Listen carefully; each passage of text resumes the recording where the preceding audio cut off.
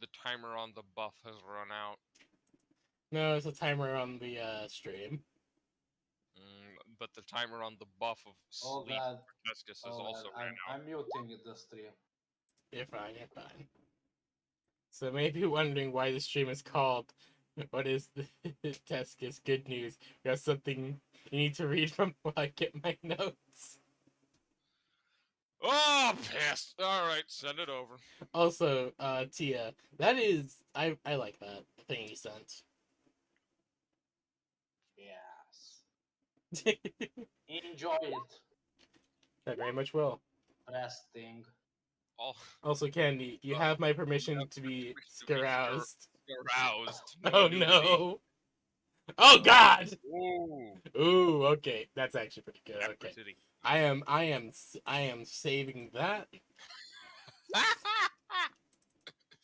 Well, Buff demon mommy, indeed. Yes, Wow. indeed. we are dead. Death Indeed. by slow. I have saved it, Tex. It has been saved. The buff demon mommy has been saved. Also, you want some update on the amount of porn within the Tomskin folder? Not Tomskin, the Tomboy Darkskin folder. Tomskin. Oh fuck. I for my brain for some reason mixed Tomboy and Darkskin together. Alright. It's Teskis and his currently Mr. 33 Rice lived megabytes. alone in a small Teskis on an Isaac. Teskis kept to himself, drawing Teskis and playing with his Teskis as Rice watched talk Teskis on the Teskis. Teskis was simple and they were both Teskis. That was until the day Teskis Rice heard Tonk from above. Her Teskis has been corrupted by Teskis. He needs to be Teskis. I will do my best Teskis to save Teskis. My Tonk. Teskis Rice replied, rushing into Teskis, removing all that was Teskis from his Teskis. Again, the Tonk called to him. Teskis is still Teskis. He needs to be cut off from all that is Teskis in this Teskis to confess his Teskis. I will follow your Teskis, Tonk. I have Teskis in thee. Teskis replied as he locked Teskis away in his Teskis away from the Teskis of Teskis. Oh god, this is so fucking cursed. One last Teskis Rice heard the Teskis of Tonk calling to him.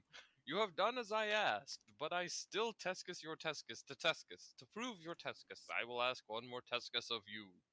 Yes, Tonk Teskis Rice begged. To prove your Teskis and Teskis, I require a Teskis. Your Teskis will be this Teskis. Go into his Teskis and end his Teskis as an Teskis to me. To Teskis that you are, Teskis me above all Teskis. Yes, Teskis, he replied, grabbing a Teskis from the Teskis. Teskis, watching through a Teskis, and the Teskis trembled in Teskis, scrambling around his Teskis to find a Teskis. He noticed a Teskis to the Teskis, hidden under his Teskis. Without Teskis, he flung open the Teskis. Just as his Rice burst through his Teskis and threw Teskis down into the unknown Teskis below. Note, this is entirely canonical. The voice of Tonk is coming from the id. Why do I imagine that this is animated like that fucking meme of the Japanese swordsman with a magical katana wielded by a foolish samurai warrior. I fucking hate the warp. A foolish samurai warrior wielding an ancient magical sword, wielding an ancient shape-shifting evil. Oh, yeah, I imagine it's like edited like that meme. Probably. You know, the wall Teskis thing reminded me of this video. Oh god. The Isaac of Isaac re-Isaac, but it's all Teskis. Oh god, the V for Vendetta speech. Yeah.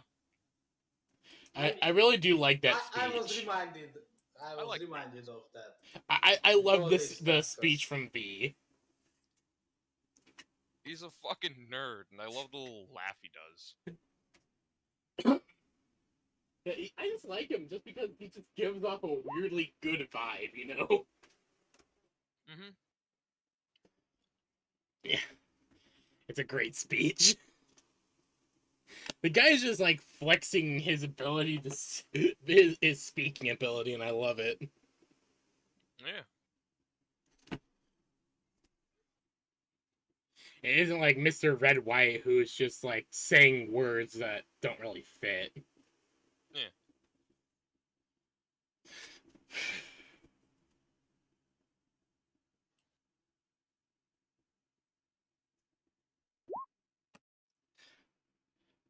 So I went back a hot minute and came to a conclusion.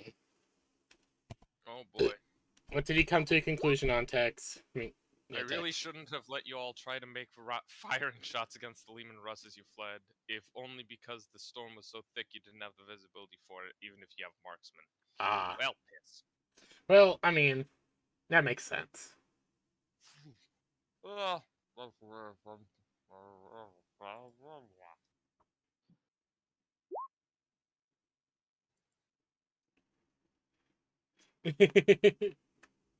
I remember. As a reminder, Levy-chan can't be aimed, at least not by mere mortals. But, small potatoes.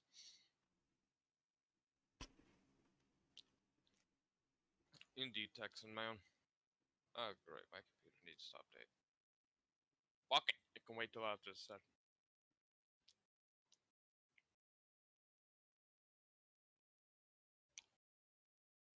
Um. Oh! Guinea pigs. That's fucking cute. Yes. Yes, indeed. Oh my god, guinea pigs. Mm. It's a guinea pig feast. They're porgs, but better, because they're not made by Disney. Also, I did want to ask thoughts on everything that I had that Tex has posted through Teskis. I have. I mean, cool stuff. I mean, The new war gear, drugs, poisons, mods, etc. some of them were kind of cool, and most of it was canon compliant too. The shotgun bolt runs, those exist in lore too. So I mean, Tia, yeah, Abaddon is fucking dead, and a Necron world engine just had a fist fight with the Eye of Terror. I don't think canon really fucking matters anymore. Yeah. I mean, I don't. I wasn't saying this because I care about canon so much as saying that it could have been something that was automatically from the very fucking start included. I mean, yeah, it could have been, but Tex didn't find it till now. So Yeah. what's left of Abby is currently in a display cabinet with Creed. What's left of Abby is currently in display cabinet of Creed. Is it Mr. Funny Metal Boomer Man did a fun. fucking fucking treason? The only Huh? thing that The Mr. Funny Metal Boomer Man. Yeah. the only thing that I was questioning, but even that, well, I wouldn't really call it so much as questioning as being curious about. Since when do Eldar use portals? Because regular warp travel exposes them too much to Slanesh and Daemons, and the webway is safer and faster because it's a guaranteed. It's essentially driving on the road base compared to running through a forest filled with bees and bears. I and mean, that's not an excuse. angry clowns. What I asked is why do Eldar use bolters? They use portals because it's safer. Not porters, bolters, the guns. What? Guns. Bolters? What? They Yeah, don't use bolters. What are you talking about? I mean, just check the new mechanics topic. It was posted in April.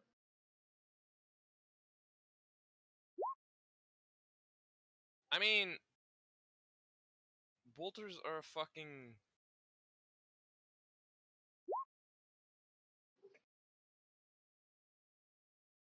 Bolters quite literally just mean a fucking gyrojet. Eldars have bolters. I have stats for them. I mean, it's a fucking like. Eldar made bolters utilize psychoplastics materials that react and gain trace space. Yeah, they count as force weapons inside focuses. Slot for spirit stones. It deal. I mean, yeah, that's it's a bolter. It's Eldar. I'm fucking surprised that those aren't actually a thing, considering it's arguably one of the simplest fucking weapon types to use or create. Crippling 3 force in the slot for a spirit stone. Yes.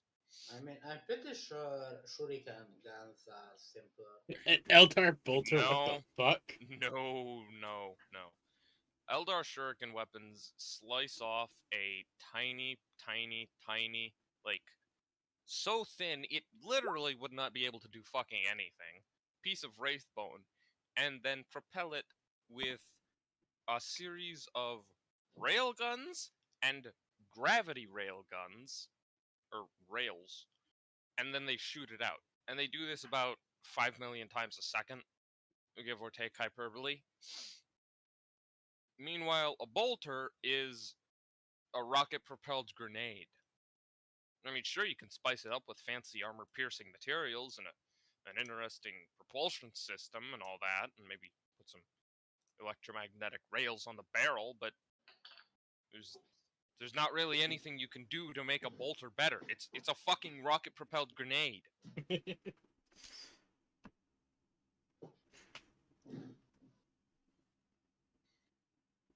All in all, fucking bolters and a fucking las gun are far simpler than a goddamn shuriken gun. Thank you Yeah. to the And Eldar. also would actually fucking function. Because surprise, GW, the thickness of a projectile actually fucking matters. Also, Texas wanted to mention something. This doesn't really fit due to Teskis not having actual neurons anymore, but the experiences garnered in the warp are not remembered in the body, like how traditional memories are made, but rather stored in the soul itself. Huh. Great! That's kind of cool. So I'll keep this shit with me forever. Yes. And you will suffer for Wonderful. it. Oh yes, something that every redneck needs within his toolbox: the tactical squirrel. The fucking what? Someone just sent me a TikTok of like some guy working on a car and he has a squirrel in his hand. Tactical toad.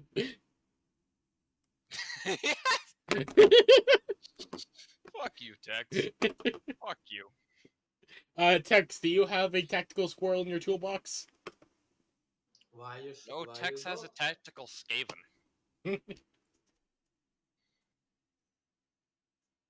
My girlfriend is not hungry. Add extra fries to your entree and fried chicken wings.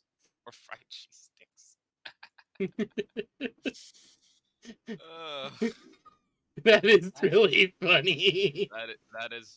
that is actually pretty fucking funny, yeah. I swear to God. We all know that they will eat half of it. Yeah, that's that That's the whole point of it. yeah, that's the joke.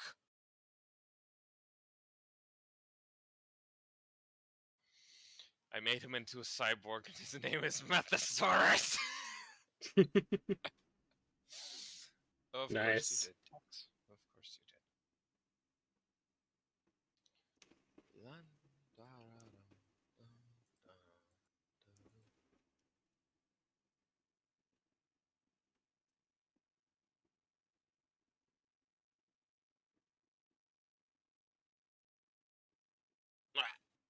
fucking neck.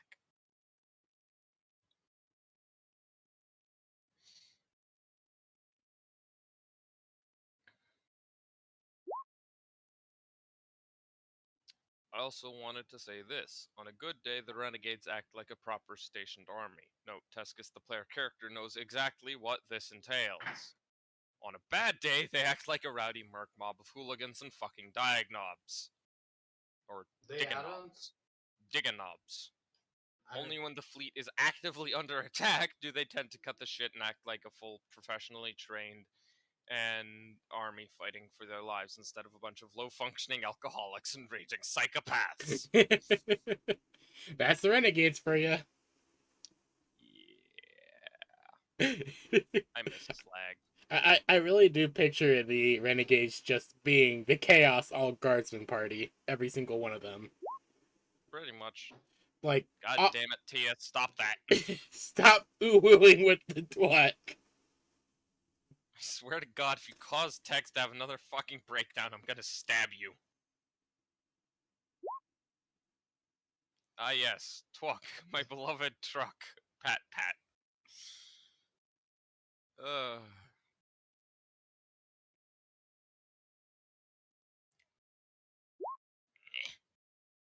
you shall you get shall get all of the bitches. bitches. Twuck deserves it. He's a good boy. Yeah. Tom wills it. Tonk wills it.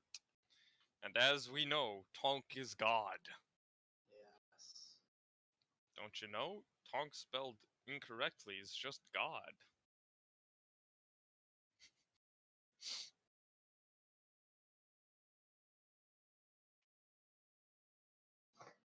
Beloved twat.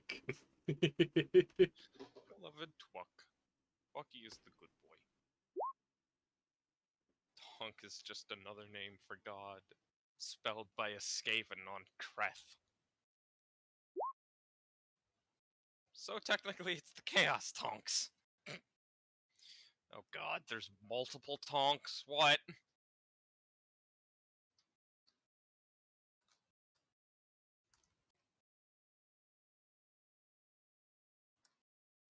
Oh, right.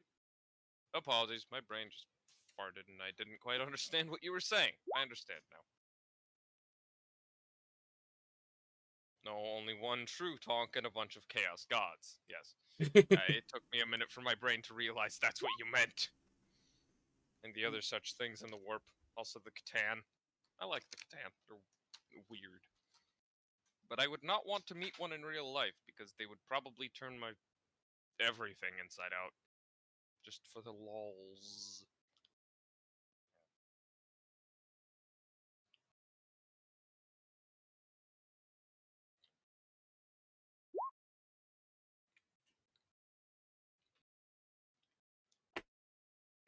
Fuck you, Chow. Chaos the Catan. I'm going to fucking hit you. No, please don't Chaos the Catan. I mean, Yes. Make the Catan. I mean, if you Chaos the Catan, you would probably have arguably the closest thing you would ever get to a god. That being a creature with complete control over the material and warp realms. So who knows? It might be a good idea. Might be a horrible idea. I don't know.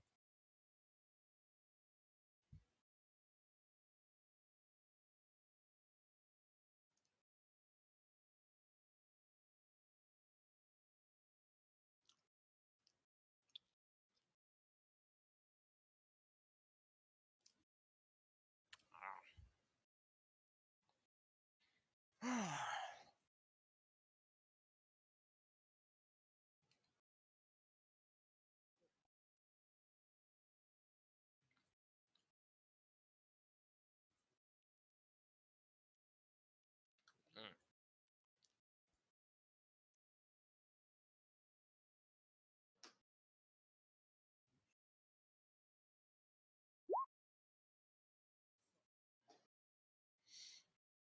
It's currently in the lower holds of the ship, and it has the personality of that fucking AI from SCP mixed with Flander.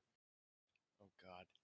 And added cruelty and sadistic childlike joy of putting a magnifying glass over ants to watch what happens if said ants were humans. Yeah, maybe let's not make. Let's maybe not let that one out. The tech priest says, taking a nervous bite from his croissant.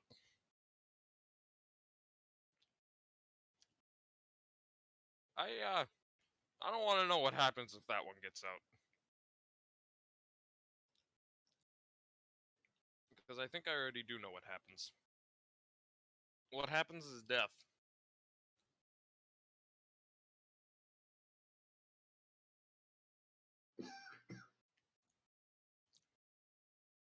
Indeed.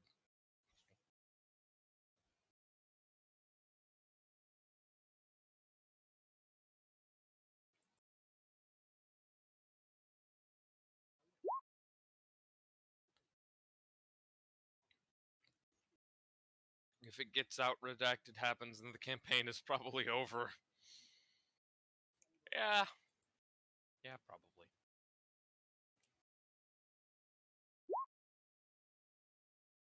There wouldn't even be enough to bury of you. Oh, shit. That's to be expected, though. Closed casket only. Bold idea. As if you will have anything left for a casket. True.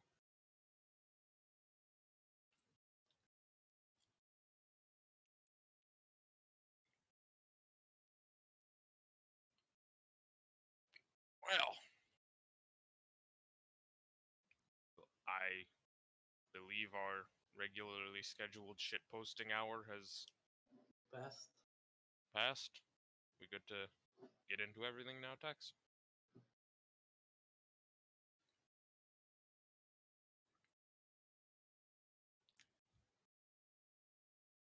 Or do we get an extra amount of shitposting time?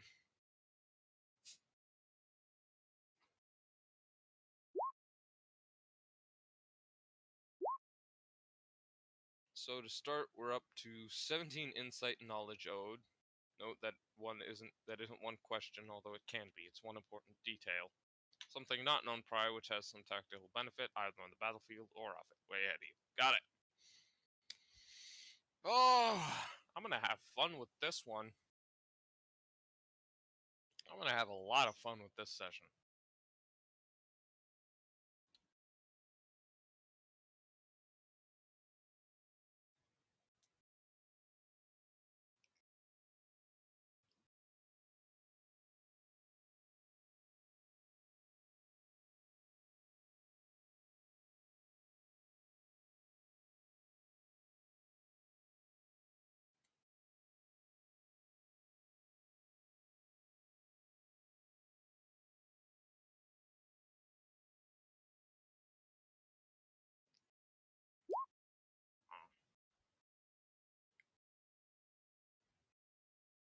So, to get us started, Tex will mention a few details.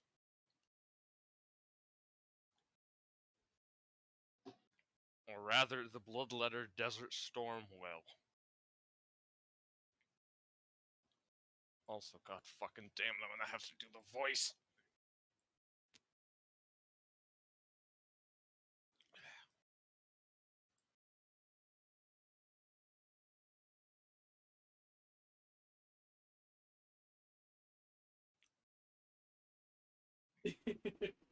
Oh god, Teskis has some insight. No, this is secrets I owe to Desert Storm in return for the information on the tank. Ah, right. Sorry, it took me a moment. I didn't realize that. It's been a bit. Yeah.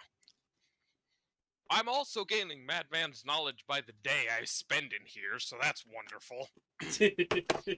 More pertinently, I have to tell Desert Storm secrets. Well, what will you tell Secrets of him? Teskis. Ah, you're gonna find out. You're gonna find out exactly why Teskis is not going to enjoy this. Oh no.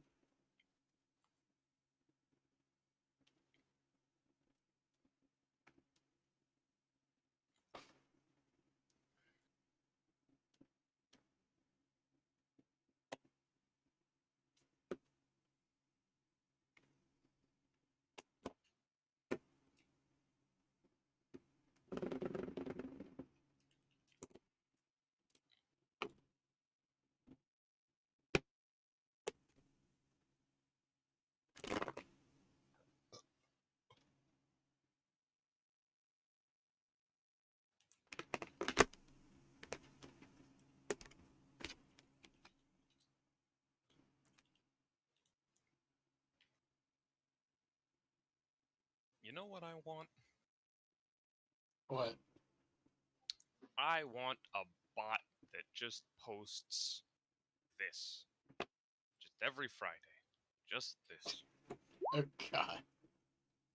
Mind sending us the image that it's going to be posting? I might be able to get you the bot. So, it's a video.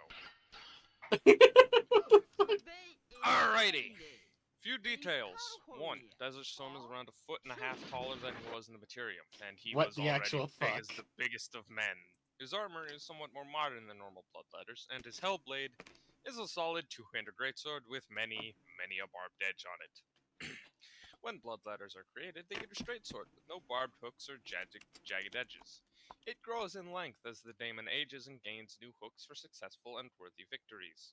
The greater the challenge, the larger the hook. Desert Storm carries a great sword on the likes of which could be compared to a Zweihander, which is covered in many, many barbed edges and serrated hooks.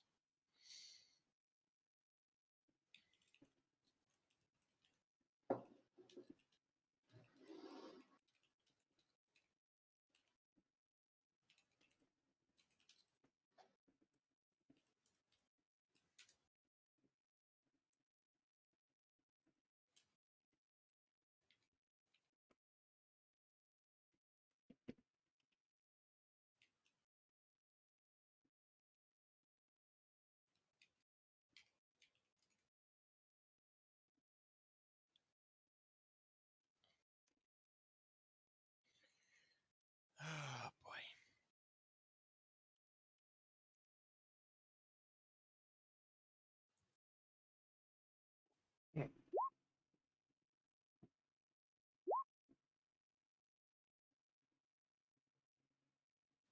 Secondly, Teskis Mr. Rice begins whispering into Teskis' ear that they may have bit off a bit more than they can chew this time, only for the voice to grow softer before fading out. The warnings of the split personality silenced momentarily. After all, there's still an active deal going on. No need for any outside interference. Oh no. Oh, yes. You will see. You will all see.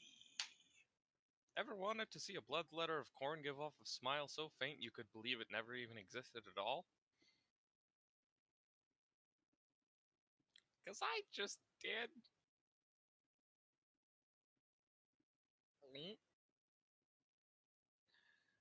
Oh boy.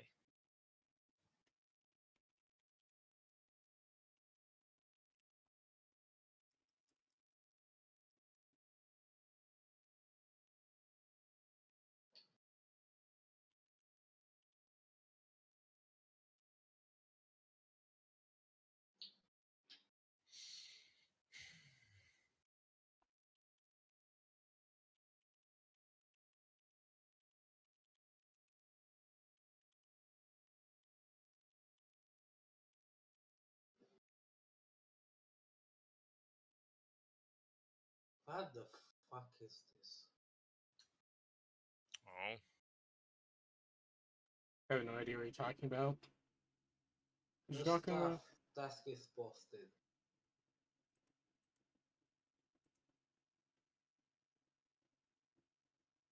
I don't know what it is either. It is just cursed as fuck, and I love it. Yeah. I really need to work on getting someone to be a moderator for my stream. Because I've been getting a few bots lately.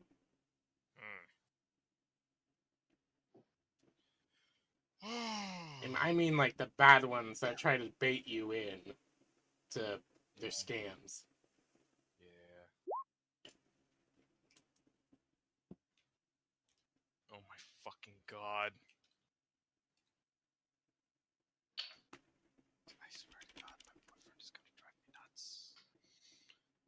So, that's that for the actual tank itself. Any questions on what was said, or should I move on to the blizzard and the daemon itself? Ah.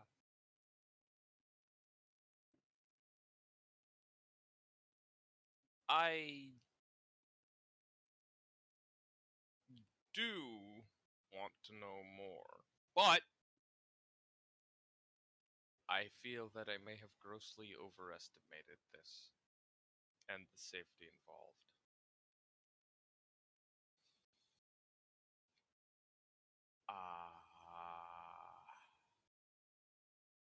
Give me a minute to think.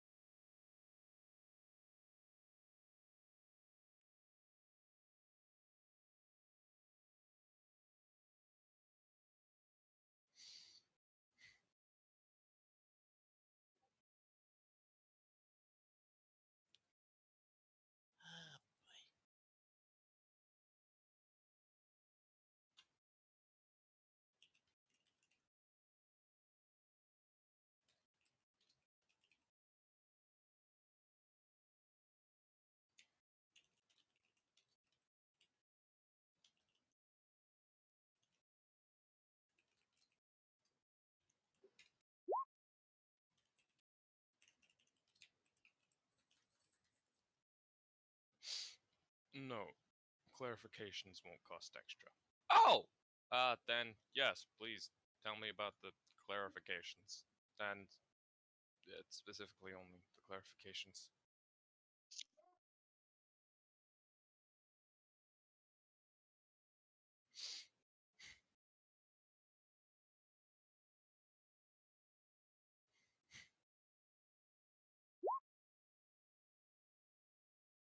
Can y'all hear me? Yeah. Yeah? Yeah. Okay. My mic was muted. Mm.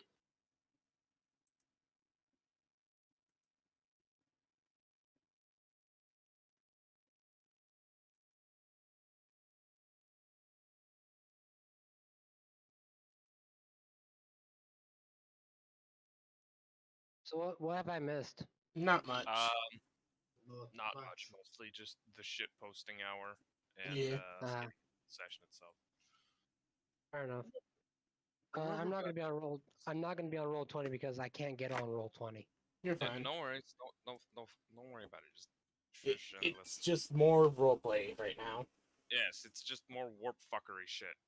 Remember back to your Okay. days in school. Asking for I clarification on tests is fine. Asking for answers and extra info isn't. And do I can have candy if we're role playing? No. no, not that kind of roleplay, for fuck's sake. Xana, you just quietly sit in the corner and listen to the adults talk, okay? Excuse me, I'm older than the party. Not That's combined. I'm not talking about in character. I'm probably older than most of y'all. No, you're not. How old are you, Teskis? Why the fuck would I tell you?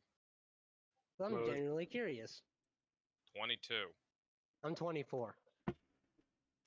It may I don't actually be the fucking youngest care. one I'm here still then. older than you. So mod for the stream. For the day I finally snapped and spam porn over these spicy shit posts. Wait, what is Texas doing? Tax is talking about Candy mentioned wanting a moderator for the stream to keep the bots under control, and Tex said, "Ah, yes, a mod for the stream for the day I finally snap and spam porn and overly spicy shit posts in it." That's a spicy one. Desert Storm says, "What do you need clarifying on for what I said?" To be fair, I do Uh, have experience modding. the Blizzard Eh, and Not the that game. kind of modding. No, I meant modding for Twitch. Oh, okay. I was a mod for a guy who gets anywhere from 400 to a K in viewers a day, depending on what game he streams. Huh. Minimum 400 people. Hey, good for you. And I did that for 4 hours a day, every day a week. Oh, that's Because kind of cool. he had mods, do his mods and shift. Alright. Well, I'll just keep that in mind then. I'm still slowly trying to get more followers and whatnot.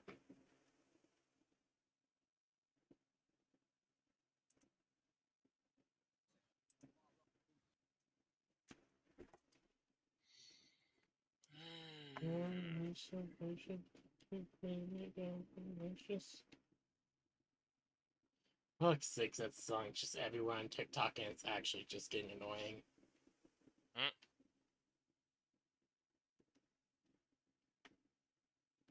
Wow, that was a good pop. In character, Slag Jr. is now the oldest Lamau. In character, Teskis is still practically baby.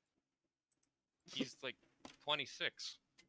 Yeah, I think he's actually the youngest member of the party. He's the youngest person in the fucking fleet. Well, I mean, Well, no, not the I mean, fleet. I Not. would He's the argue youngest against that. notable person in the fleet. good save. Yeah, Yeah. considering everyone else who's notable has usually been around for at least 100 years more than he has. I mean, Candy's children are literally like 2 years old. Whereas Katari are literally like 2. They don't count. Because they're vat grown. Yes. Okay. Well, it's more synth womb than anything, but whatever. Potato. Yes. Slag Jr. is now the oldest. His stint in Ultra Hell has not been easy for him. Oh, yeah, I can imagine. This stint in the goddamn motherfucking space hell is going to drive me up the wall. And you're It just took visiting. 20 years alone to get through that hallway. That Jesus. fucking hallway. I'm going to blow it up. So, add another 20 years in soul time. Because it took us 20 fucking years. 20 years of fucking ultra wide walking. Mm-hmm. I am expecting to see some gray on Teskis when he finally comes out. No. That's 20 Yeah. years real time. Currently, due to the warp being a fuck, despite it only having been maybe 20, maybe like it's been like 40 years for Teskis, maybe a few extra. It's been about like 20 fucking years outside of the warp. One day, Teskis just fucking passed out. Yeah. We just kept doing the twat. And time's going to fucking snap back like a rubber band when he wakes back up. Snap back to reality. Oops, there goes gravity. Oh, there goes my sanity. There goes your sanity. I mean, that was lost a long time ago. I mean, we're all a little insane. Yeah. Also, I just been like thinking on some stuff for characters and shit. Nice. such as a potential weapon for Will's character, Nice. which is going to which is pretty much locked behind certain events going right. Like him not violently murdering the Daldar. Among other things, yes. For Teskis, it's been no time at all for his body and some of his mind. For the soul, well, For the soul, it feels like eternity. it's been a while. It's been a while. Yeah, with some of the things I have planned for weapons and whatnot. Nice. For His poor soul and the rest of his mind have been racking up insanity points, though. Yeah. I can't wait for the payout at the end of this. I'm actually been thinking about a weapon for not Will. Grug. For Grug. Which is Thal's character. Teskis is leaving this fucking space hell a different man than he arrived.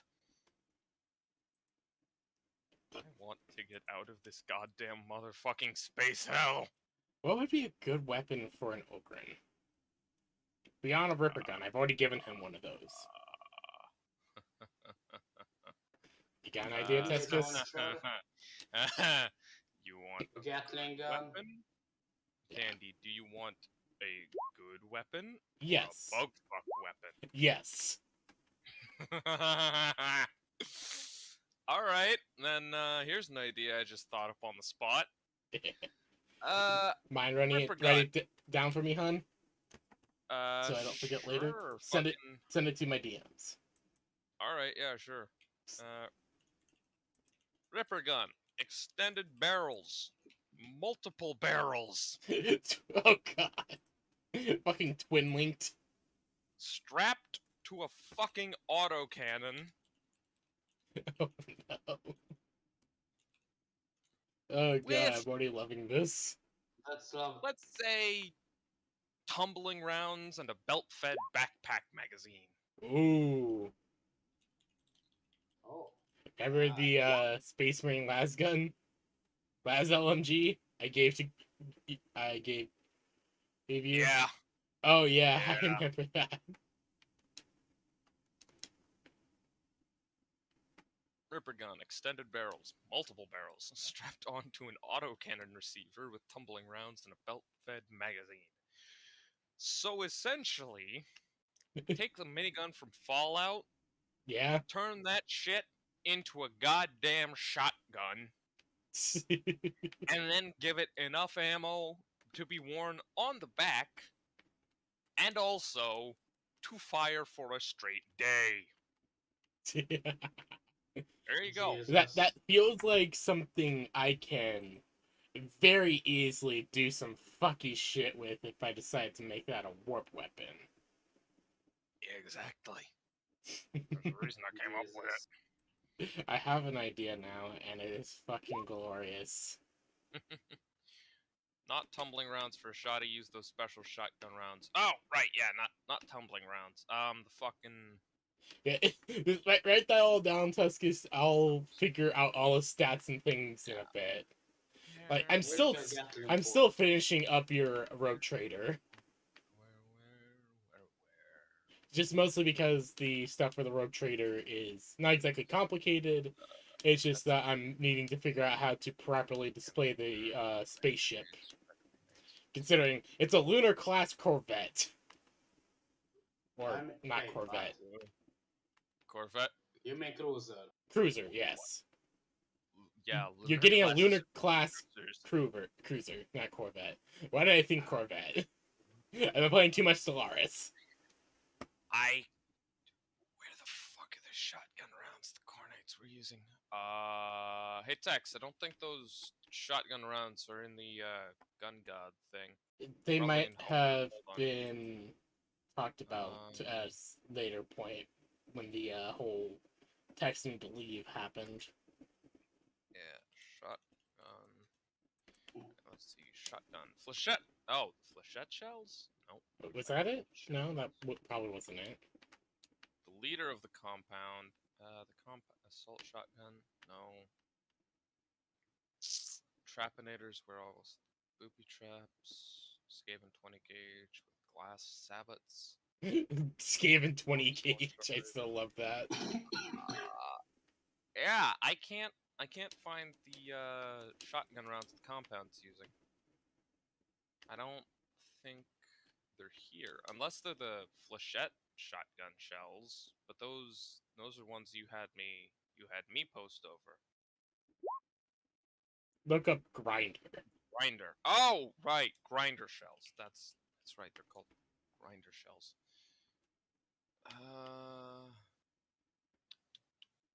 Grinders. Yeah. There we go. Grinder grenade. Oh, there's grinder grenades. Or sundering. Ah. Oh, right, grinder. I was talking about grinder grenades because I got a few of those from the compound. Sundering. Let's see. Grinder grenades, shredding grenades. I don't see any shotguns. Yeah, there's sundering and warping. Is that it? I fucking hate them. No, that's Beastman. Last one, sunder. At least it is sunder. Same area. Okay. I'm sorry.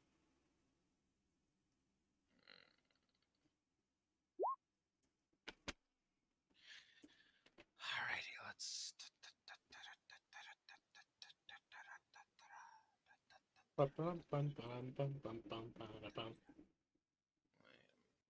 Feel like a lot further behind today than we were yesterday on session. Shane swords. That's the whole discussion about frost swords. It really feels like we were Space a bolts lot are further behind today than we were. Yes, you mean last week, not yesterday? fucking Fuck it, I'll look for it after the session. Let's continue. Yeah, that's probably for the best. Anyways. Oh no. Anyways. Yeah, I'll look for it after this session. Sounds good on. Yeah, because I can't find it, and we need to continue because I need to get out of this motherfucking space hell. Right. So, Tex.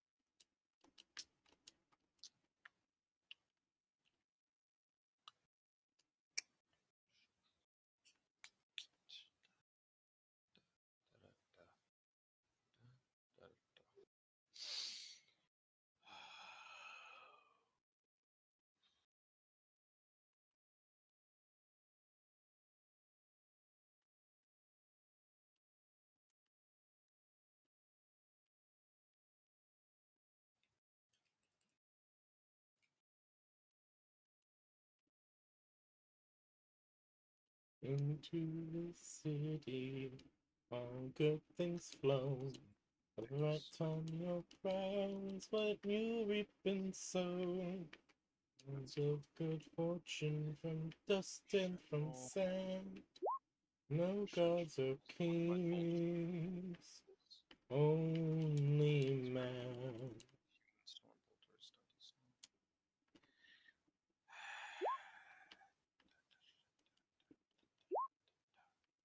Looking for it. Rending! Oh, fucking there it is. Rending. Rending.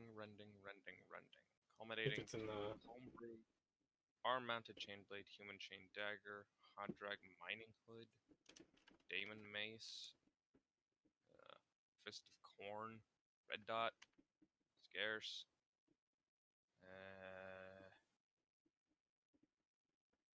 effects.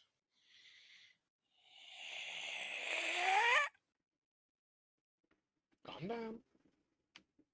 Rending shells. Okay, alright. Look over what Desert Storm said and formulate response. Yes. I will take as many clarifications as you decide to give. No further information beyond that, please. You already have enough of a blood debt. Yes. Huh. Either for some reason it's not showing up, or it has never been posted over to Discord. Because rending shells do not show up. This make me angry. Yeah.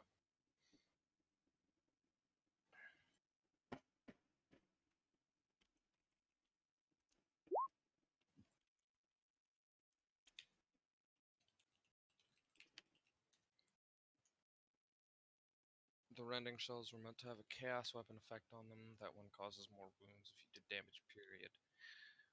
Oh, yeah, those are not bad. Well, he needs to know what you need clarified. Right. The Blizzard and the Daemon specifically.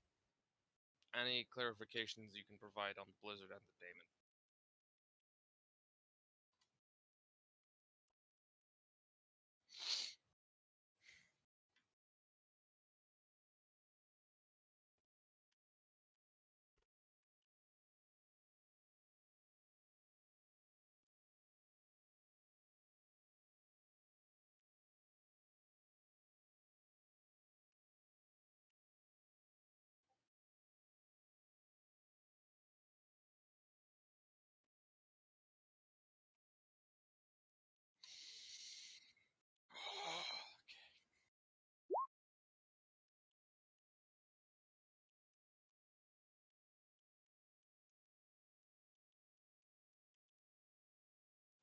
Smash his head into the fucking table. Great. This is already going off the rails. No, okay, alright. Holy fucking shit. No, he asked if you want any clarification on what he already said. No. No, I'm good on what he already said. Let's just move on. Blood drinker, when swagging a blood drinker gives off also it's this effect. Okay. I'm just gonna drop that into the fucking channel that I can.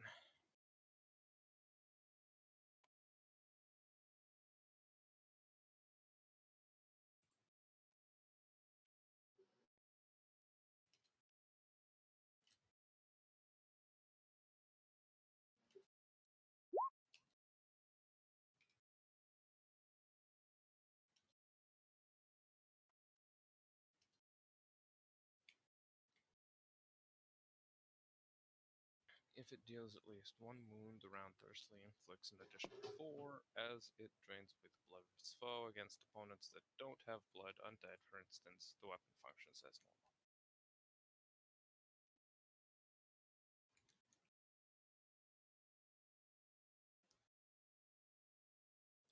Wonderful.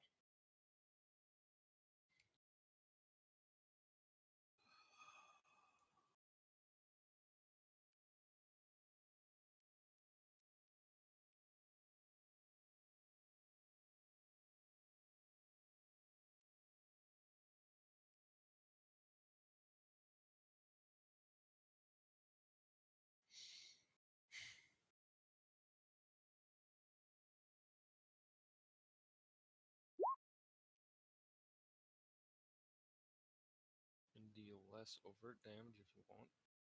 You can treat the gun as a lower quality than normal, same as tumbling ammo, and is of course bathed in subtle coordinate energies. To this day, I'm still trying to figure out how the infrastructure of Colombia even works. Don't ask. You don't want to know. We don't ask about the flying city. We don't ask about Colombia. Point made. Eh. Apparently, Skittles contain toxic levels of titanium dioxide.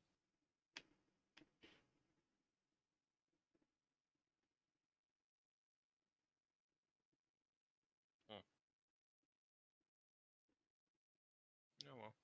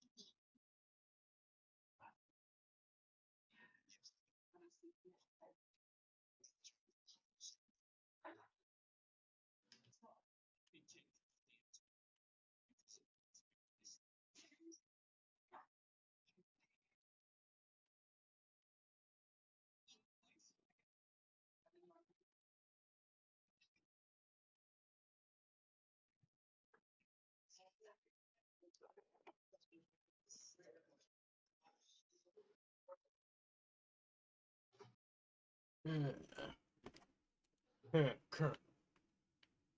No. Okay.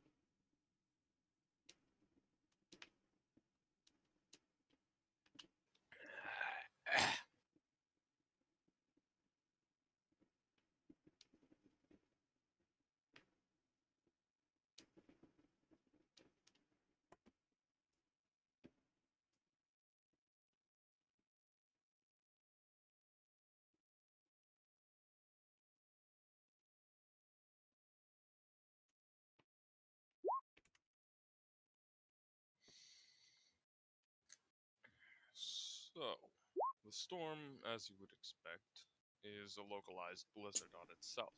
It produces it, it comes from it. Warp saturate to freeze to death anyone susceptible to such things, while reducing visibility for all except for itself. Normal humans and systems would have the hardest time. Ones able to see into the warp or psychers would having an easier time of it. I myself would only have a minor issue seeing through. He, however, can see perfectly and uses this to its advantage as an ambush predator. 5 more insight owed. God fucking damn it.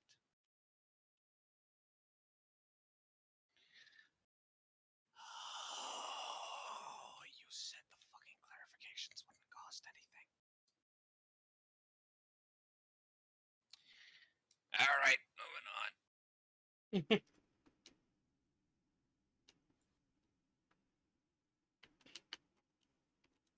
You can hear the text now. Cho-lo-lo-lo-lo-lo-lo-lo-lo. Tex is a bastard and he knows it.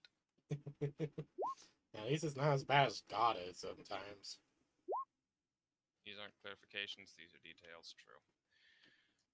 Right. Never mind. Fucking. I am going to shove you into the same box as I shoved Candy into. Oh, you're welcome to fucking try. Wait, what box is Candy in? You'll fucking find out. I am really I'm going confused. to autistically chatter at all of you in Queekish. Yes, Tex, Okay, that's why we're here.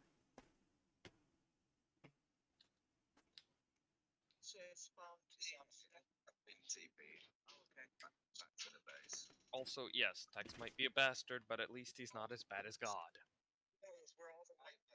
I like God, but holy shit. He's a cool person, he's just kind of shit.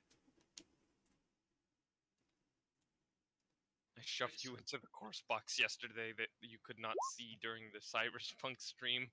The one that you needed to hide the body in.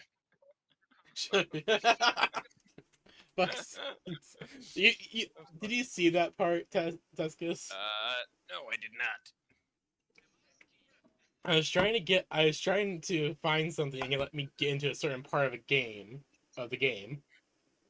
and Tex kept screaming at me to put the corpse person I had just killed in a corpse box.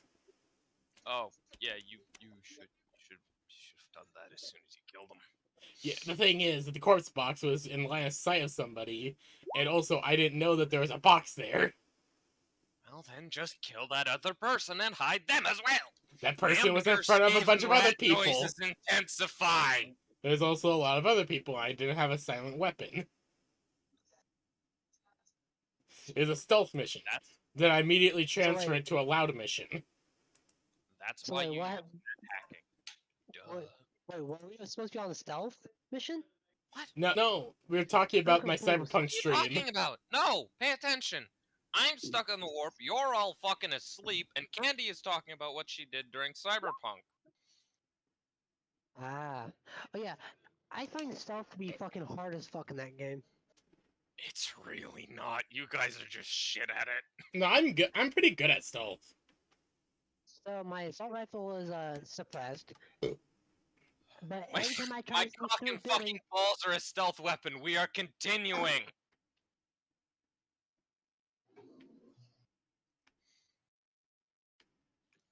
I am going to get us fucking through this if I have to strangle all of you. All thank right. you. To move on. Yeah, let's move on. We are already third session, and we all just doing this. So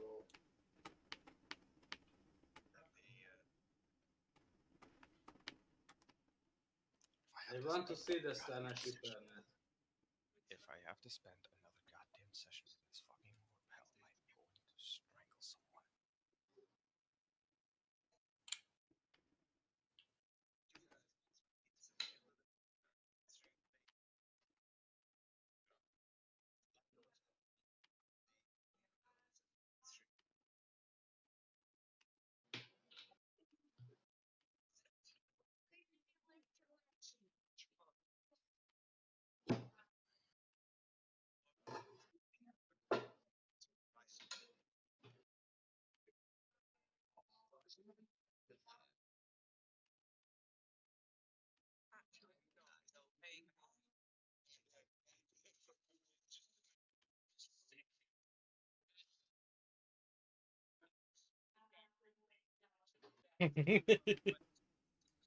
I didn't think your cock and balls were a stealth weapon, Tex.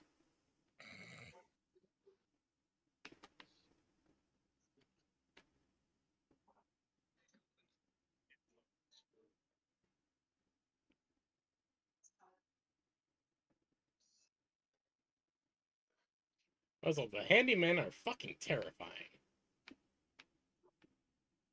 Kinda, yeah.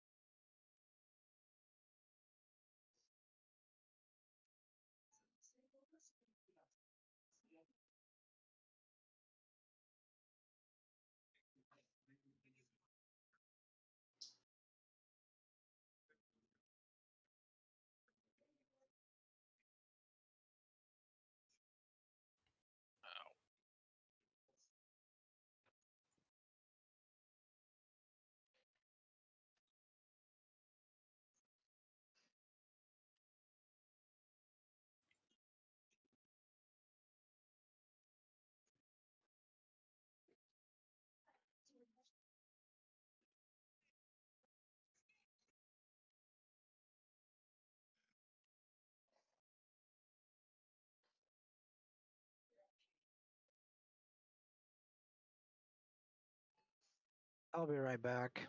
All right. Alright. Okay.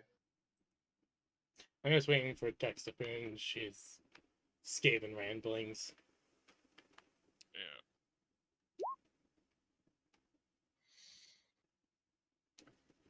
Lastly, that daemon, it's a peculiar little thing. Not much actually known on them. They are, however, known to carry two weapons with them before they went into that metal shell. A sword of permafrosted rock, and a large bladed icicle from the frozen heart of the screaming vortex itself.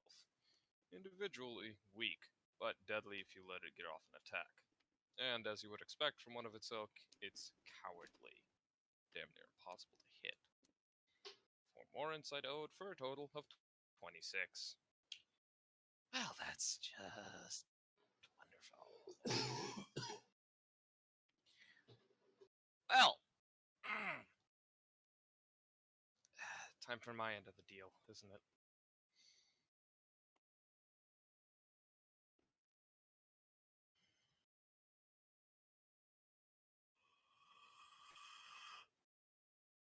Yeah.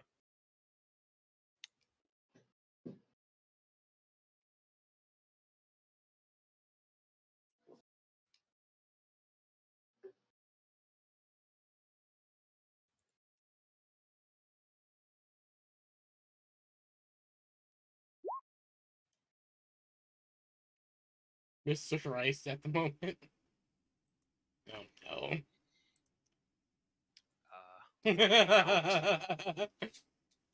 Out. Let me out. Monkey escaping gift. Accurate. Let me out! Let me Word out! put up in the Teskis's brain, and Mr. Rice is unhappy. Mr. Let me Rice is out. trying to claw his Let me way in. out. Mr. Rice is just trying to claw his way in. Come on, come on, come He's on! trying to claw his way out of the damnable blockages the fucking Desert Storm put up. Fucking Damon. You fucking bitch! Let me out! Ah! Angry screaming Rice.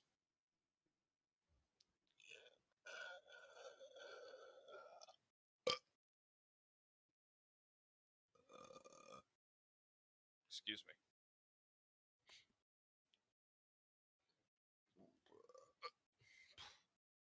Ay, God.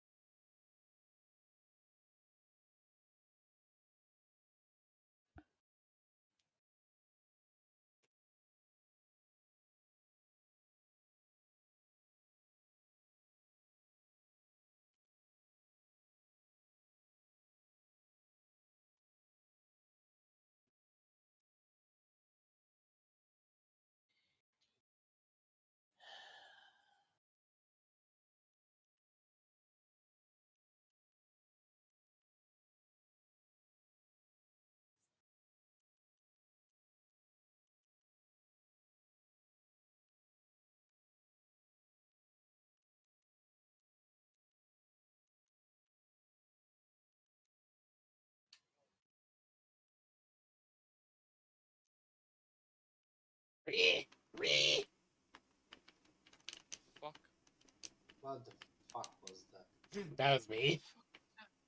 I Why? guess that much. I don't know.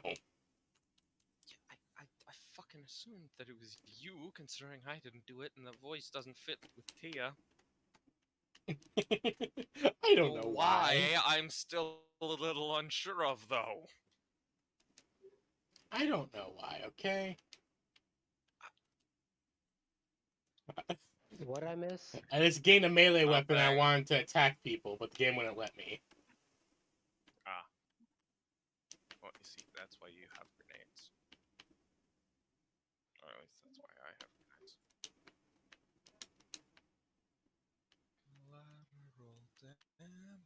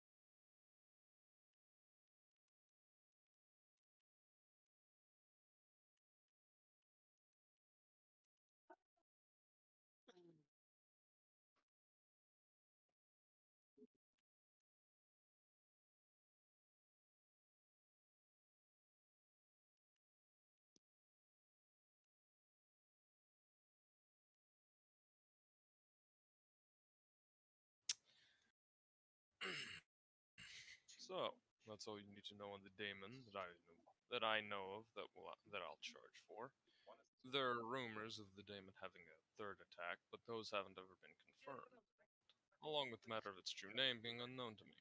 Either way, is there anything else you'd like to know about while I'm here?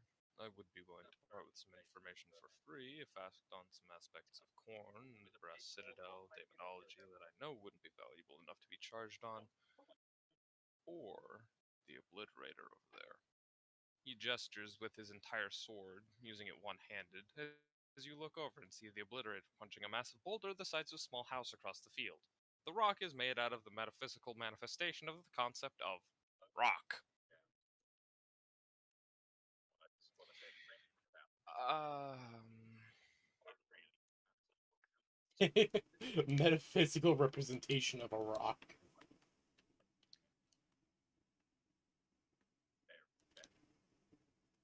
I can't think of anything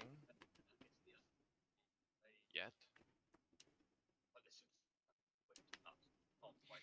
I'm hesitant to say that's everything because I know the second I leave this place, I'm going to have about 1,000 questions and I won't be able to ask any of them. But, c'est la vie. Such is life. I'm good. Let's get this show rolling.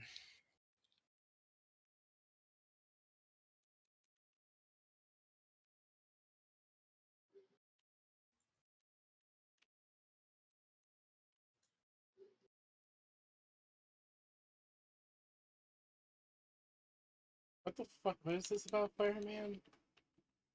Uh,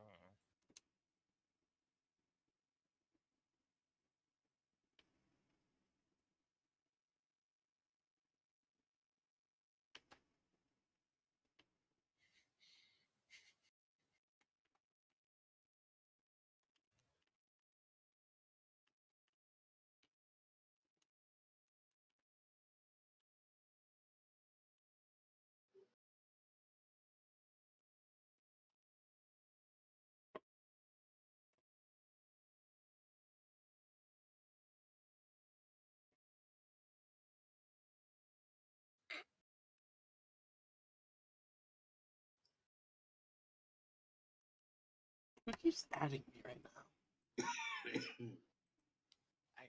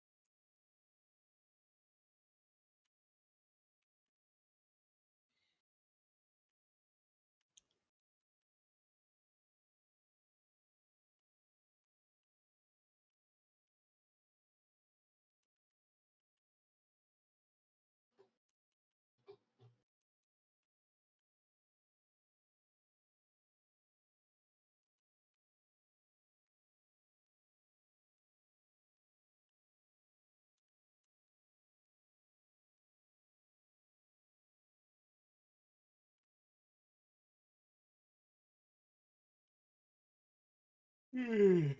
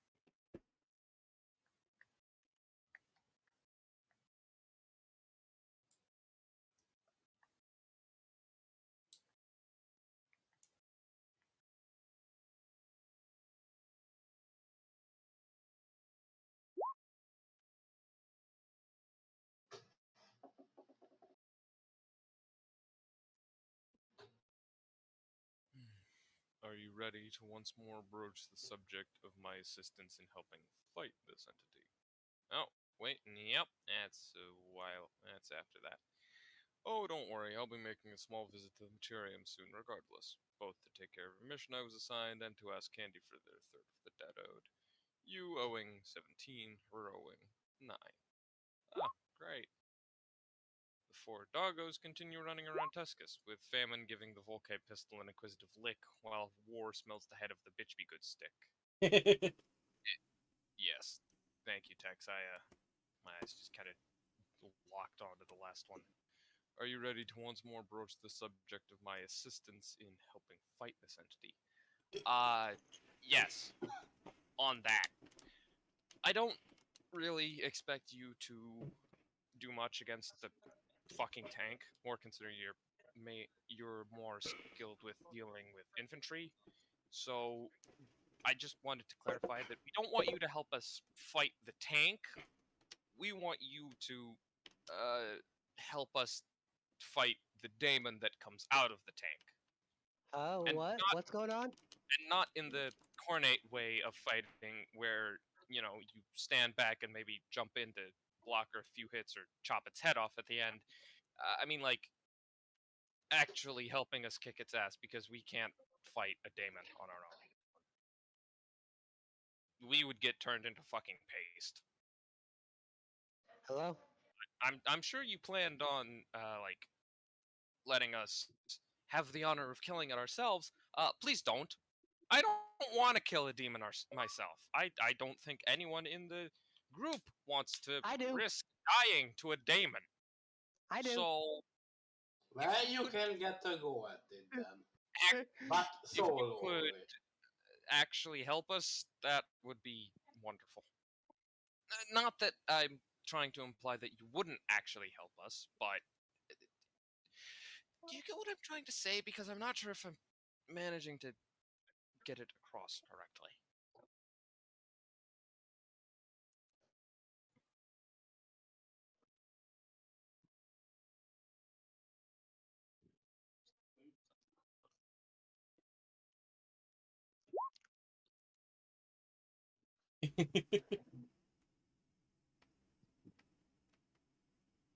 Wow. He appears to think for a solid moment. Oh god. Teskis is silently praying that he didn't somehow insult the daemon, because he's almost certain that Slag might not be able to do much to help if he did.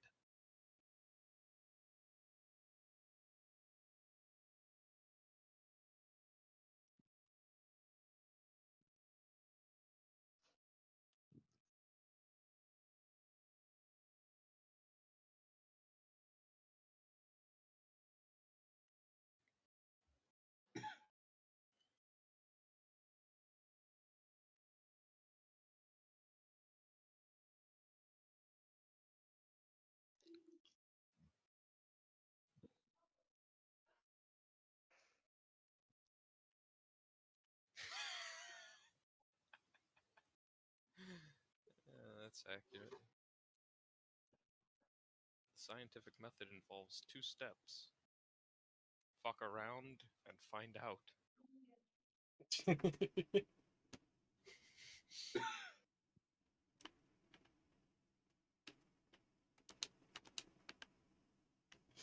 The oldest human adage in existence. Fuck around and find Around out. is to fuck around is human. To find out is divine.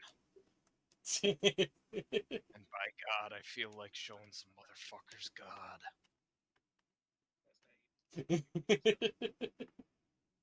Of course you do, Teskis.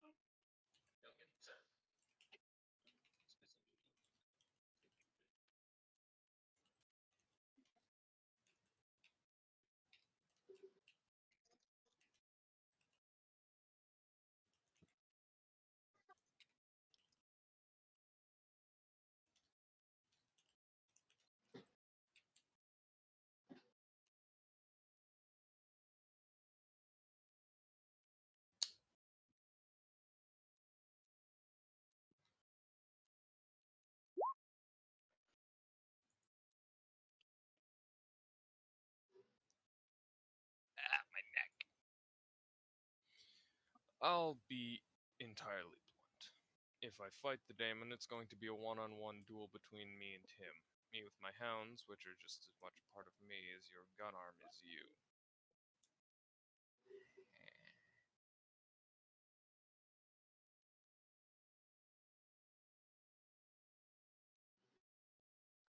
And Zena gave a bit of advice here on how to fight demons.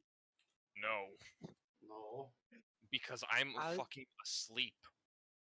Yeah, this is in the middle of the warp while he's passed out This on is the couch. in the warp while I am completely fucking out.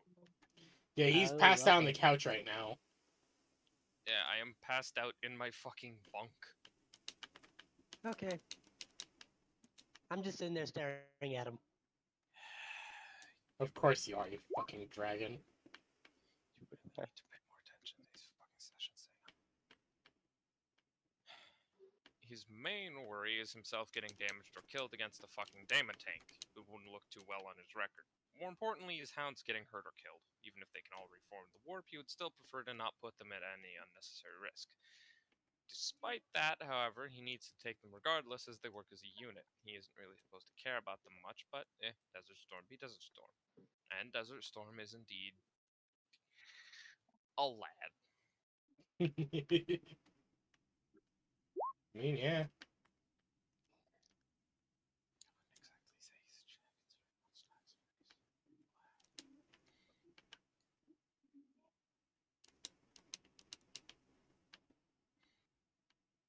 Do you have Daemonology or Warp, Zena? Uh, can someone check my sheet? No. I don't know. Candy probably can. Yeah, I mean, Candy does have Candy? Demonology and Warp. She has both. She's, talk- No, she's talking I about mean, me. can you check Xana's sheet to see if they've Oh, got Daemonology? sure. I would recommend not fucking around and finding out when it comes to finding out how I do demons. Yeah, I don't. Hold on, let me transfer over to DM. Yeah, listen, Desert. I'm not. You don't. I'm. Okay. The tank. We can probably handle the tank. It's Zena, you tank. don't have either. We can. I don't have either. Okay. Meltas are a weapon of tank destruction. I know how to fight a Lehman Russ. I've trained against them half my life. You just need to deal with the Daemon. That's all. We'll deal with the tank, but we need someone who can actually stand up to a Daemon and not be turned into soup just by it giving us an angry look.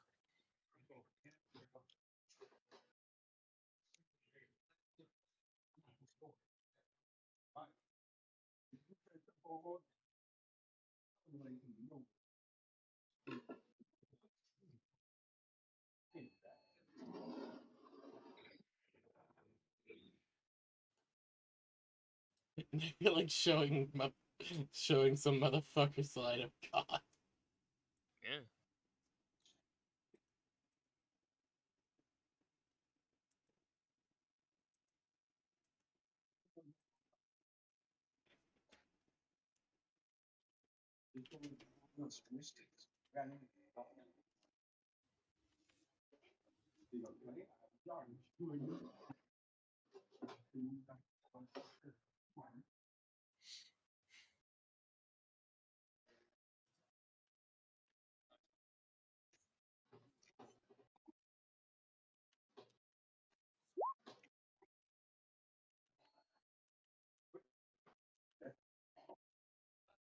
No witnesses.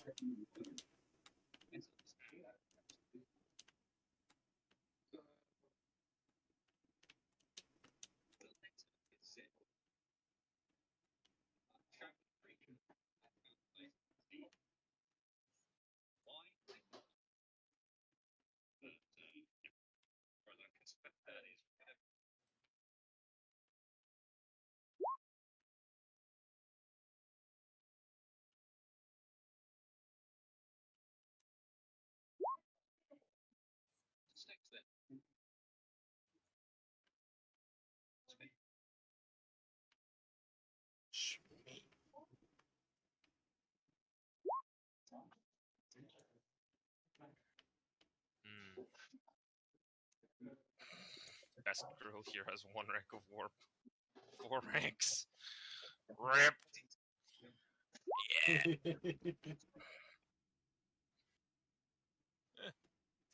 Well, makes sense that Koss would know about basement. Yeah, no, it does. I mean, she is one. No, it makes more than enough sense what she does. Yeah, she's the fucking basement.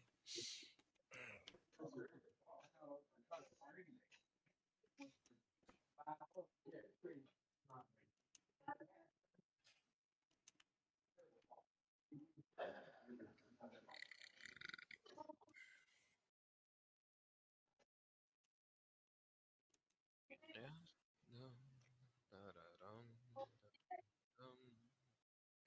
Continue, game, please.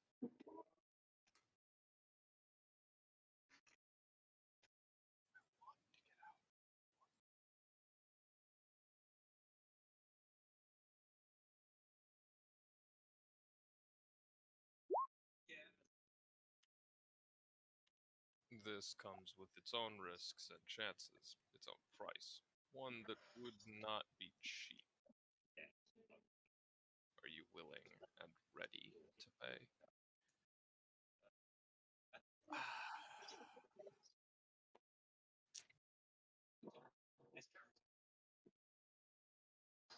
How steep of a price are we talking here? Like, firstborn? My left kidney? I don't know, like, part of my soul? Because I think the boss has taken most of that.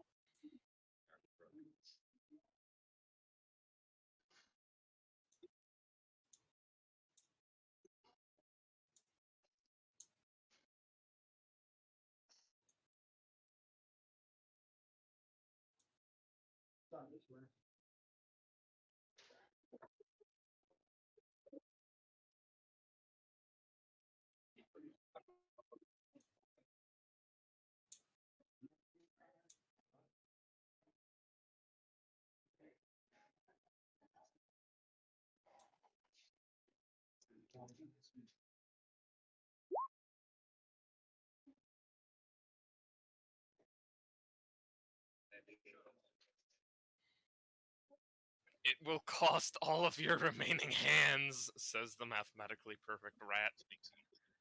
Of course, the mathematical perfect rat says it. Yeah, of course it's alright.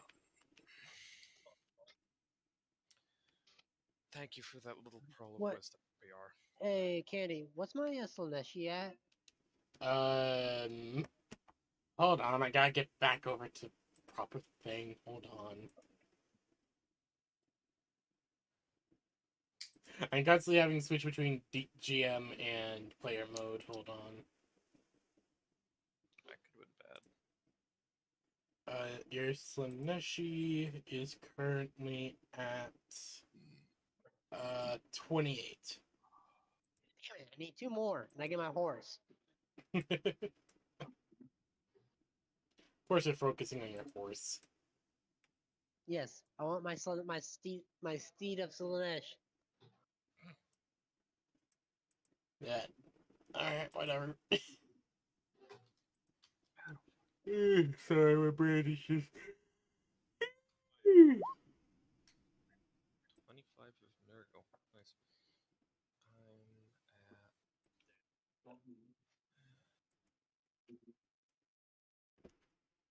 I've got 26 corn. Nice.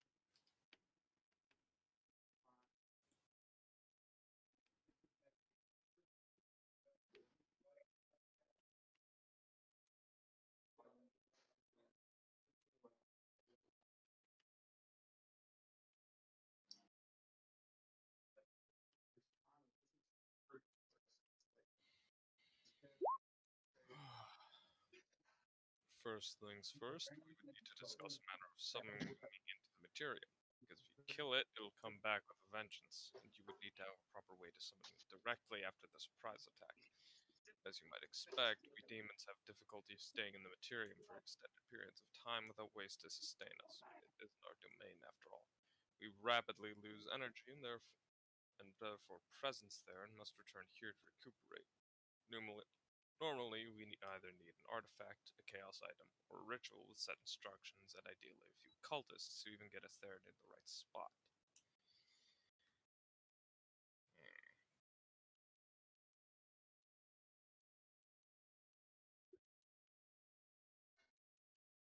I mean, getting a getting a few of those things shouldn't be too difficult. We might have to wait till the rest of the fleet arrives.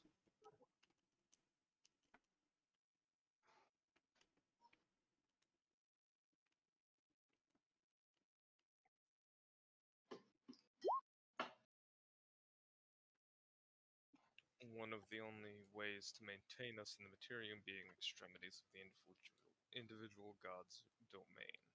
The corn, mass bloodshed, and carnage.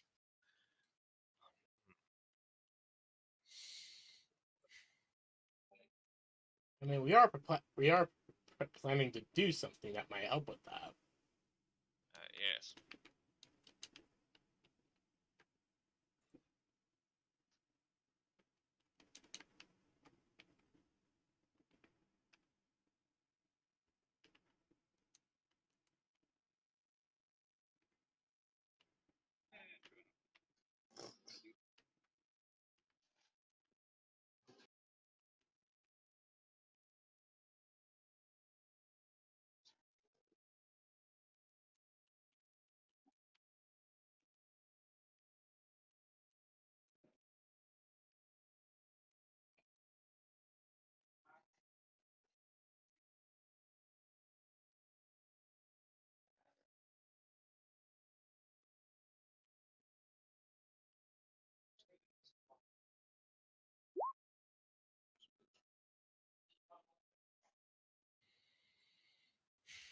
Hmm.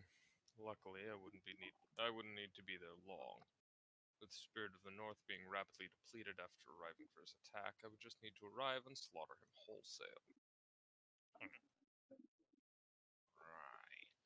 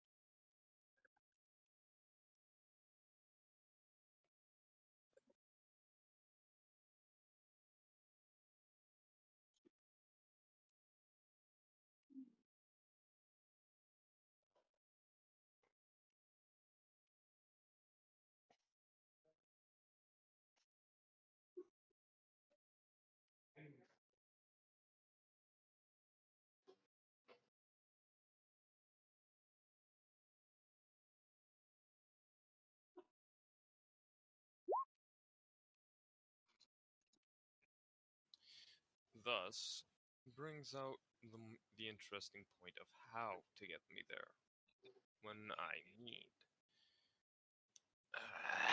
Thus brings out the interesting point of how to get me there where I need to be. I'm high enough in power to just appear in the materium for my missions, albeit weakened. The issue is knowing where and when. Where being slightly easier than when, potentially, that is.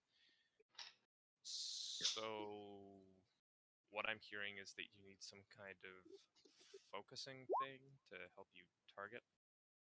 I could, after all, just use you as a focus point, and your soul as a waypoint marker in that damned plane of existence. Never more confusing realm, I swear. Welcome to how I feel about the warp. But I imagine that you're saying could because using me as a waypoint would have some unwanted side effects, wouldn't it?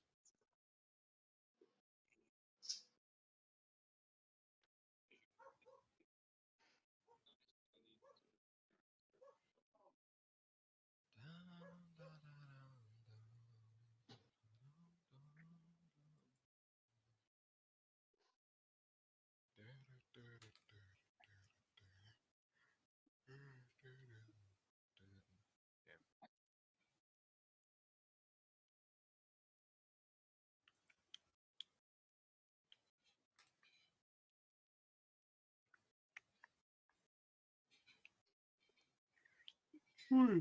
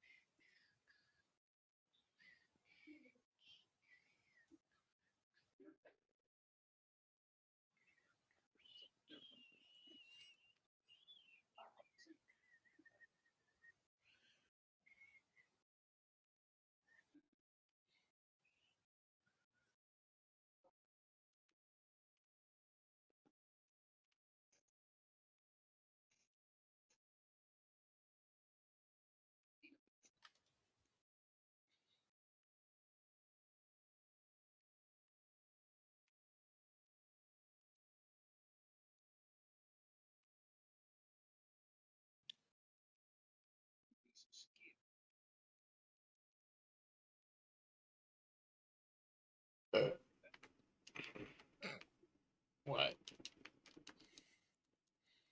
Mm.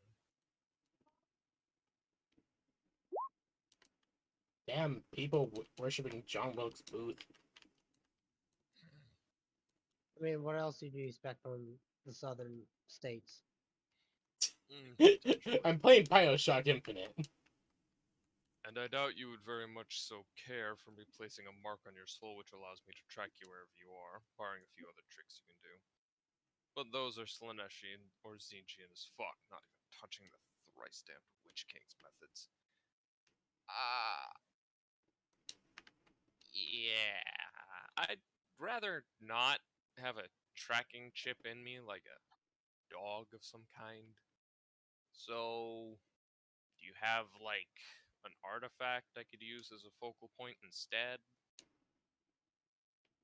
Or like a specific ritual or phrase or something? Or should I just throw mass amounts of serfs at him?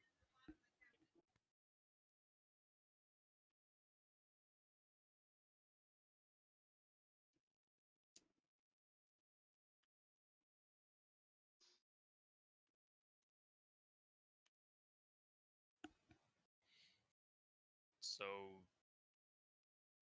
do you have like a artifact I can use as a focus point instead, or like should I just gather up 88 serfs and I'll throw them at corn or not corn, throw them at the tank just in a massed wave of slaughter?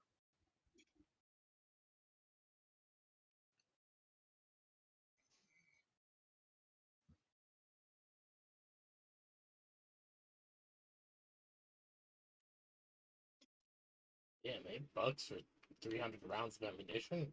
Count me in.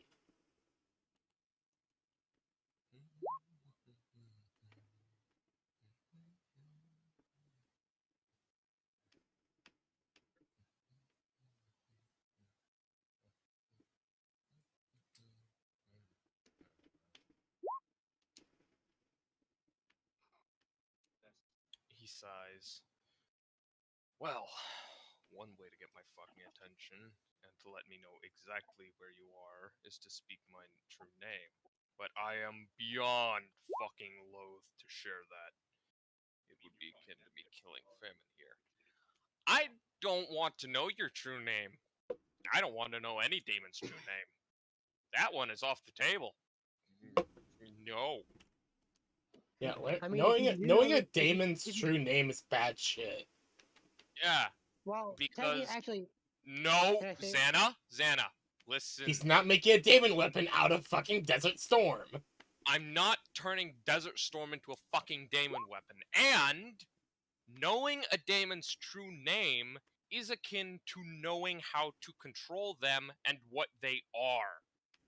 For a Yeah, daemon, for a daemon, that's a that is if bad thing. so Yes. Xana, for a daemon, that would cause that demon to go into fucking panic mode and thus violently eviscerate anything that knows their true name.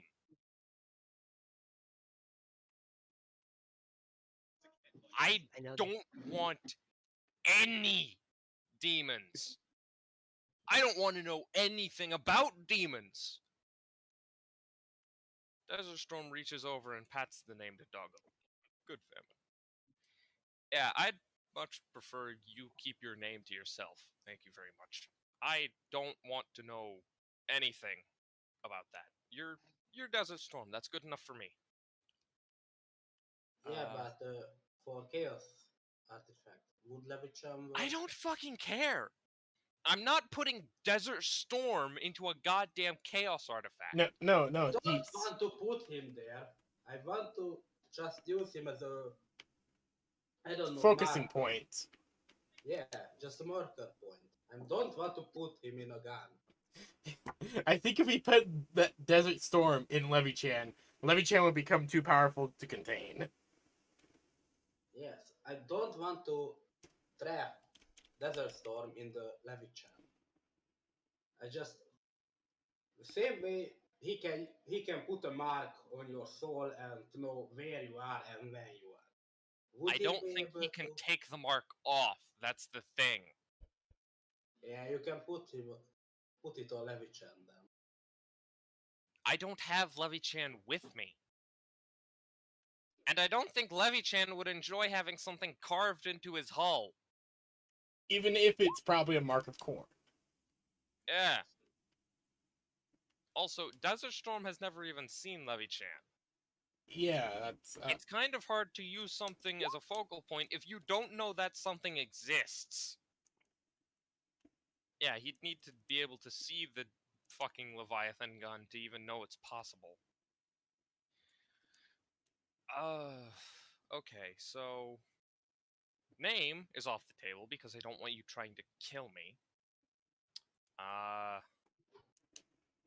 is there like some kind of phrase or like an artifact that I can use or that you can use as a focal point?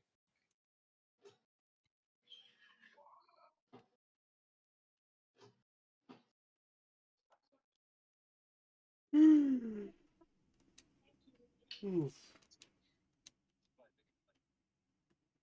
I've got like a lot of weird cornate stuff on me, so you might be able to use some of that, maybe.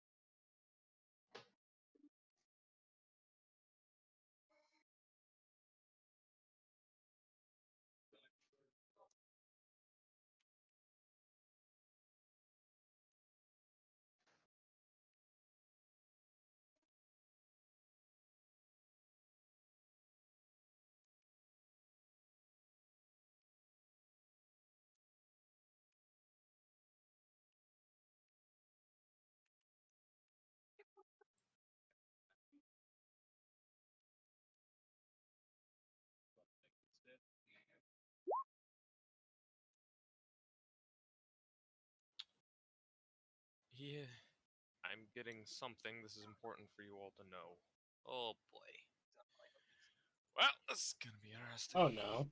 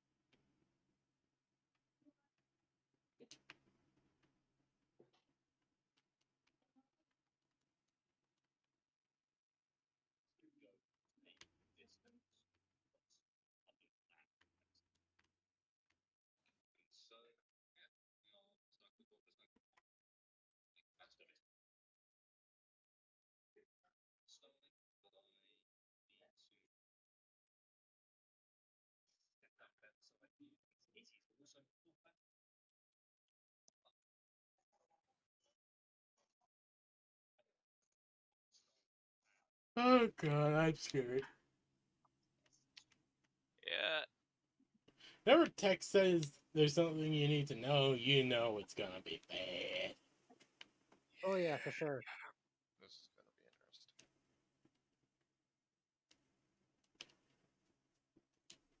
Fuck.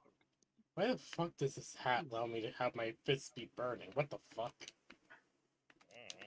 Anyway, y'all, I'm gonna get ready to go to work. Alright. See ya. Have a good time, man. Yeah, considering this is not gonna be so much combat oriented, or something that is Yeah, technically there's involving likely me. not going to be any combat here except for Yeah. like means like punching each other. Anyway, I just pat Teskis on the head, and I just continue to stare at him. That's it for my session. Yeah. Thanks.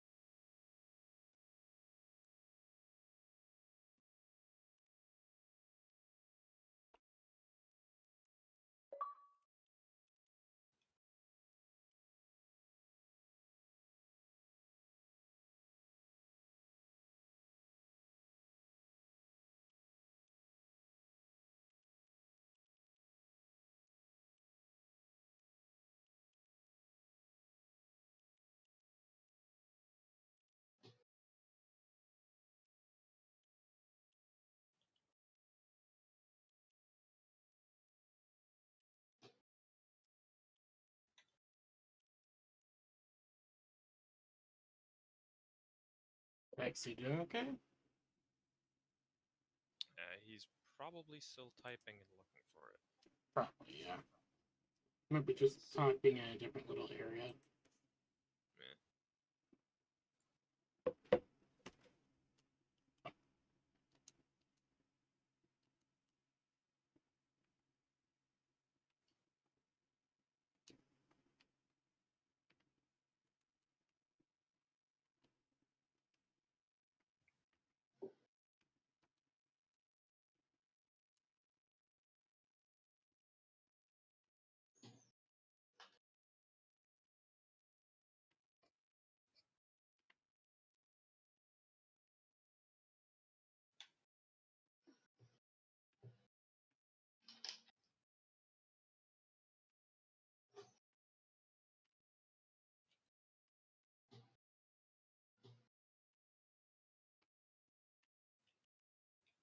Which door is the door out of this house?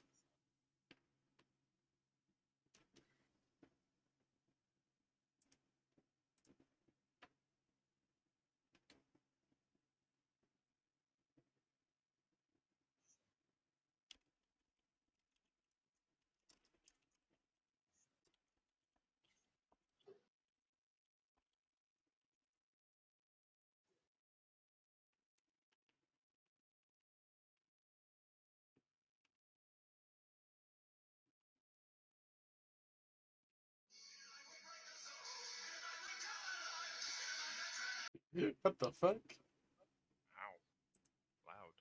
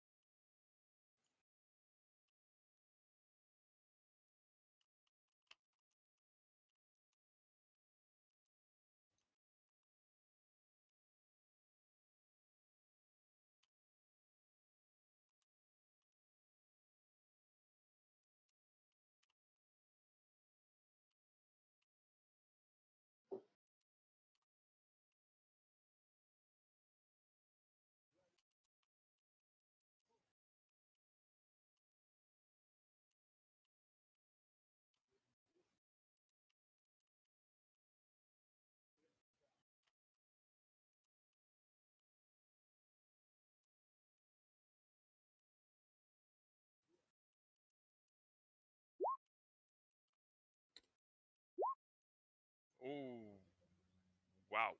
Okay, wow, that's a lot. Alright, okay.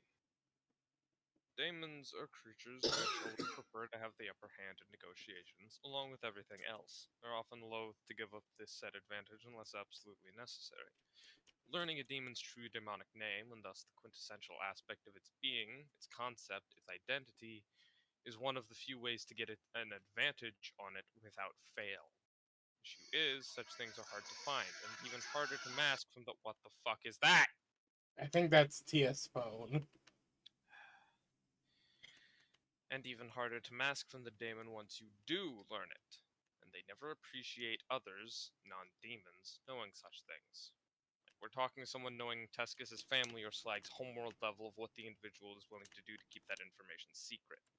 Everything up to and including and especially silencing them by force so it doesn't get out. Demons know most other demons' true names by default most of the time. If they met, it's how they recognize one another. Think dragon names. If the dragon's names have power over said dragon. There tends to be two ways to learn a daemon's true name. The first being getting it from another daemon, either by trading it or by force after beating said daemon into submission until it relents. Not easy. The second is spending hours upon days upon weeks upon potentially years staring into the warp and studying the very core aspects until you unravel the true name for said aspect, experience, or moment. Half the battle normally is trying to figure out what the specific thing you're looking for is, then working backwards. You may ask how it protects them from people just throwing darts and then going backward. Well, think about how your social security number works.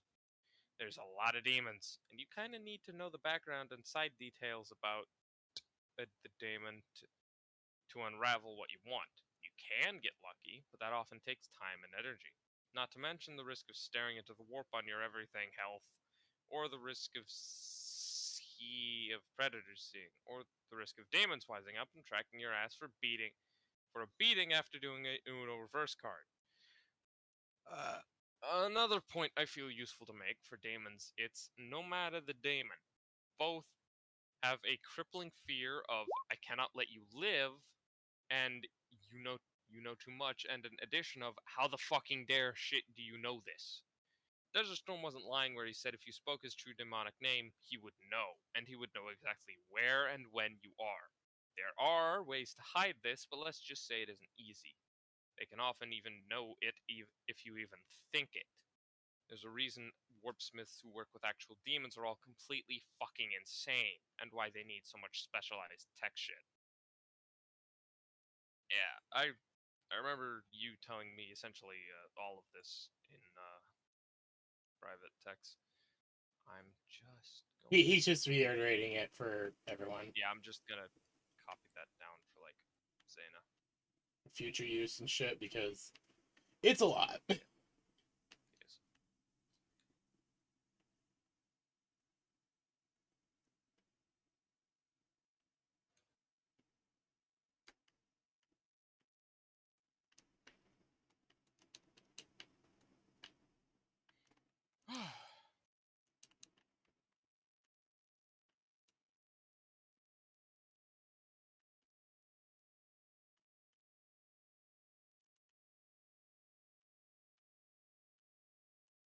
He's a man not entitled to the sweat on his brow.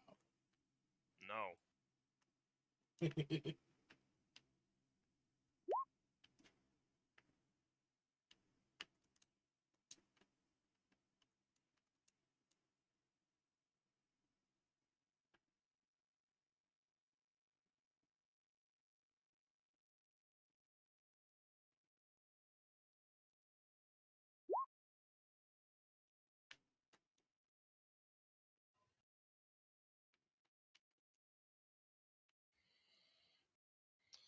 Welcome to How I Do Demons. I feel it's important for Candy, Calypso, and Xander to know. I've been spending years crafting my own personal viewpoint on how they work as a species.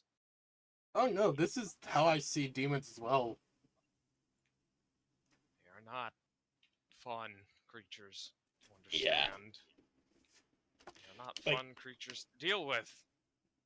There's something so otherly and different that just I kind of see it as like trying to say like the true name of like trying to say the name of like an elder god Yeah. is the best comparison I could make. But that doesn't even do it justice, and Tex's explanation is a far lot better. Yeah.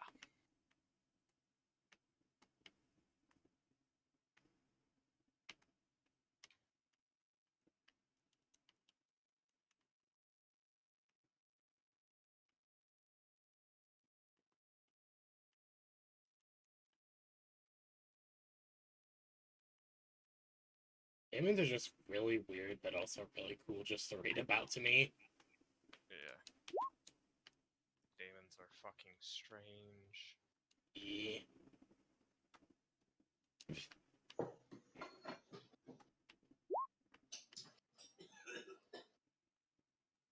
You okay, Tia? Demons are not human. Never, ever, ever make that mistake. Even if they seem human, even if they act like it. Demons are not human, never will be human, and the closest they get is carefully, carefully practiced mimicry.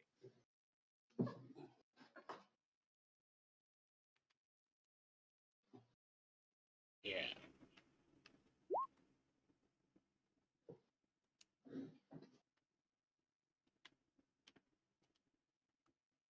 Even if Desert Storm acts like your friend or the Solanashi world's demon hosts act like a matron of the world, neither are human.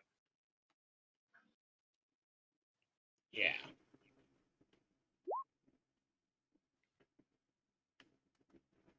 It's why Koss is so mentally foobarred and why she has so much stuff off with her.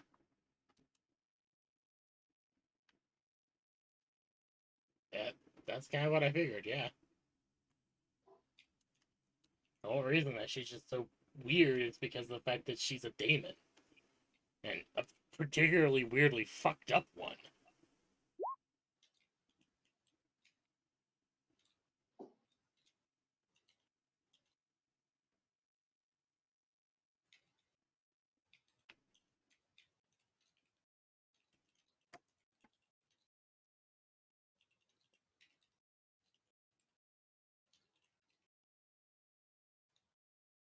Yeah, that is Doss. She's. Yeah.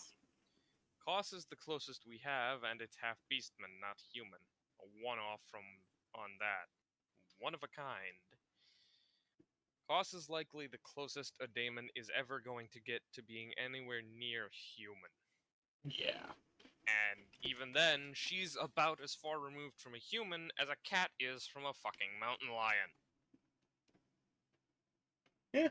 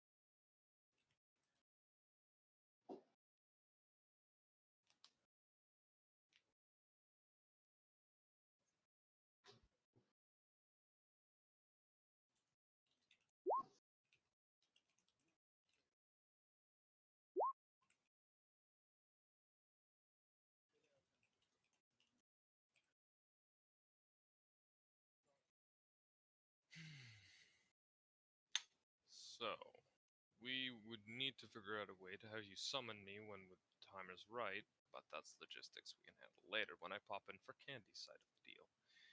I presume you would like to talk price now.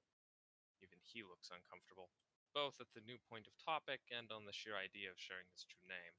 The dog's reflecting this as they cease playfully investigating and go to sit by their master's legs. Yeah, I think it's best that we move on to something else. Fuck's sakes. Tia. How the fuck am I going to pay for all this?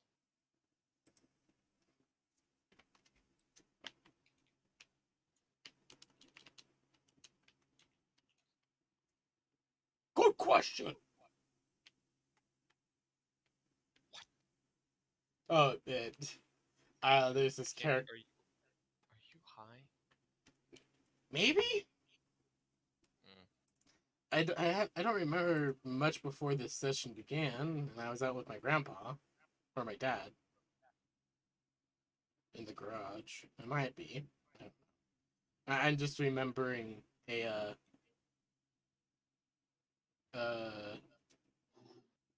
I'm remembering a character from Skylanders whose whole shtick was good answer or good question. He was like he's like the loud orc type character.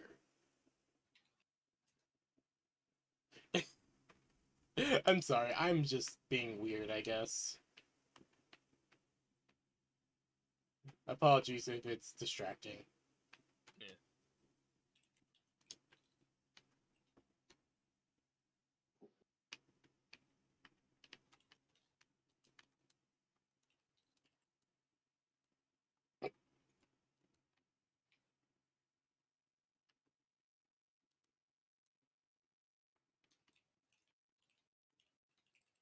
That's quite the pin up.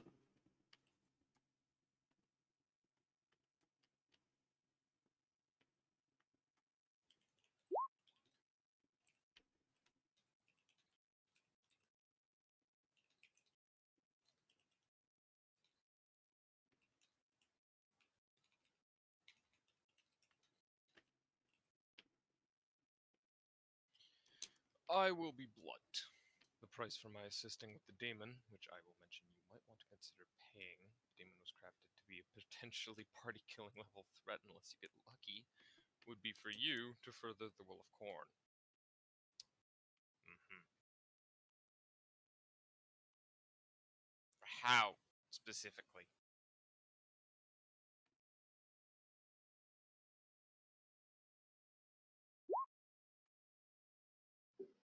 What that means is honestly you doing something you should have already been doing, but something which we do not force on the mortal followers, only encourage through devotion and fanaticalism. What, do you want me to start collecting skulls or some shit? Because I mean, I guess I can. I guess.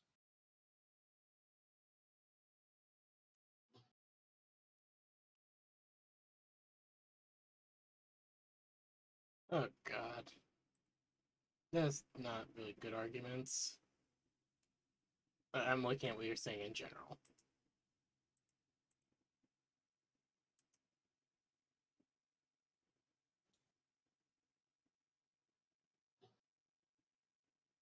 Oh wait, no, I misread. Okay.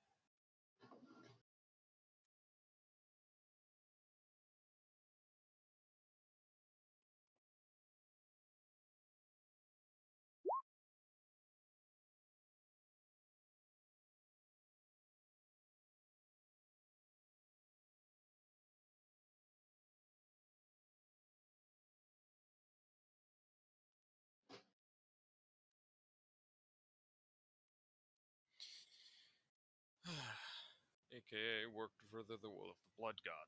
Get more to his path, work to sway others, even those you travel with, from the paths of the false gods. Slay champions of the false gods, potentially those you travel with if needed. Collect skulls, kill psychers, vanquish the followers of the false gods in brutal dualistic combat. Blah blah blah blah. Otherwise, in short, try to convince others to follow Korn, kill them if needed.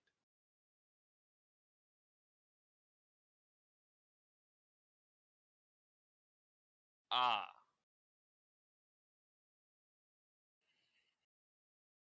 Hmm.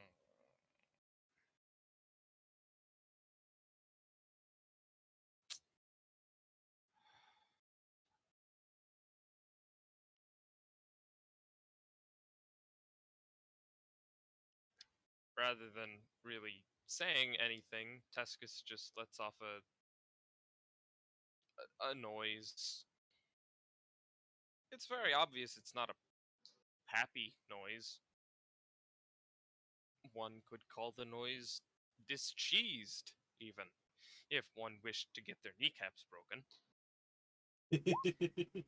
Teskis does not enjoy this idea.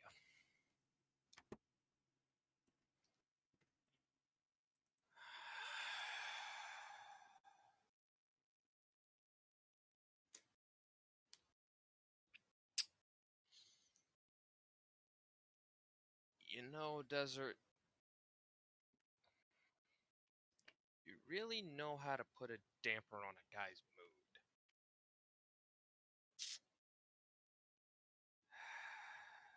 And here I was thinking that when I left the Mechanicum, I would be done with proselytizing zealots.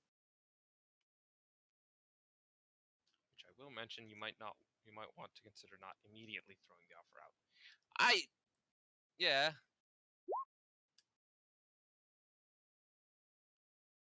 This is the ugly part of chaos. Yeah. That's what I figured.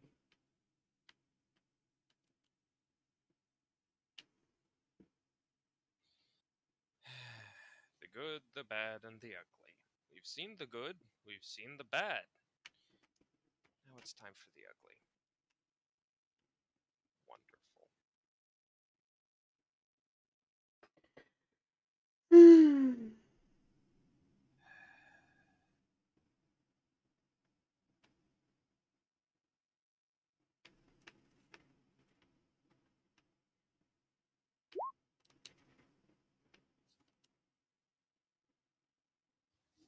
Yeah.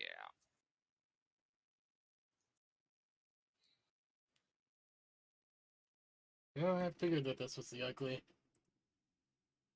See, there's an issue with this. Because, well, I have multiple issues with this for personal reasons. Namely, being I'm more of a live and let live type of guy. Religious freedom is important and all that. But I can't. Yeah, he isn't wrong. It is something that you should do as a coronate if you really get into it. It's just really, really, really ugly. It's the part that not everyone gets into or wants to.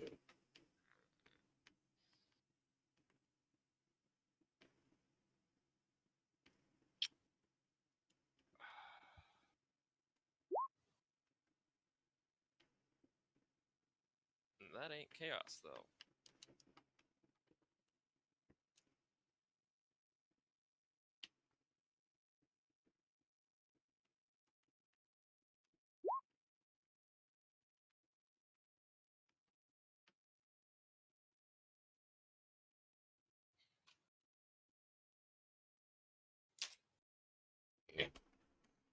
Chaos is very much so aggressive and territorial. I know. I'm reading them off as as text posts them, okay? No, I'm telling types I know. Sorry. You're fine, hon. I guess I should have clarified.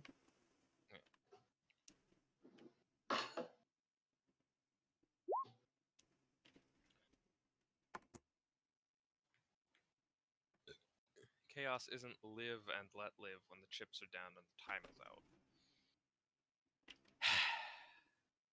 Yeah. This is part of the reason why I wanted to keep Teskis out of Chaos, because I knew that if I did get into it, I, as a person, do not agree with Chaos as a concept or in practice much of the time. And I know that I won't be able to accurately play Chaos, and that's going to cause issues because I like being nice. I don't like killing people because they don't worship the same god I do. Do note, even he is uncomfortable saying this. At least he knows he's asking me to do a scummy ass thing. Like, I play Candy as quite a nice person, actually. Like, no one can disagree with that. I play Candy Yeah, very nice. Candy's very nice. But that's kind of that's kind of with the role of being undivided. She needs to keep everyone happy. Why join Black Crusade? Tex, you seem to forget. I had no idea who you were, what Black Crusade was, or what I was getting into when I accepted the invitation. I did my best to explain it. There's explaining it, and then there's Tex. Okay, Can't explain or prepare anyone for Tex. that's true. Chaos is chaos, nothing else like it. Not judging, but asking straight up as a follower of chaos, not a DM. Why join? Fucking. This is an important question. Yeah.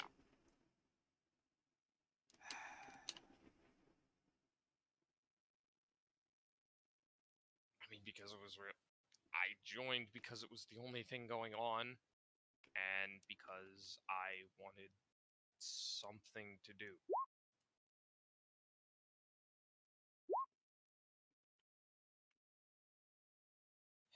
Chaos isn't the bad guy, but it sure as hell isn't the good guy. No one's the good guy. Yeah.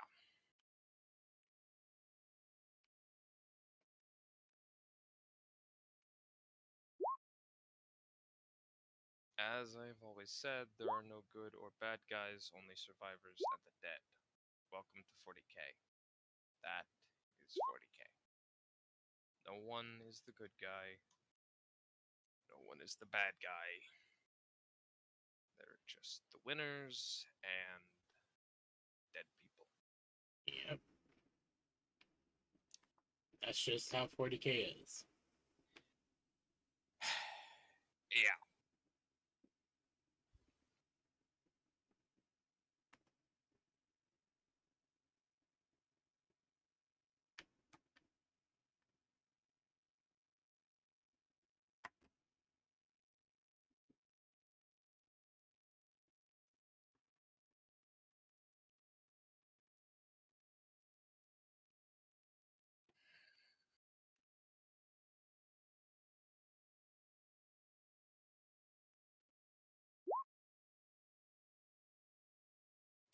So, note, there are a few options at the disposal.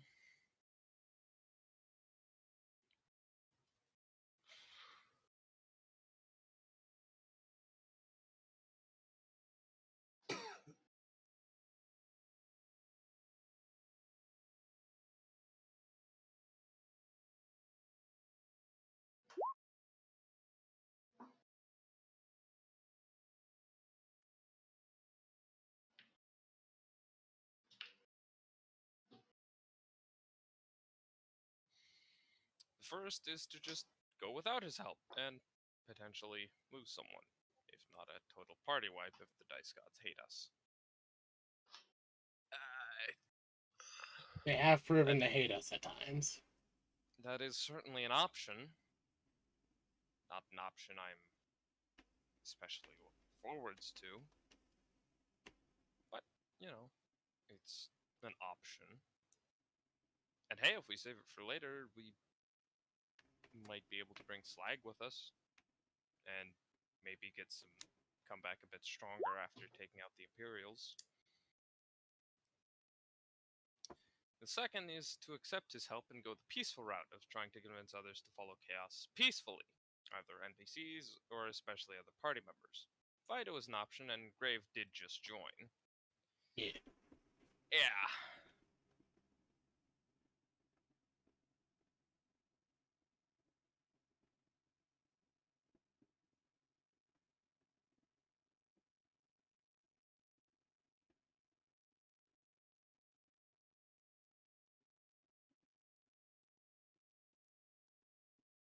If I do accept, that's almost definitely the route I'm going because I can't manage the other.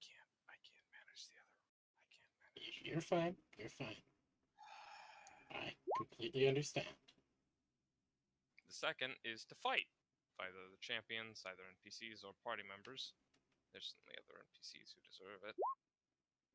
Yeah, all of my characters have done these. Eh, I mean, real ritualistic combat to the death with enemy champions. They got really good at those. They got really good at those. Yeah. I wonder why. One issue. Teskis is not made for ritualistic combat to the death. I'm sure he could survive for a few turns or so, but he's made for hiding behind most of the party and delivering heavy firepower. That's about it.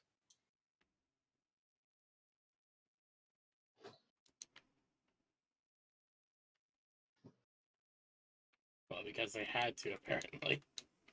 Yeah. They got really good at those because they had to. Yeah.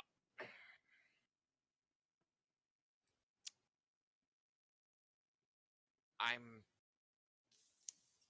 thinking second and third. Teskis versus Calypso is two glass cannons having a slap fest. You say that, but I think my guns hit harder than yours, Calypso.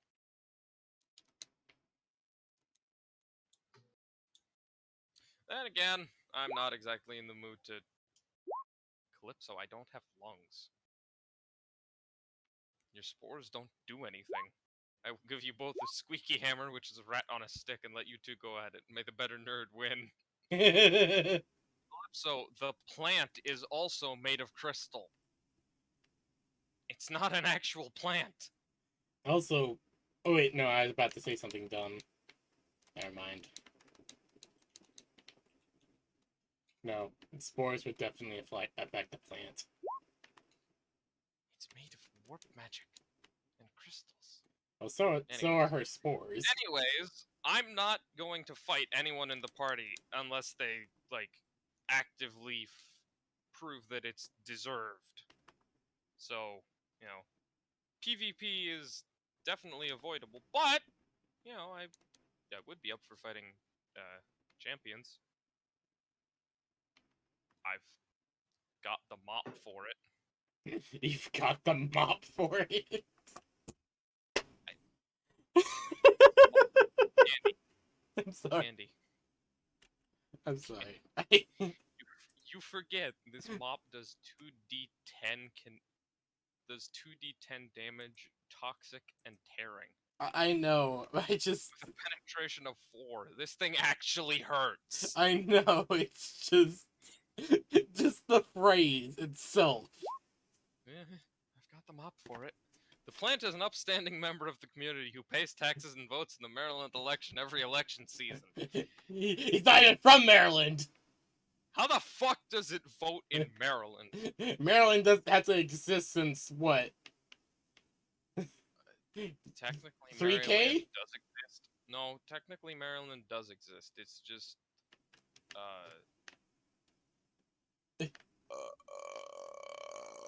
oh God. Excuse me. technically Maryland does exist, but it's just, instead of it actually being a state or a county, it's a single hab block.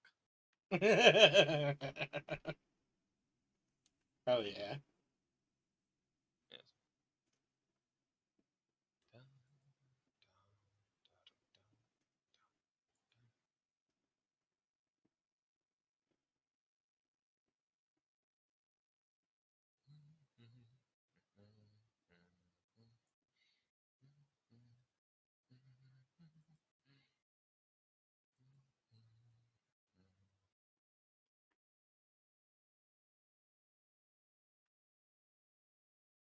He volunteers at the soup kitchen every other weekend.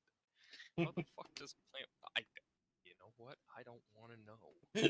The plant does things that are beyond mortal comprehension. For it is a plant.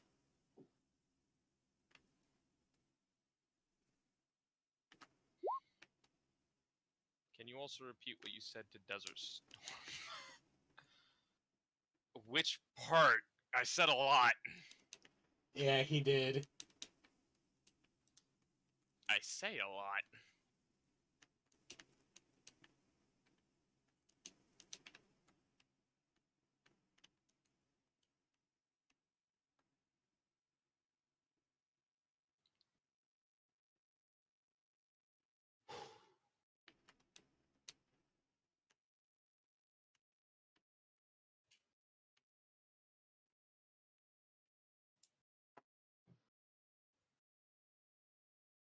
The part about the mop and fighting champions, or what?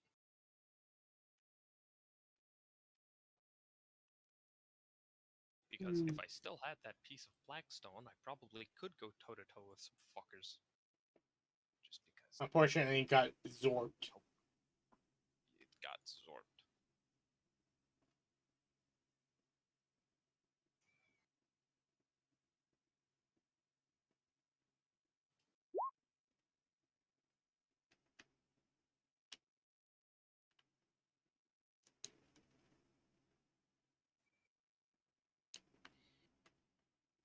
The last bit after the price, I have this.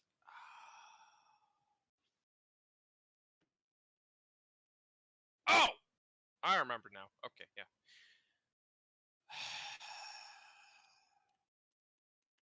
Why does your yell remind me of Seminola's yell?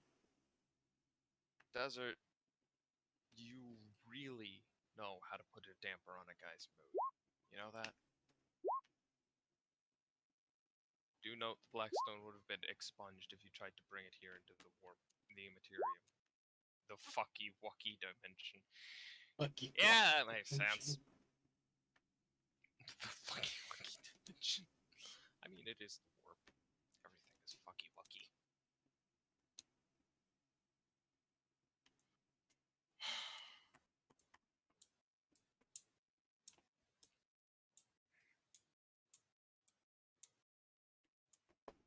Also, somehow it. You know what? Never mind. I'm not gonna question.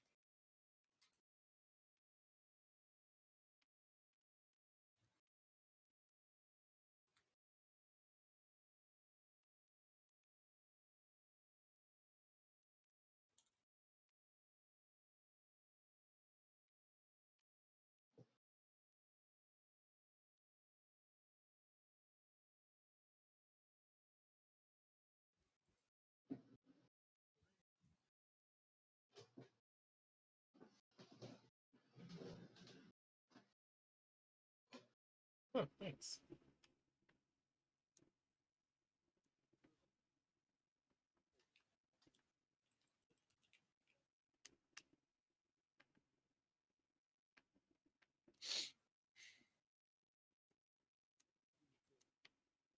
I love how alcohol gives me health and takes away salts. Yeah.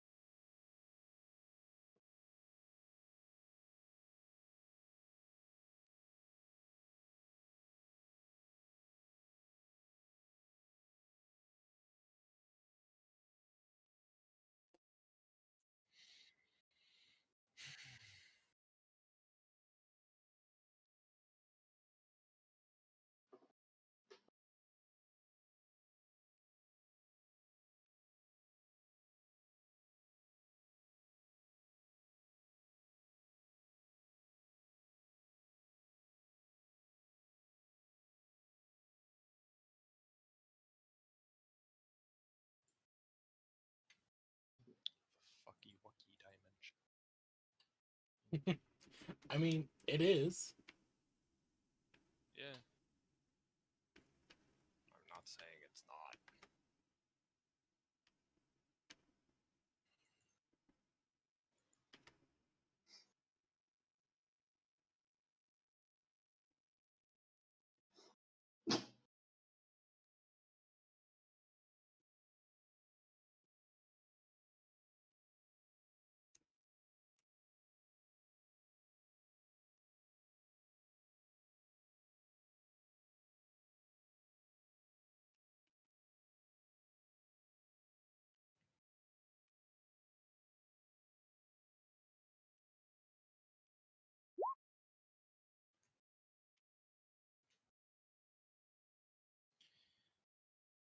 I understand.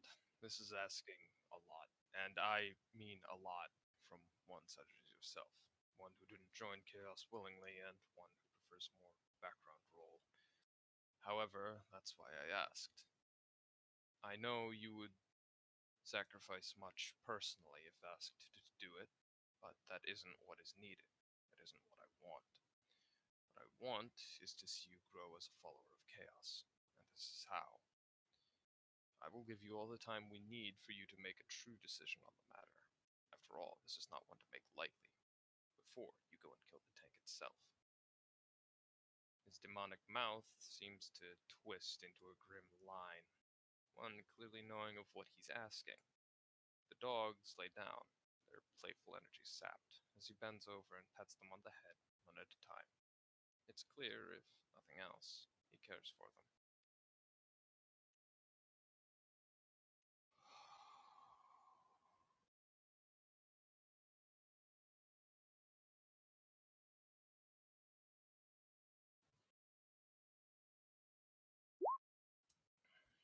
All I ask is that you don't immediately throw out what I said, and to actually think on it, both on the offer and on the nature of the terms.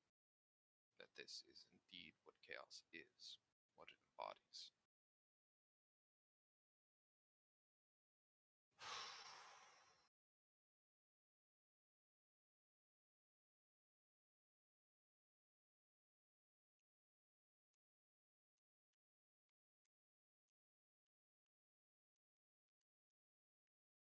Tell you what, Desert. If I summon you to help us kill the demons that get spat out of the tank, then you'll know I accept. If not, then I won't summon you, and I'm either dead or we manage to kill it without you. Does that sound like a good deal to you?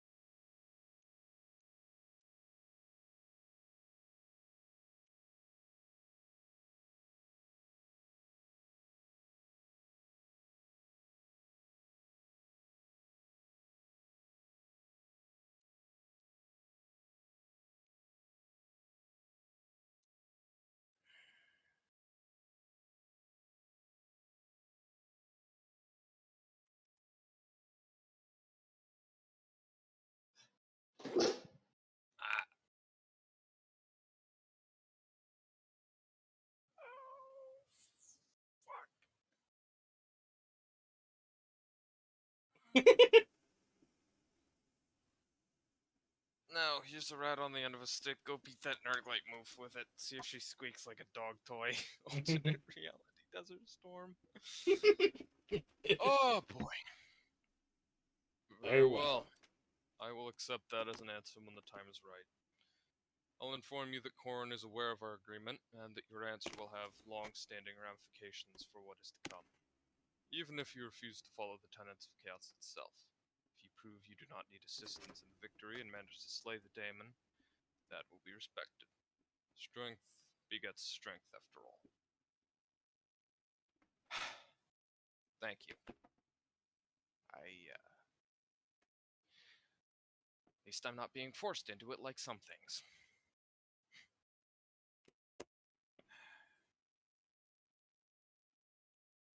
Now then, as for the payment for the information, I believe there was something mentioned about insights. I'll be right back. Mm-hmm.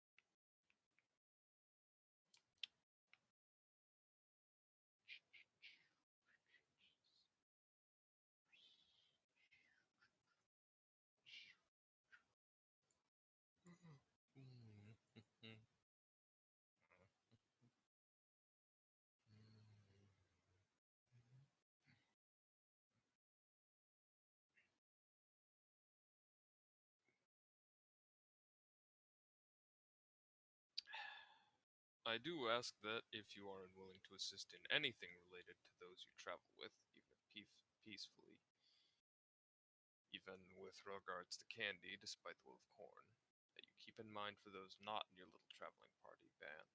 There's plenty to slay out in the galaxy, those of other gods. Oh, don't worry, I get the feeling that, and if not that, well, we can always use more recruitment. Spread the good word of chaos and of the blood god. Yeah. Don't worry, accepting your offer or no, I'm almost certain that I'm going to be fighting something that goes against Corn. It's just kind of how things seem to go in that group.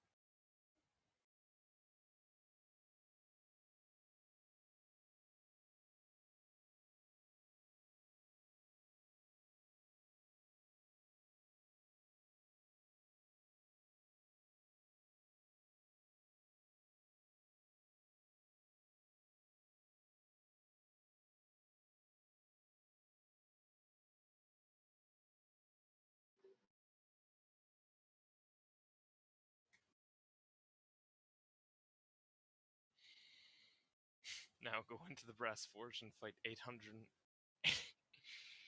88,888,888 demonic auxiliary crabs, you pussy. Even more alternate reality Desert Storm.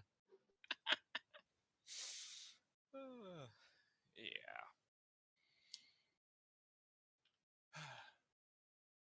Well, accepting your offer or no, I'll likely be doing a good bit of that anyways. We seem to run into a lot of things to kill. Now then, shall we finish up our deal here, or are we just going to keep talking back and forth about it? unsavory topics.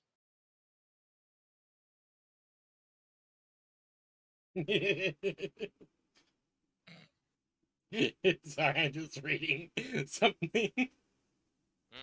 Now go into the brass fortune plate 88,884,808.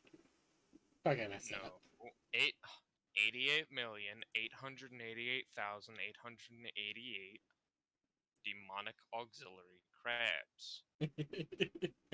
It is always time for crab. Oh, we're gonna fucking fight it. Remember, we Crabs still is need gonna to be fight El returning. Cabino's son. Oh yes, I know. That'll be on the pleasure world, oh, which is relaxing adventure full of mystery and intrigue and mischief and crave. Easy to understand. Yeah. Crave.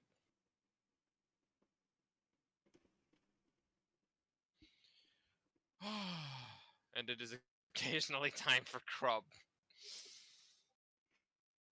Yeah, we're gonna have to get Crub back as well.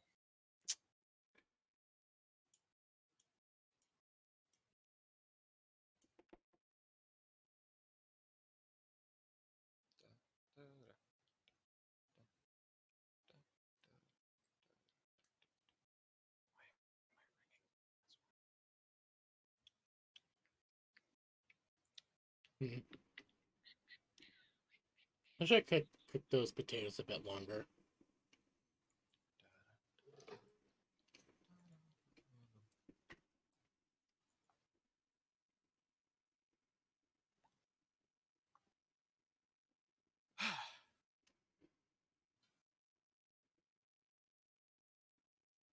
Time to pay the Damon Man and get on with the day.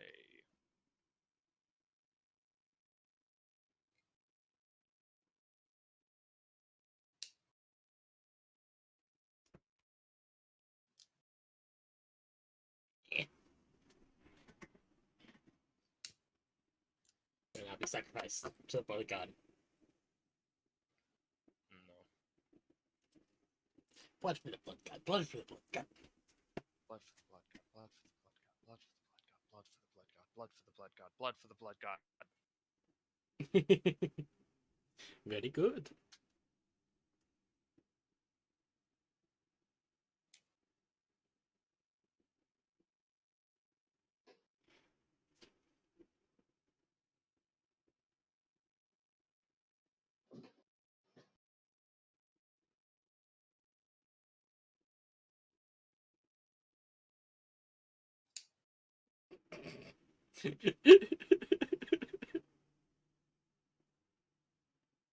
Oh my god.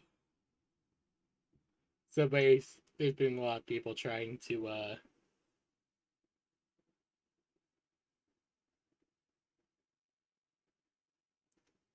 lot of people trying to figure out what would the Scooby Doo gang be in D&D. Oh yeah, I think I saw like a post about that or something. So, you asked what you know, what I know of powerful. So you asked what of you know a powerful demon such as myself would be interested in. The answer is rather simple.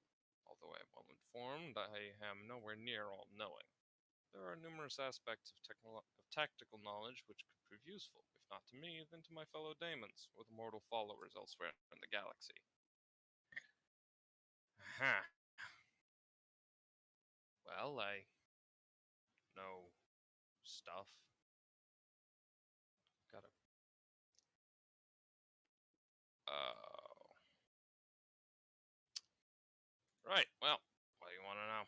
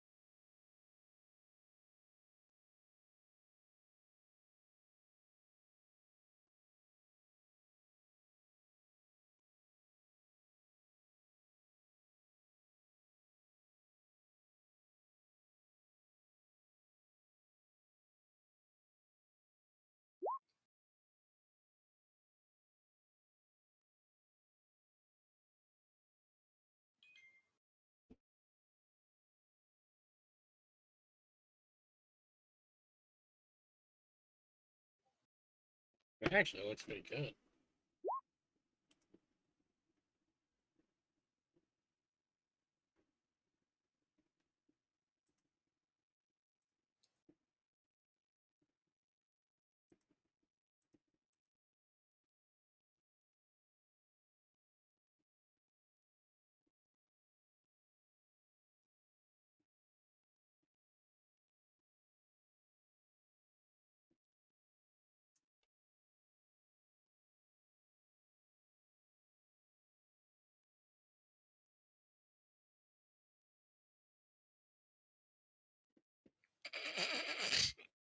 What? You ate spirit ashes, you tenant retard. Ah. Please send me this. I Please. will in a minute. Alright, thanks, hon. You also mentioned your chaos-induced memory loss, which I should mention is memory loss more your soul becoming specialized to chaos, its goals and its methods. You'll find yourself sadly losing memories of things not considered vital for this purpose, but of that it views as useful, you'll find your memory intact, reinforced even, as well as with some information that wasn't there prior. Think erasing a file on a cogitator to make room for more combat simulations. Oh, great. Well, guess I'll need to start keeping a journal then, so I don't completely lose my fucking mind.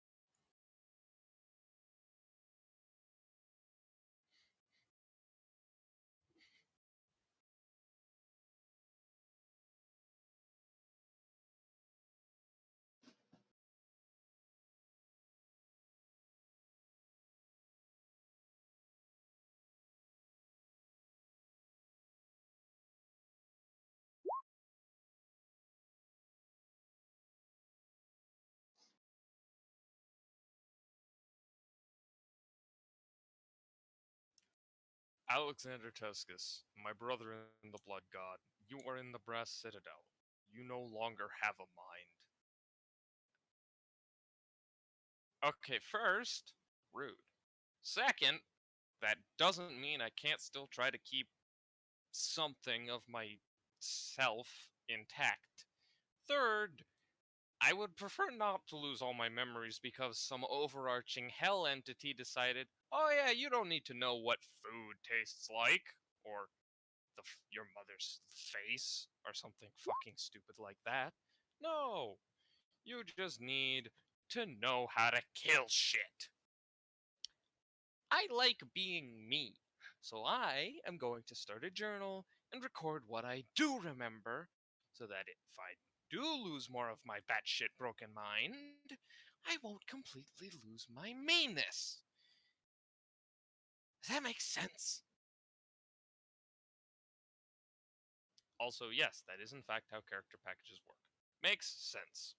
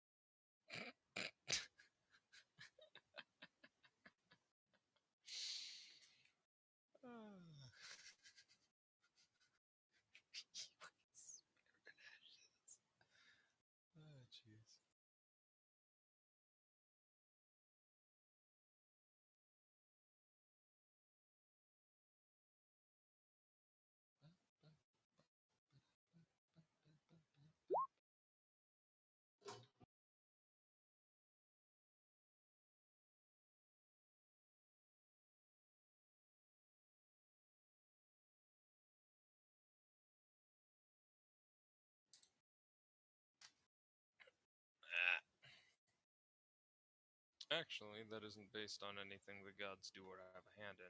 Nothing Korn nor I have any direct hand in. It's just what the warp itself does. Well, then I'm doing it to spite the warp. I don't fucking care.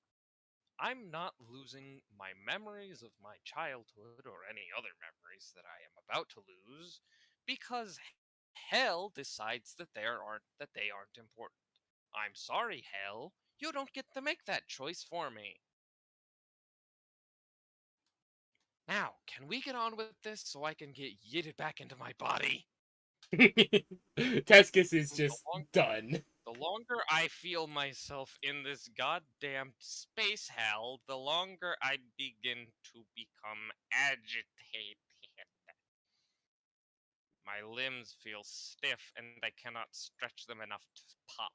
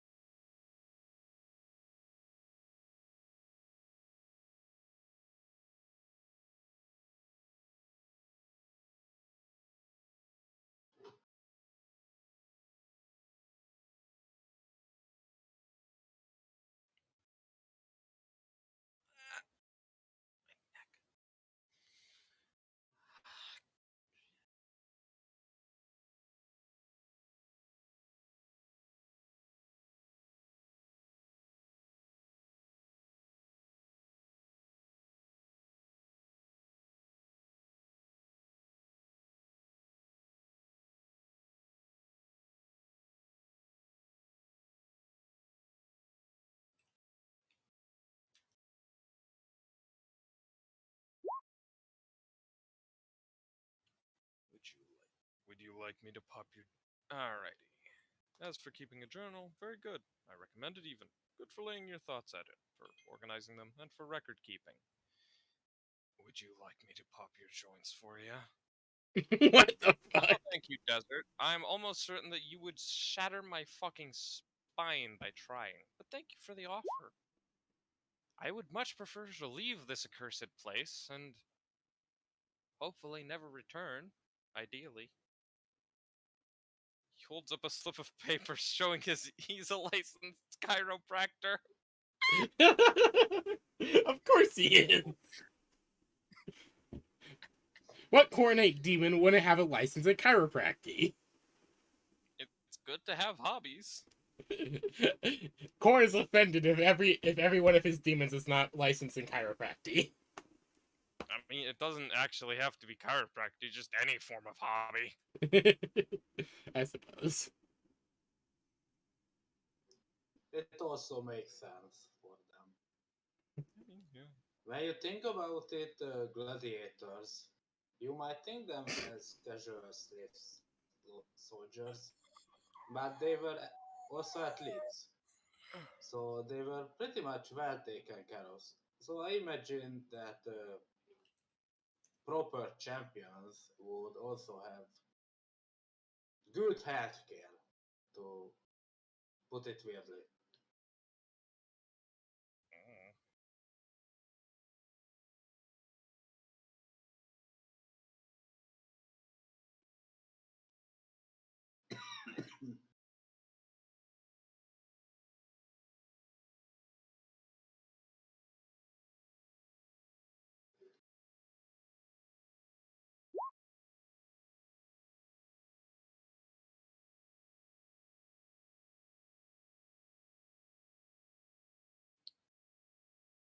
Do you accept the forbidden limb stretching hug? No, I'm good. Maybe next time.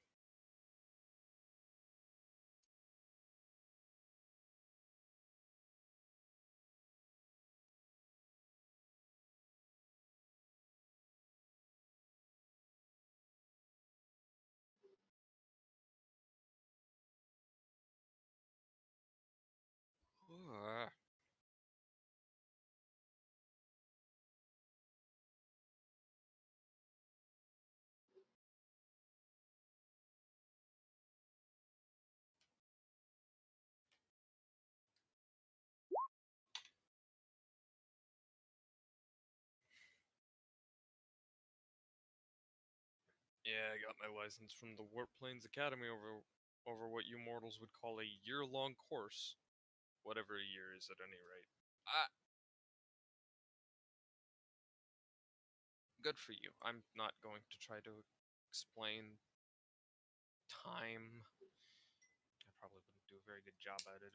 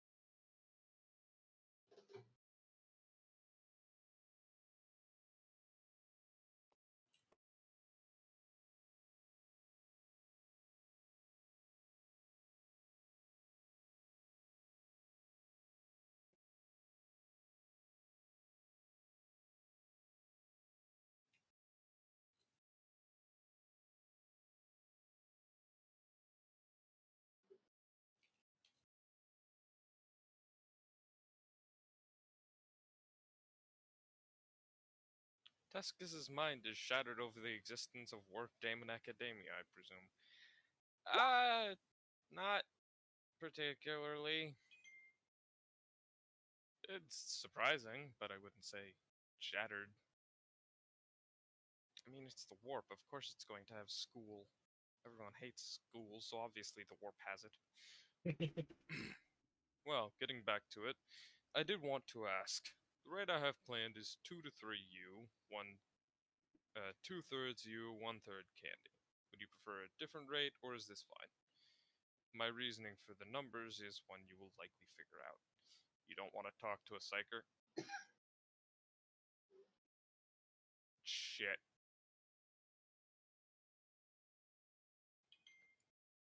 You don't want to talk to, uh, because I'm here and I'm easier to talk to? Yeah, that's fine with me. Let's get on with it. Let's continue.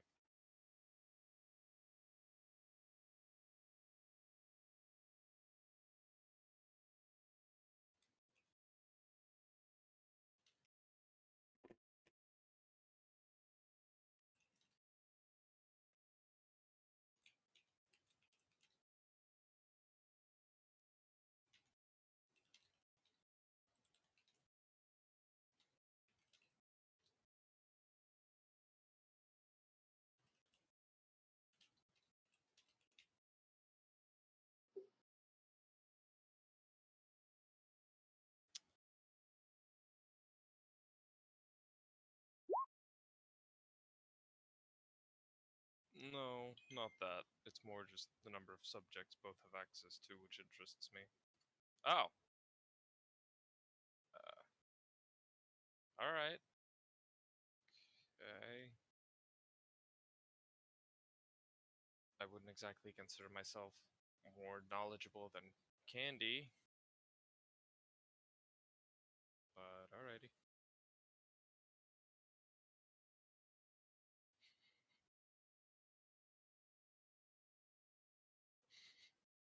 I smell burning wood.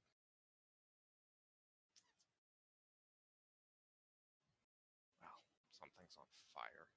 Wonderful.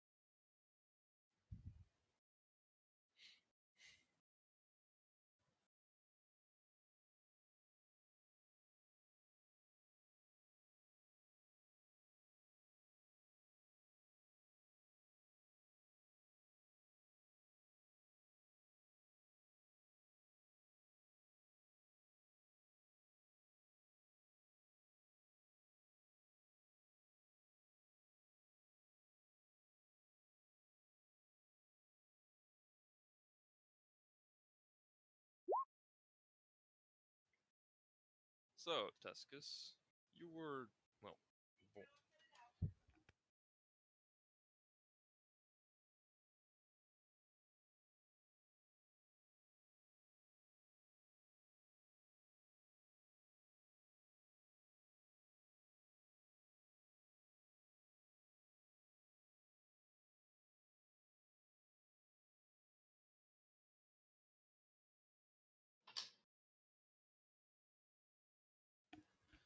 Okay, apologies.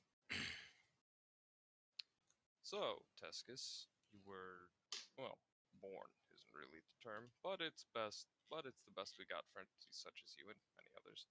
To Arch-Commissar Daliskar S. Alexander and Magos Biologist Idris J. Teskis. Tell me, who are these individuals to you? Who are they? Ah, how the fuck do you know the names of my family?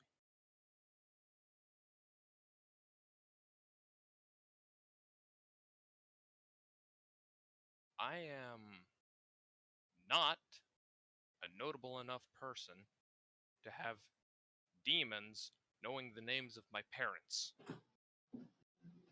Where did you learn about them? That I mean, I get it. You're a demon. You've got the whole knowledge shit, but I haven't talked to them in 7 years. I haven't even interacted with anything related to them for 7 years. So how how did I know the first and last name? You mean Tuscus? I, how how did you know they exist? Period. How did you know they are my parents? Well, I haven't told anyone about that.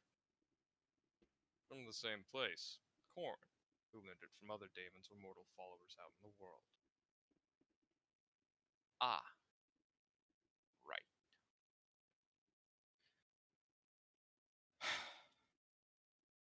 Wonderful. Well, that's a secret that makes my dad have. Anyways, right. Let's move on then. Who are they? Who are they to me? They're my parents. They are the people who raised me. I, there's not really much else to say. They're they're my parents. They are my family. They are the reason that I'm okay with this whole thing.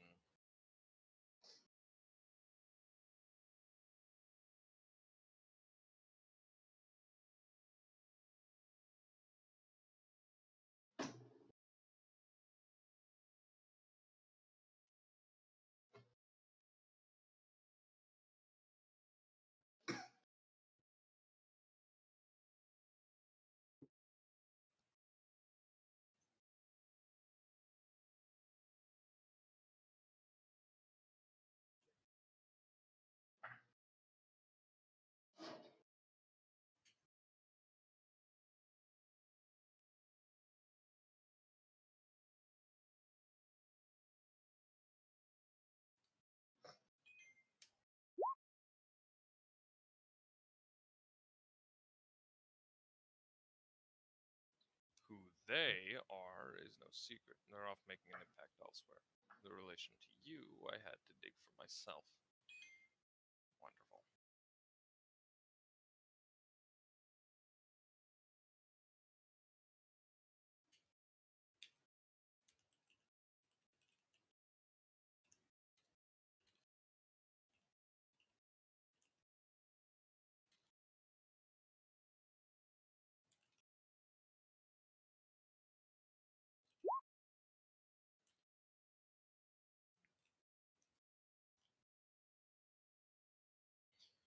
It's how Korn knew to give you the proper honorific of who you're descended of. That kind of stuff matters, Teskis. Lineages and lines. Right.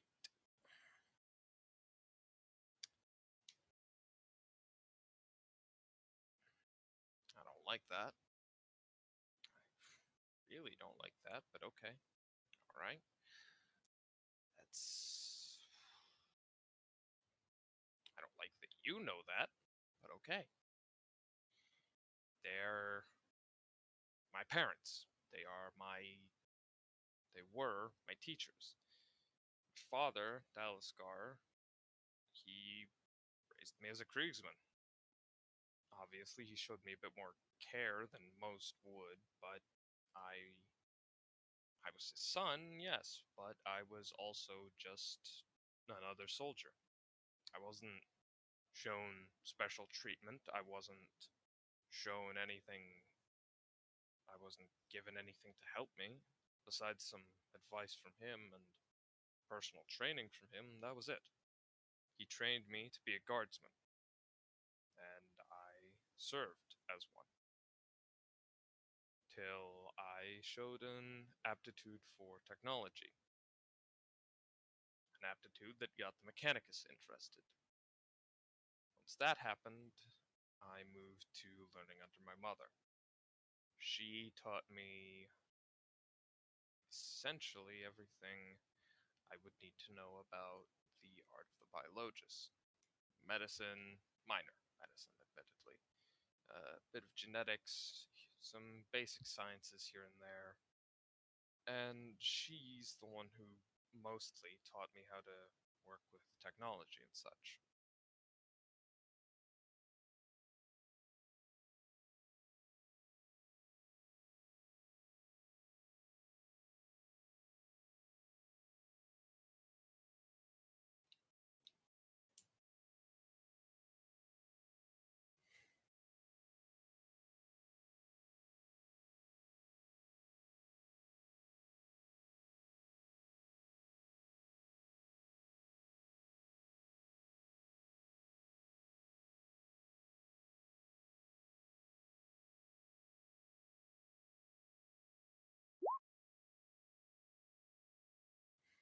I see. Interesting. And what of the rest of your siblings? What of your fellow Krieger line? Siblings? I wasn't part of any batch. It was. Who else knows I do not know, blah. Yeah.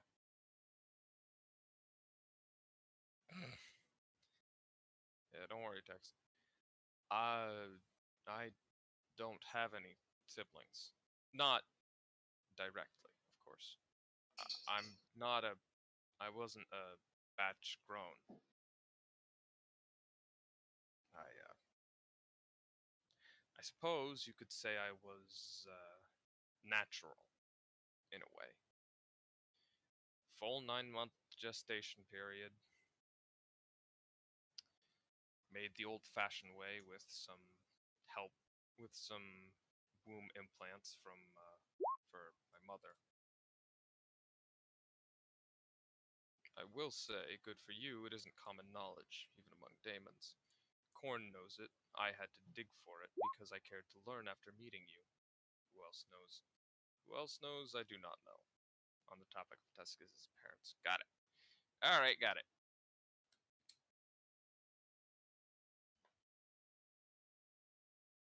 But, yes. Teskis is not, he wasn't made, like, with Vita wombs. He was as probably as close to natural as a Krieger is ever gonna get.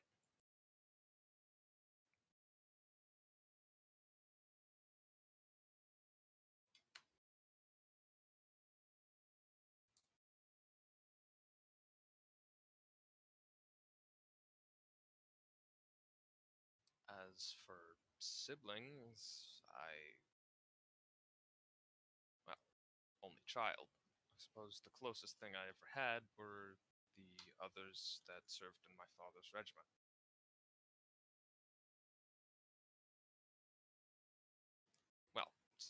alongside me. So that was about it. Never got particularly close with any of them.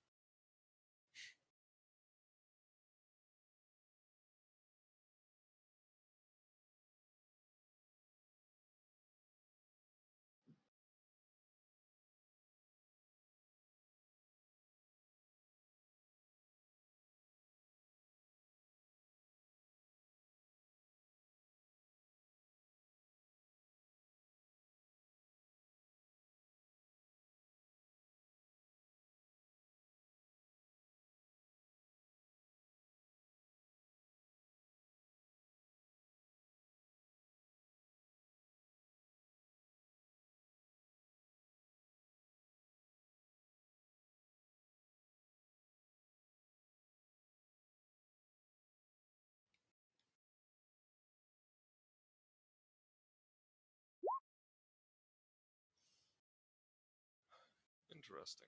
Surprised Miss Teskis has the parts for it. From what I heard, no offense. Although I suppose the biologists care not for what others think is possible. So, what do you remember of them in terms of personality? In terms of who they truly are, if you boiled all the rest away? Personality? Well, my dad, he was. He was. He was a father. He was essentially everything that a father should be.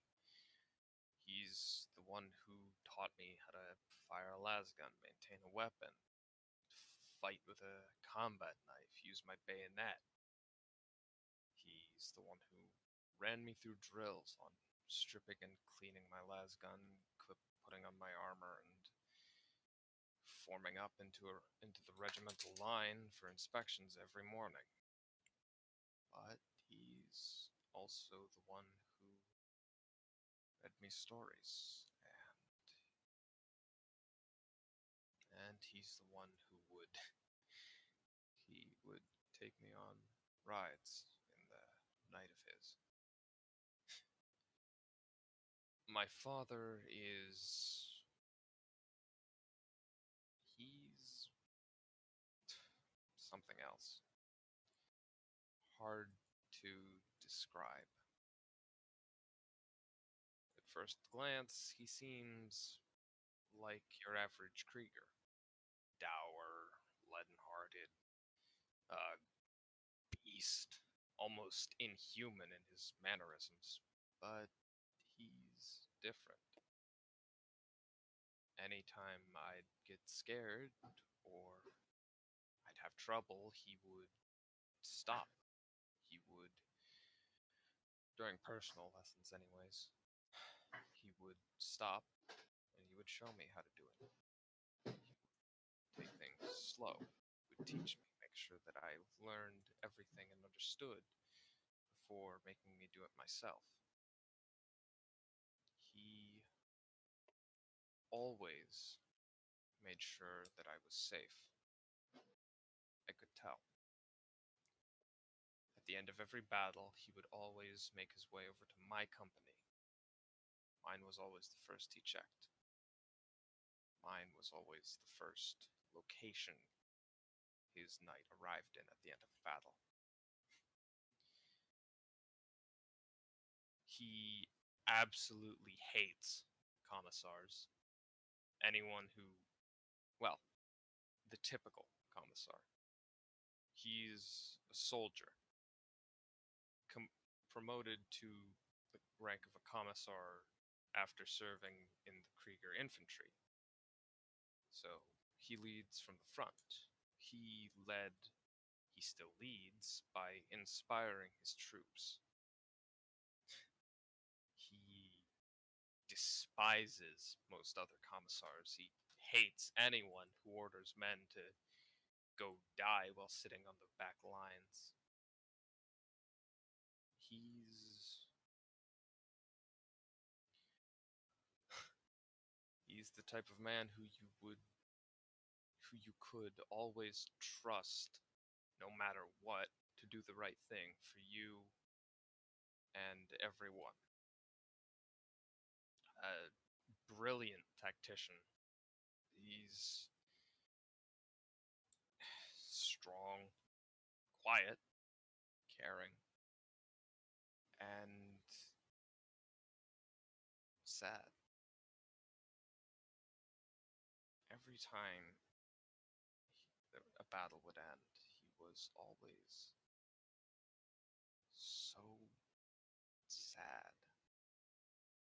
I could see it. Never really understood why or how, but I could tell. Whether we won or lost, whether we pulled out with 0 casualties or lost a few soldiers. I would see him standing alone at the edge of the battlefield, and I could tell that he was mourning something. I don't know what. I don't think I ever will. But I don't know. Felt like he was, some days, some battles, it felt like he was waiting for someone or something. Something worth his time, I suppose. Or maybe that's just my wishful thinking.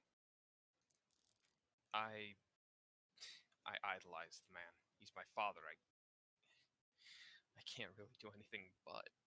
He was, well, perfect. Other than that, that's all I remember of him. Other things have sort of melted away.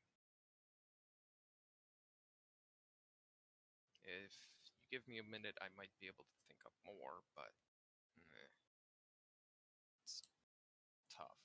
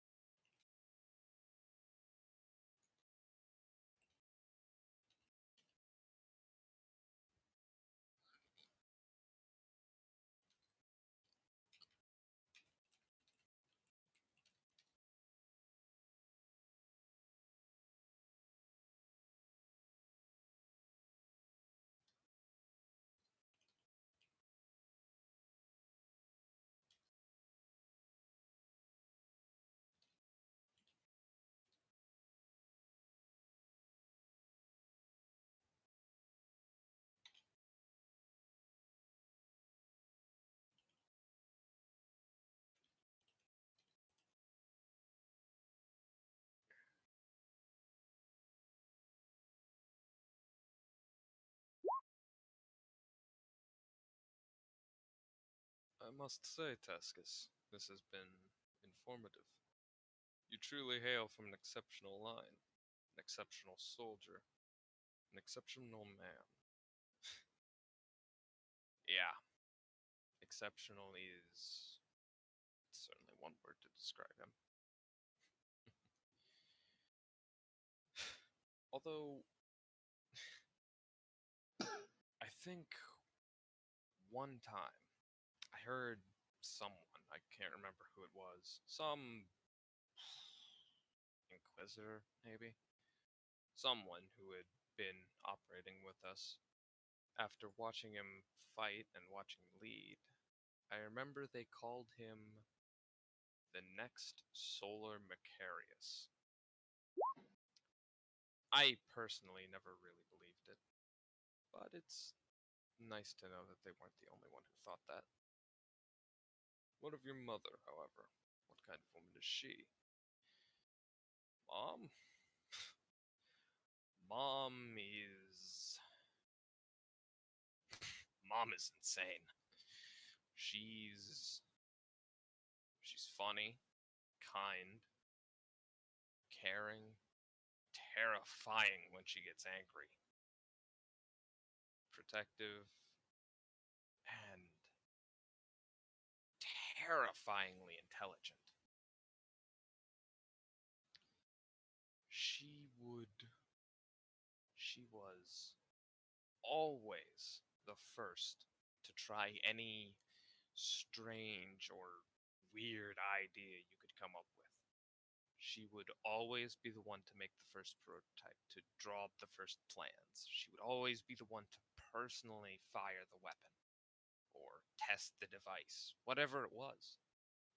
Didn't matter if it was a type of modified data slate or a Tesla cannon. She always wanted to be the one to use it first, to get a feel for the weapon, she said, to understand its machine spirit more intimately, I think.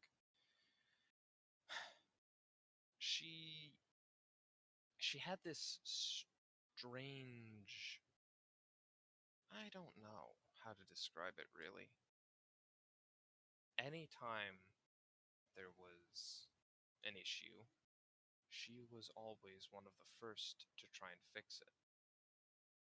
She's insane. Batshit to a degree that would make a lot of people in the Dark Mechanicum seem tame by comparison. But she's kind. Her heart, she's she's kind. Just kind. It's hard to describe Mom just because she was so strange, I suppose. Despite everything, despite the strange augments, I never felt afraid around her. Even when she was angry, I knew it was never angry at me specifically, always at something else. The last time I saw her, she was heading off on an expedition to test one of her mad theories about tyrannid hive minds and psychic dampeners. I I assume, considering you're still considering you're asking about her, that she's alive. El Crebino Jr. Oh God. No more cocaine. Time to start the hedge fund.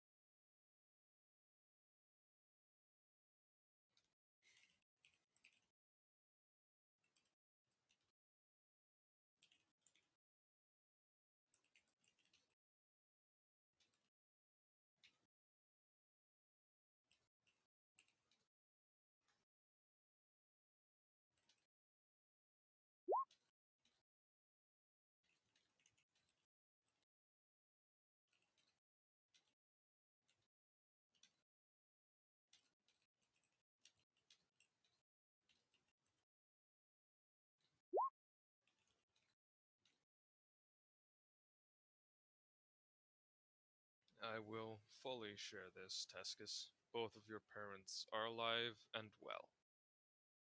Wow. That's good. El Crabino Jr. will make Crub manage the cocaine hedge fund. Of course, El Crabino Jr. will. El Crabino Jr. is a shit. And he is about to be turned into stew.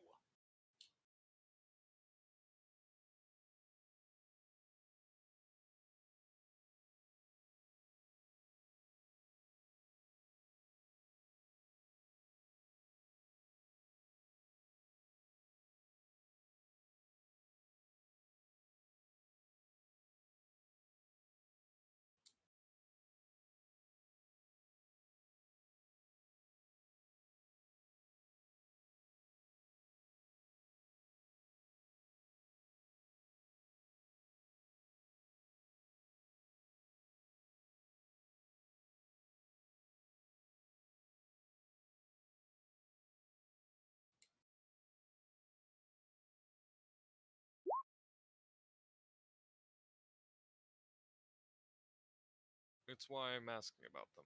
In a way. Both are exceptional individuals, which, although most public knowledge is known to us, the private information is not.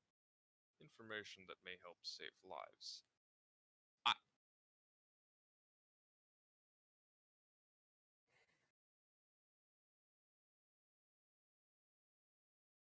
Desert, do not lie to me. You're a cornate demon. I don't think you really give a shit about saving lives.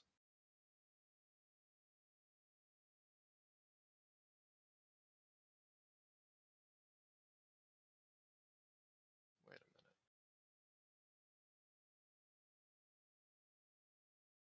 Oh, you motherfucker. You son of a bitch. Oh, I know why you're asking now. You. You are a clever, clever bastard. You know that? You are very clever. I am almost disappointed in myself that I didn't figure this out sooner. I have no personal intention or desire to see either dead, but they are a pain in the chaos's side on occasion. Knowledge to bypass them or overcome them can further the coordinate war machine and save the lives of our soldiers. This is not a lie. Oh, yeah. That might not be a lie.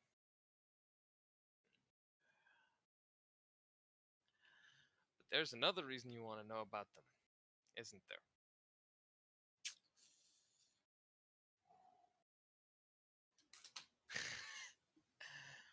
Well, good luck. You are welcome to try, but it's not gonna work.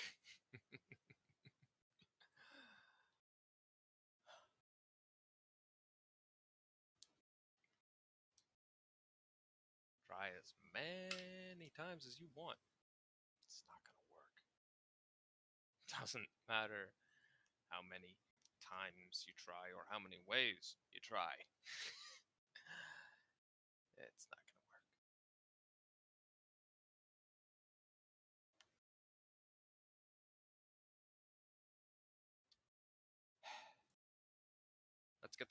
Let's get this the fuck over with so I can wake up back in the real world.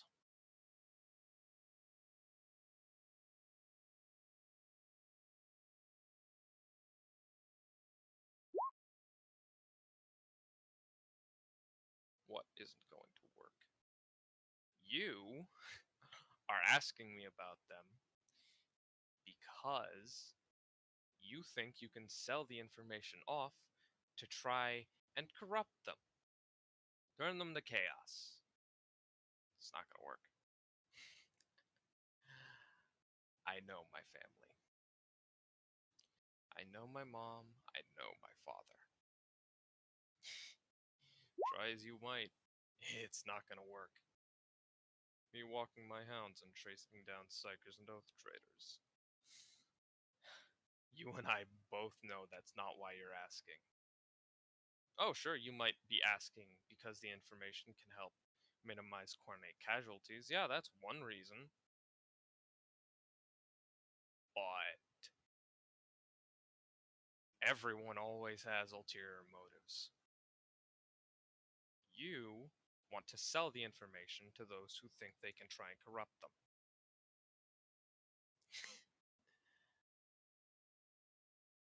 You might want to attach a little clause to the info. Is more likely to end in violent banishment.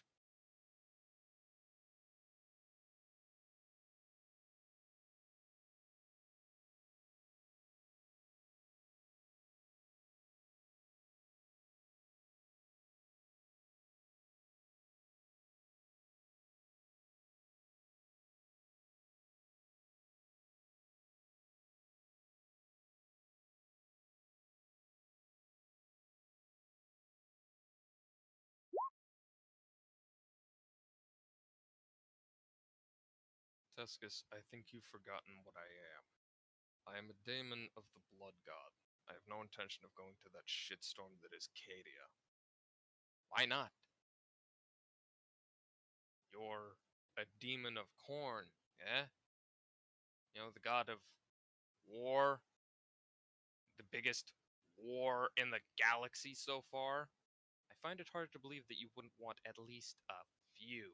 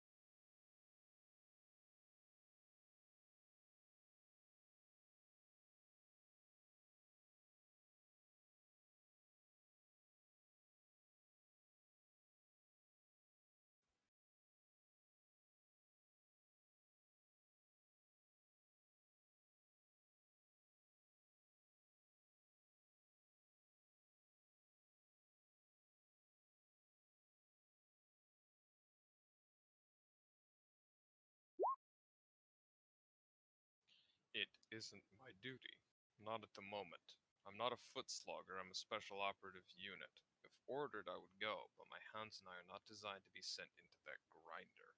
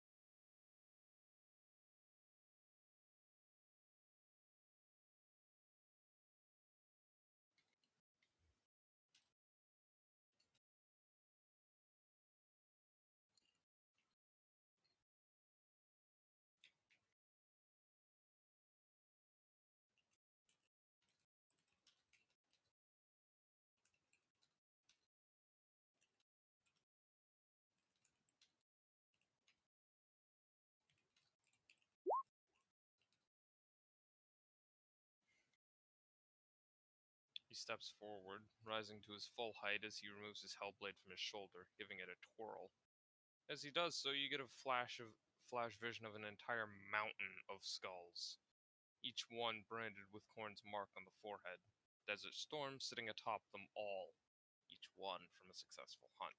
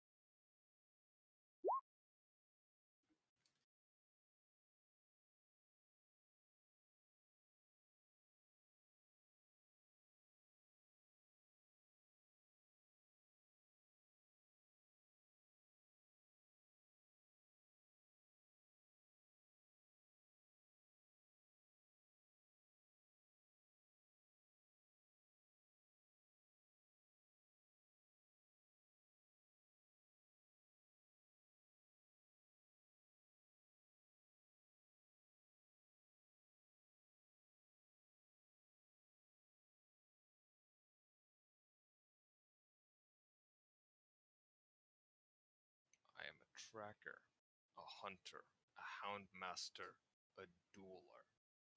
I am Desert Storm.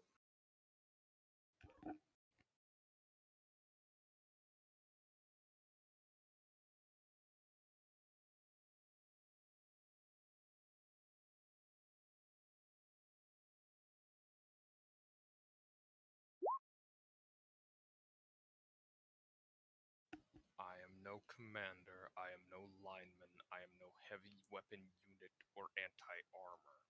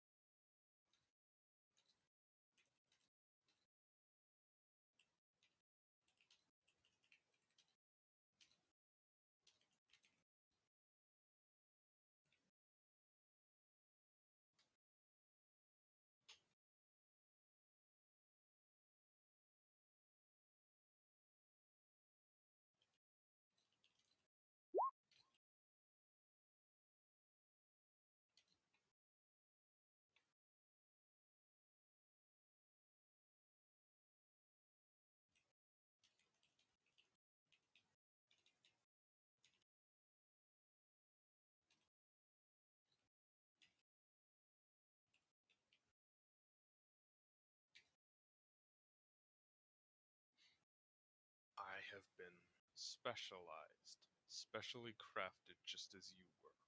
I am smart, resourceful, and damn good at what I do.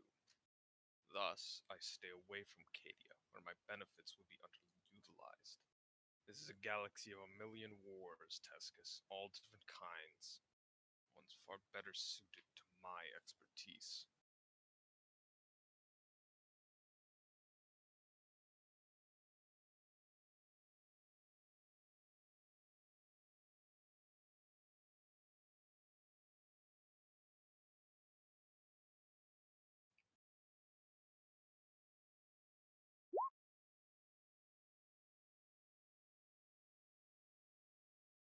All four hands slowly but as one rise to their all four hounds slowly but as one rise to their full height, standing ready at their master's side.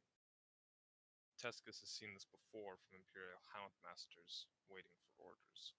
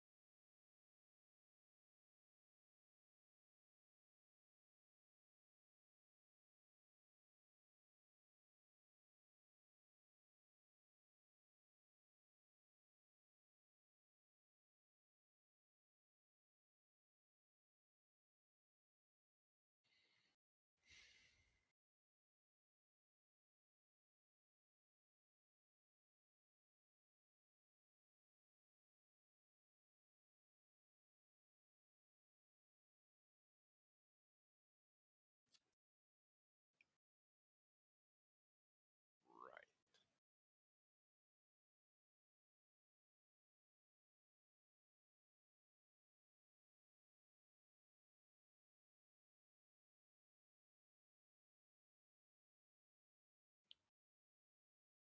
Well, let's move on then.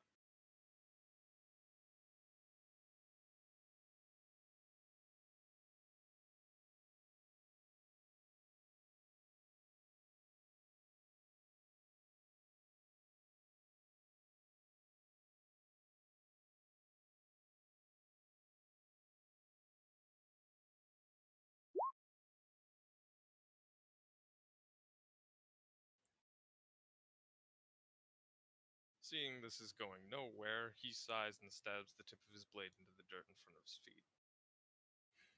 Regardless, you've told me all I need to know. Thank you, Teskis, for opening up. Not just the information of use, but for that which is important to you as a person. Uh-huh.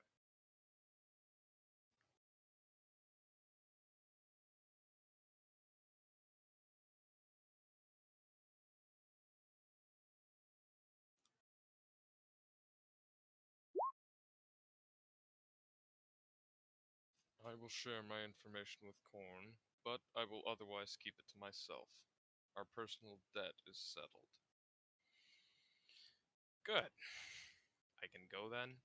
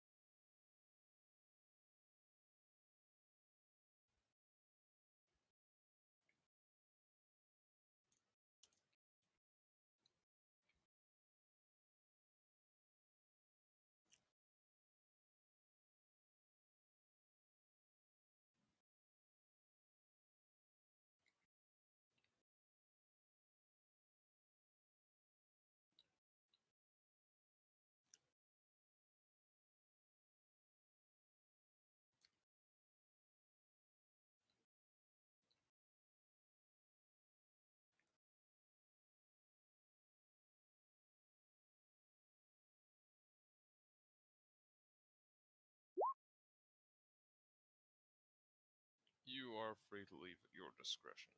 I have my hounds to run and a meeting with our shared lord to conduct. I would advise you go return to the Obliterator. It would likely fuck him up if you just disappeared. As I said, I've been keeping an eye on him, and I will continue to do so, for your and Candy's sake. See you in the Materium shortly to visit Candy, Alexander Teskis of Krieg. See you, Desert Storm. With that, Teskis turns around and walks back to Slag.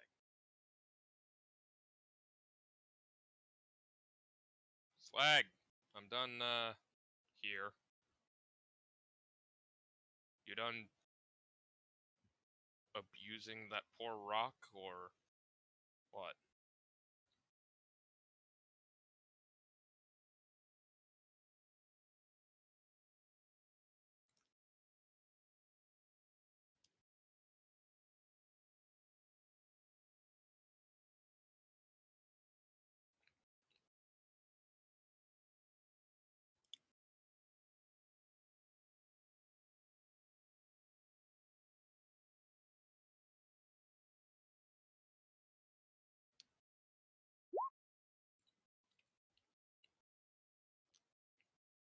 The Teskis trauma hour never ends. It just gets longer. No, Slag is still fisting the rock. Great.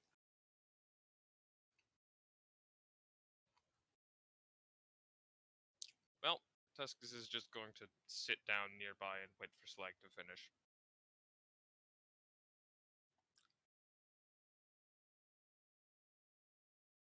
It's the warp. He's got nothing but time.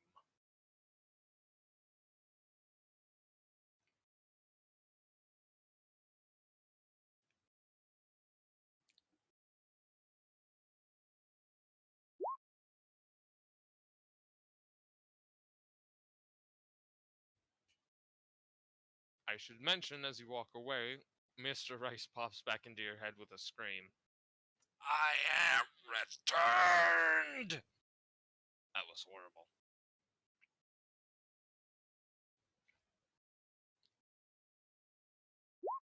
I felt like a monkey trapped in a shoebox. Cads is here to fuck your mothers. Fuck you, Cads.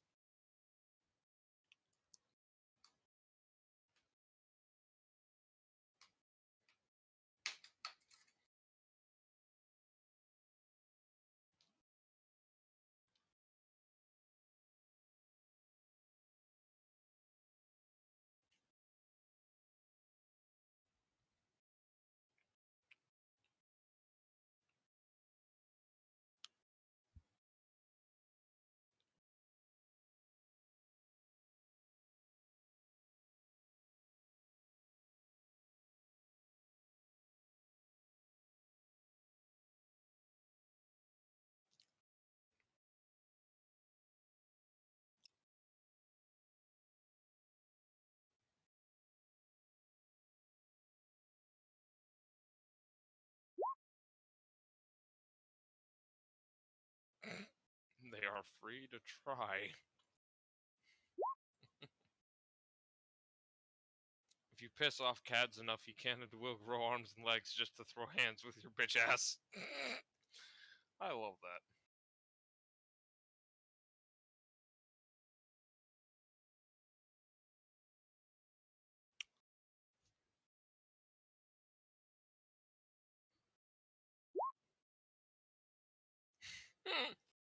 As he rips a stop sign right out of the ground and wields it like a battle axe.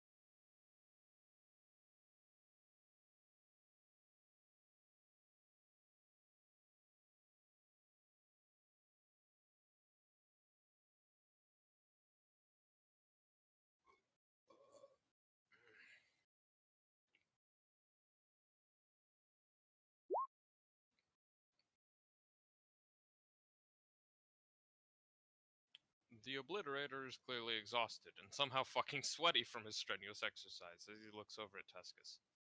Ah, good. Just the tech priest I was looking for. You find the man you were looking for? Yeah. Me and, him had a talk. It went well, I suppose. Heard about an utter bastard of a daemon tank, so that's something.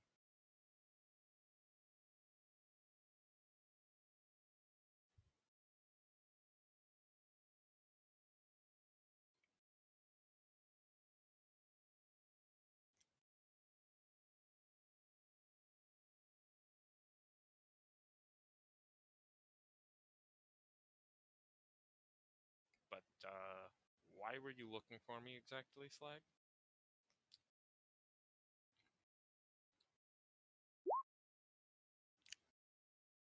Finally a worthy opponent, our battle shall be legendary.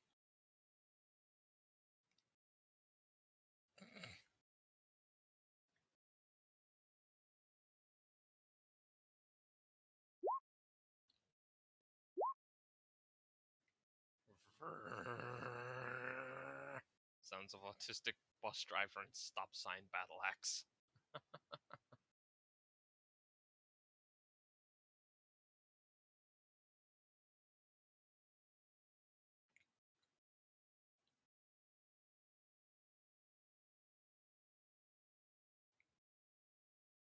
I feel a great disturbance in the warp, as if 1,000 autistic bus drivers suddenly cried out and were silenced.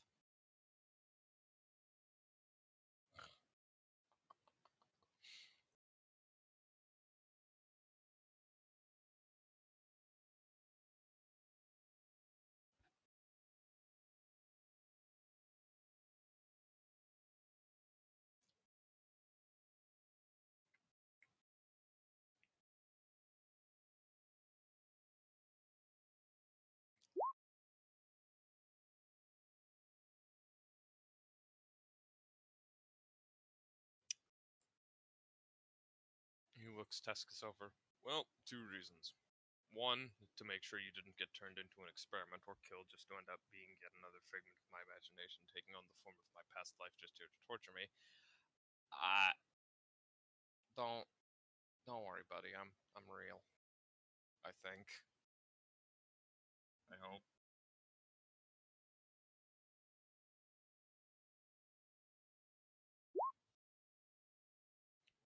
I think I'm still alive as well. That, and I have to ask, when was the last time you maintained your personal exercise? You mean my combat training? I think. How long has it been since we left the ship?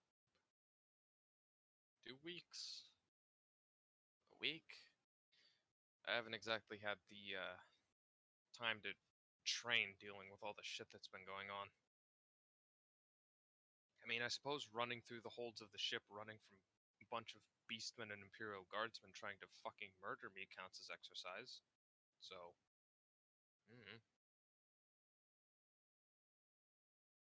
let's say it's been like a week, maybe two.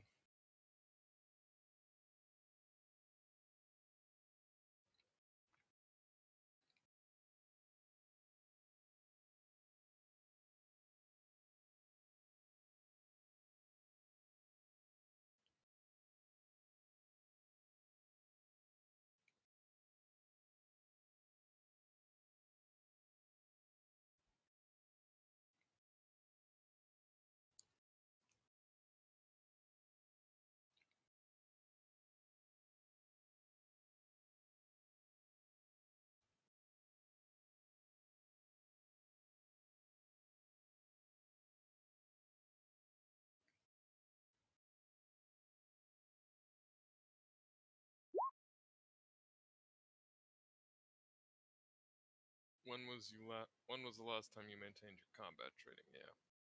No, that's just combat. I'm talking about actual training, going over your form and proper motions.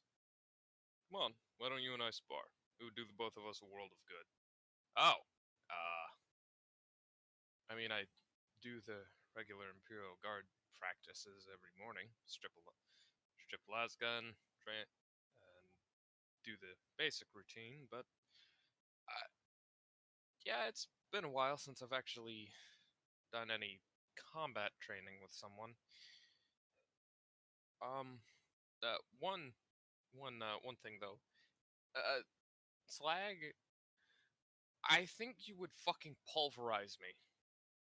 You're you're massive.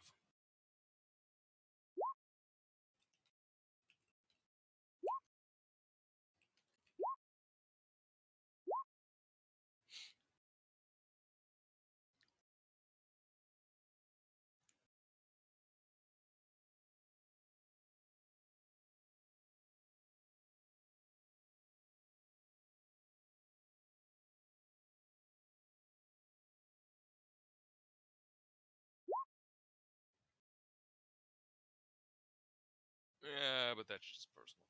I'm talking about sparring. I yeah, I haven't done much sparring with anyone aside from like I mean, actually no, I haven't done sparring with anyone. Wonder if I can convince Fido. Huh.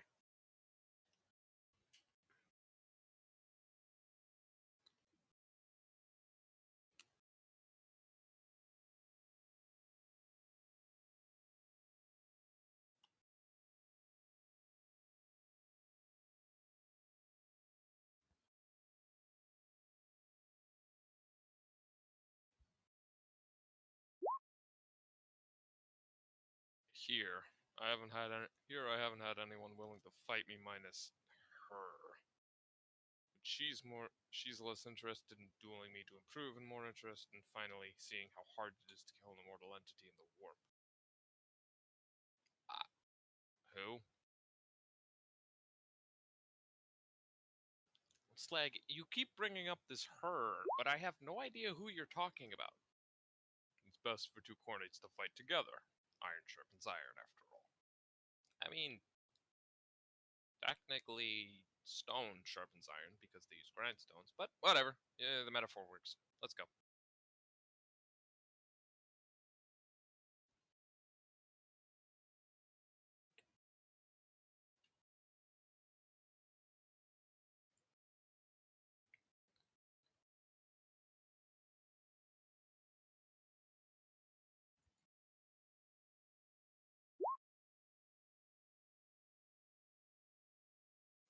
As for me immediately killing you, check this out. Oh boy, what's he gonna pull out this time?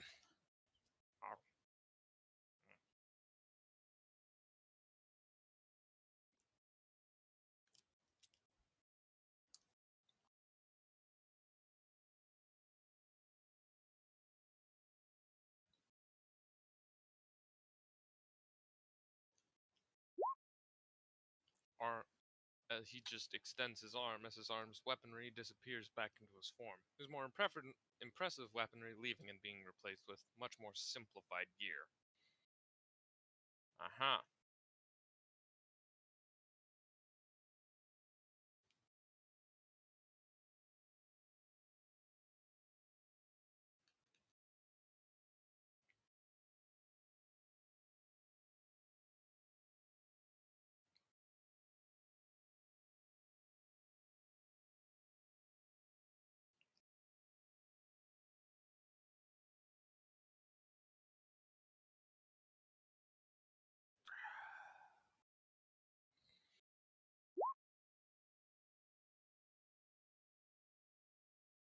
I can also keep all of my actual strength from caving you in, both in terms of my physical strength and in terms of my Chaos Corruption strength.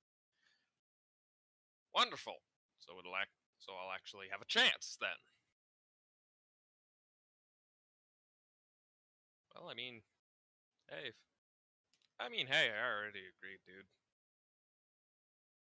So we gonna like do this with fists or what? Swords? Or do I just use my mop?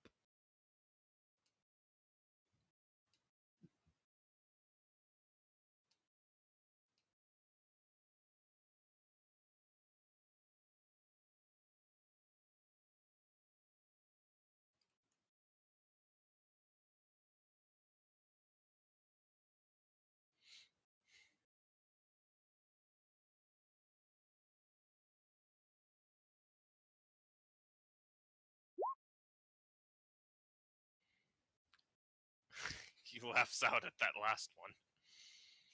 Come on, Teskis. You wouldn't have to worry about hurting me. I'll be extra careful and do training callouts. And it shouldn't be that hard to beat up the blind one-armed cripple. Slag, I'm fairly certain you could obliterate, well, anyone with both arms missing.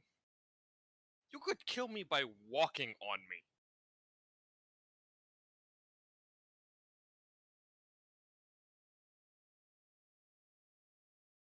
I don't think you being blind or only having one arm is gonna do much.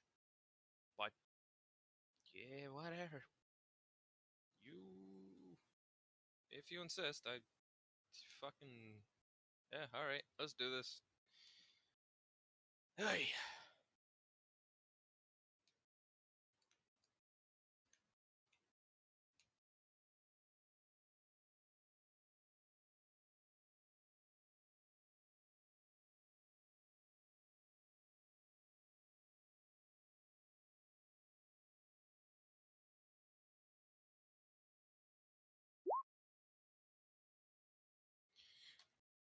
Just use your whole warrior set. I'm strong as a tank and you should train with what you have. Training against foes as big as me, and training for how to deal with smaller foes. And how to get back into it. Alrighty. Well, everything I got then.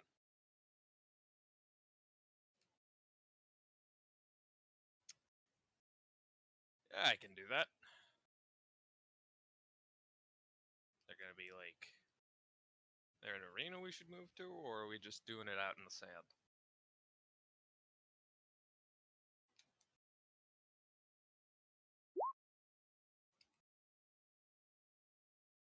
It's been so fucking long, I don't even remember the last time I sparred. Oh dear. Hmm. Damn it, I should have asked that. Ah, never mind. Doesn't matter. Well, let's get to it.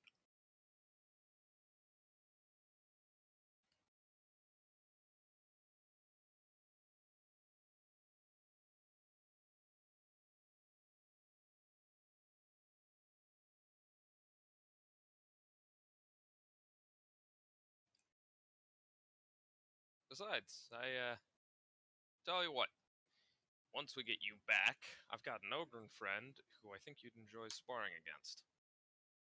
Should be a nice warm up for once you get back to the material.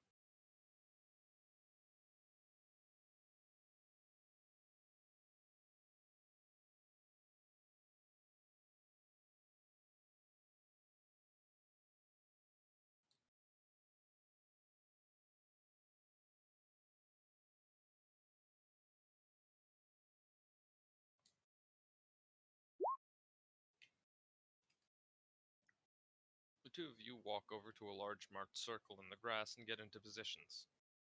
Tech Priest on one side as the Obliterator gets himself ready with an apparent pre-battle ritual.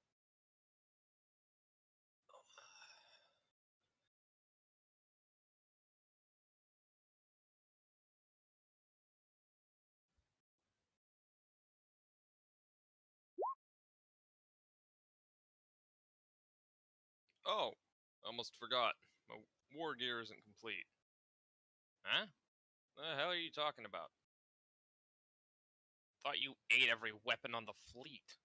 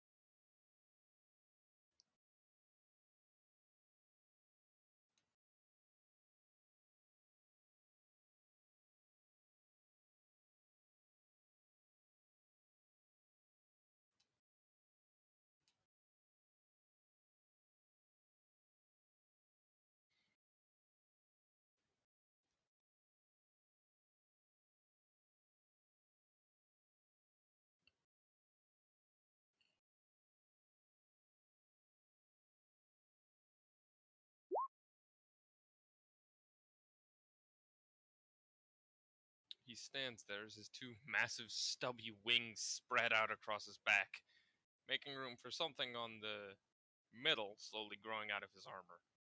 Ah! What?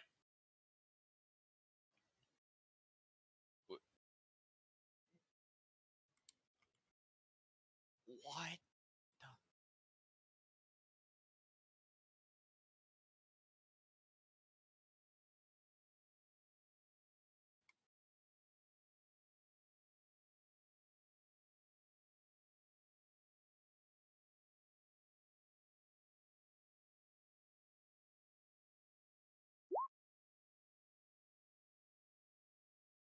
Rising Rising out of the massive slab on his back is a large grid of spikes, absolutely covered with around 40 to 50 tech priest heads. You heard the stories, the rumors, and legends that Slag occasionally ate tech priests, which displeased him, or more often Candy, alive, and this gives credence to that rumor, although you never expected it to be this many. Some of which are just heads, some with bodies or miscellaneous limbs skewered alongside them, many of which the lights of their optics still light up. Others cracked or merely flickering, their mouths often perpetually agape at absolute terror and horror, frozen in their final moments. My trophy rack! His missing face seems to beam with a genuine grin, despite not even being there.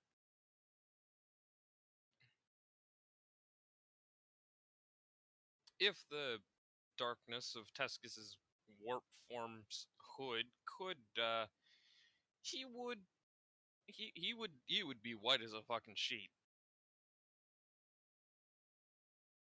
Mm.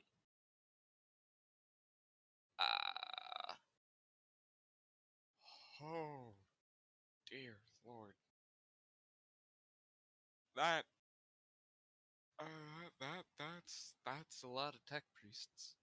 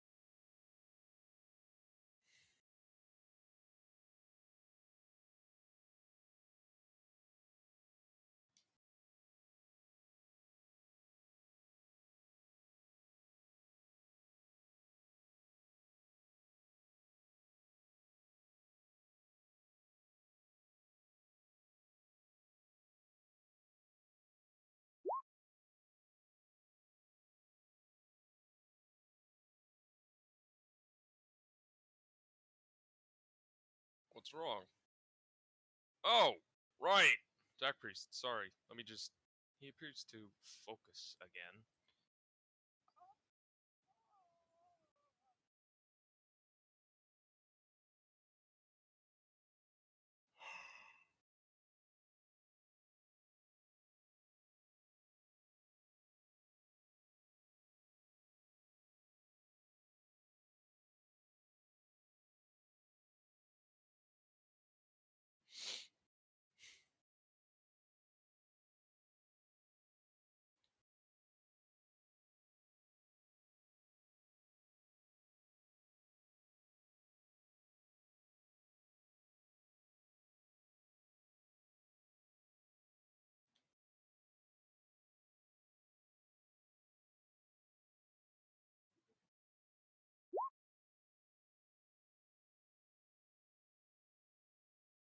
The spikes and heads disappear to be replaced with a large array of poles, dangling from which is, by Teskis' estimate, 200 to 250 Imperial Guardsman dog tags, fluttering like wind chimes with every movement. Uh,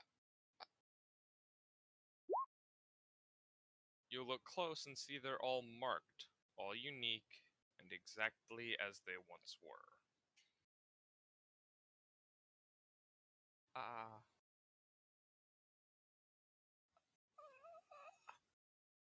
Well, that one didn't get.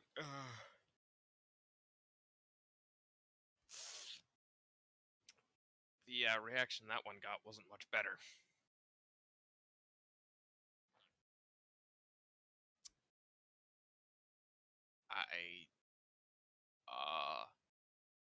Slag. I think you forgot. I served with the guard. Dear God.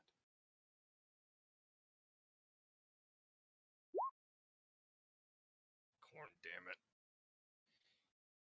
He just sighs and focuses really hard this time. Oh, poor Slag. Poor Slag. I kind of feel bad for him that with this, just constantly having to shift his trophy rack around. I can't imagine it's comfortable.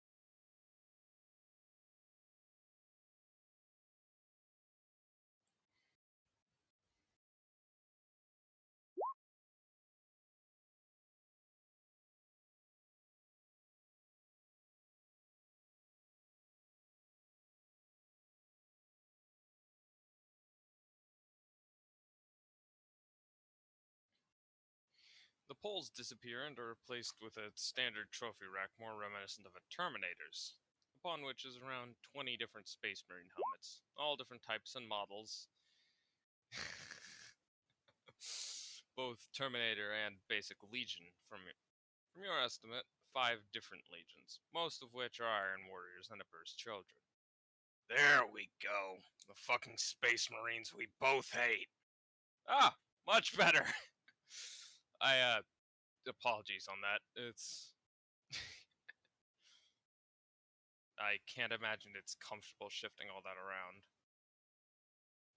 Anyways, ready to start?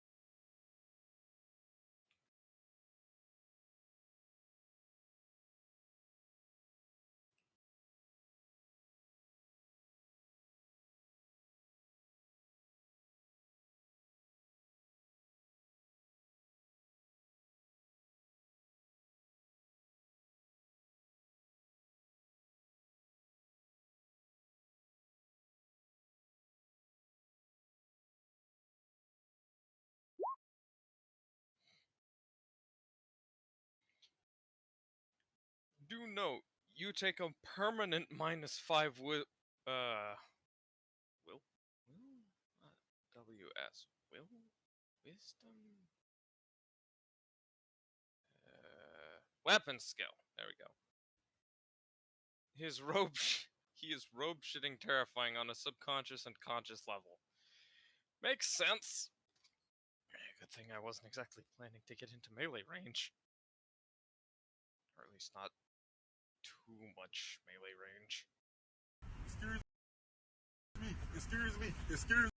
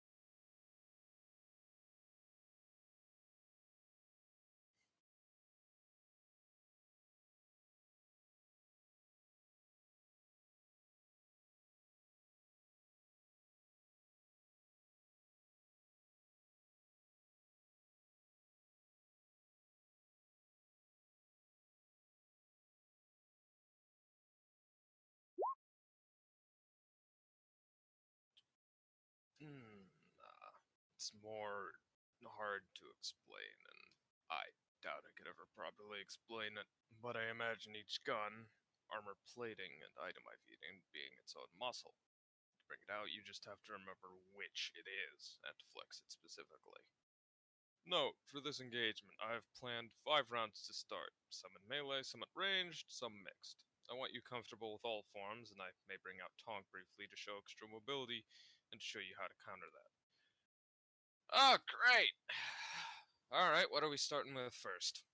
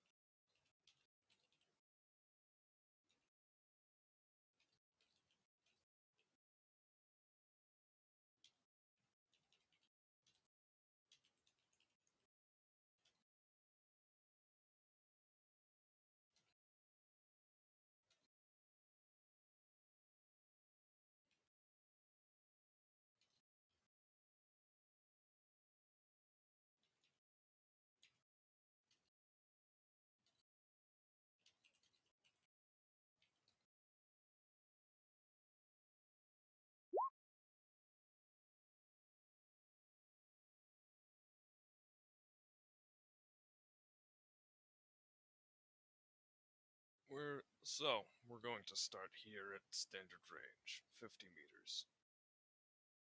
Note, you get an additional 4 armor across the board for the entire fight, another 14 when you're in melee, and you get a plus 20 to hit him at range, plus 5 at melee. Wreathed in Chaos and Trophy Rack, baby. Wonderful! Well, at least I get extra armor. Alrighty, let's see. So that's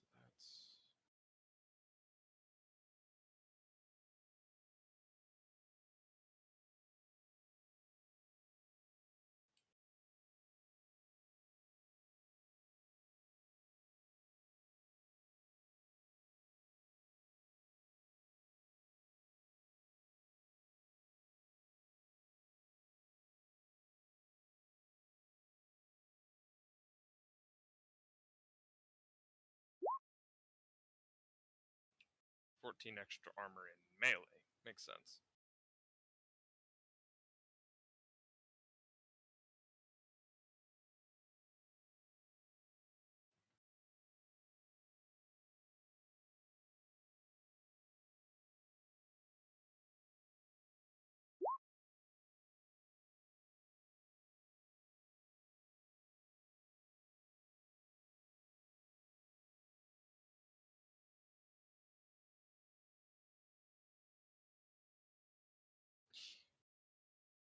He actually stops for a moment and focuses at Teskis.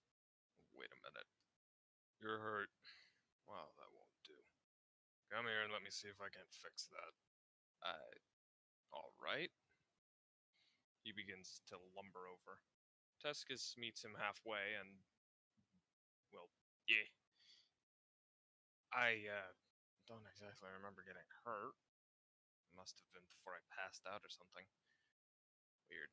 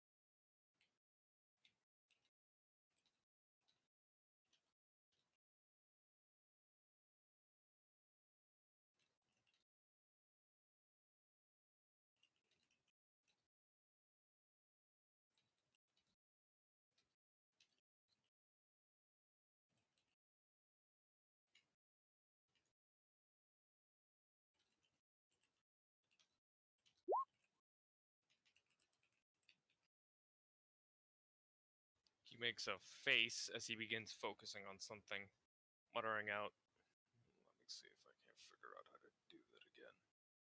Which one? Which was it again? Robe up. Let me see. It was damage you took prior to being knocked the fuck out by Korn coming in with the 2x4. The heaviest of heavyweight champs! Yeah, right.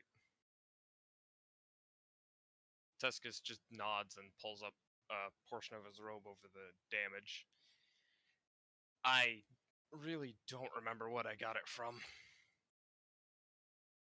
Not sure if that even matters in the warp, though.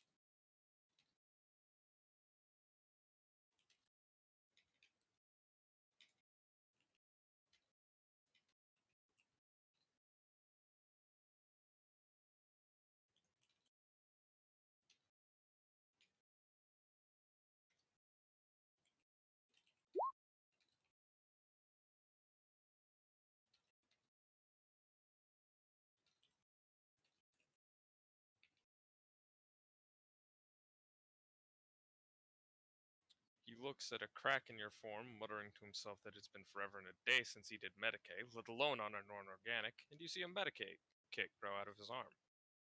Oh, well that's handy. Wish I could do something like that.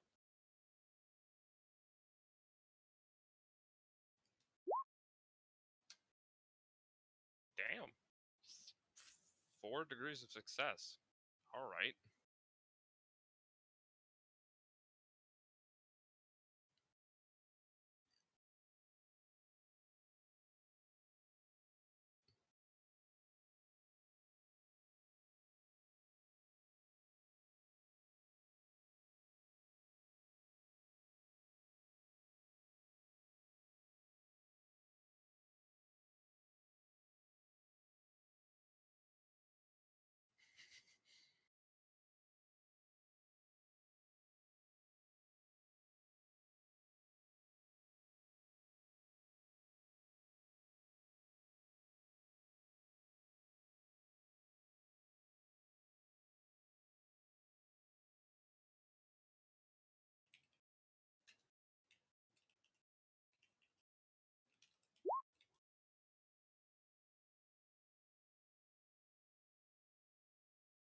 He begins slathering in a mixture of warp stuff and what smells like fermented black blood into the crack.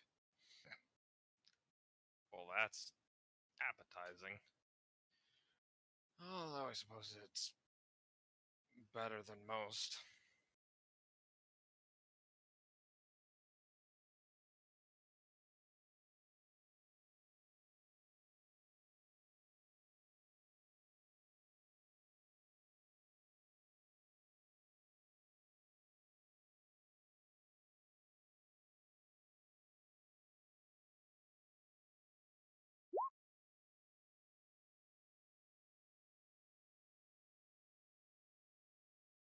Handy little trick I picked up from what Candy accidentally left in me. Ah, nice.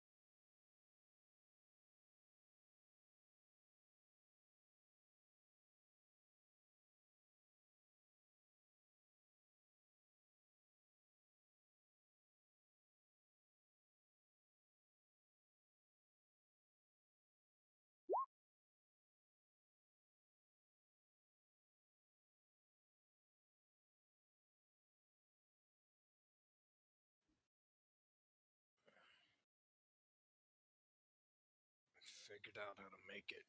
How to make use of it and combine it with warp stuff, which is what souls are made out of, to sort of mortar it back together. I was the test subject.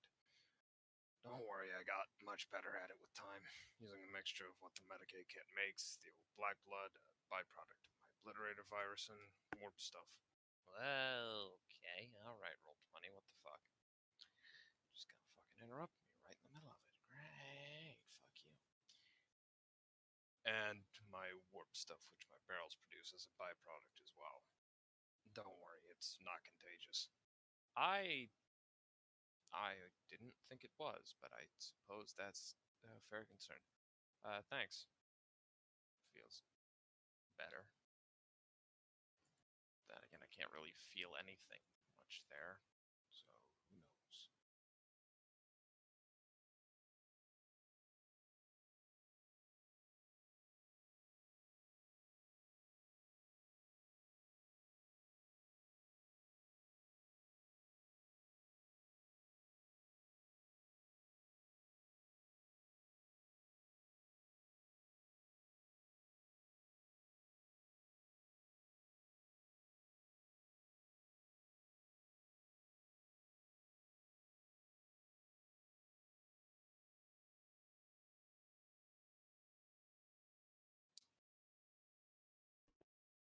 I'm glad he's making use of it. Yeah, me too. I'm now gonna go silent now until I have something to say again. All right. Back to nap.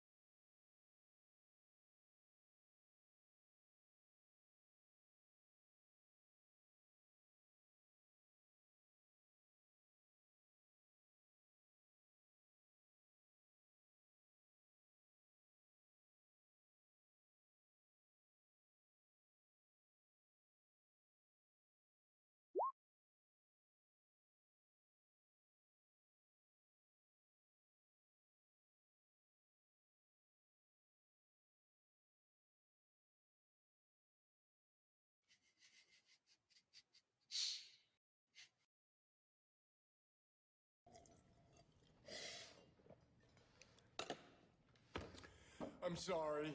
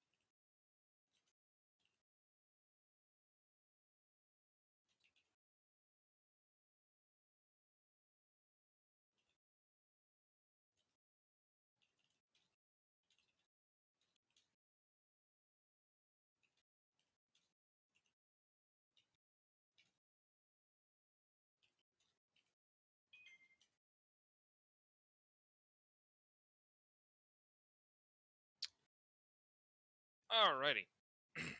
Shit. Wait, fuck. How long has it been since then? Alright. Heal back up to full. Also, I mischecked. You get 20 armor when slags in melee, 130 regular strength, 7 natural, 7 unnatural.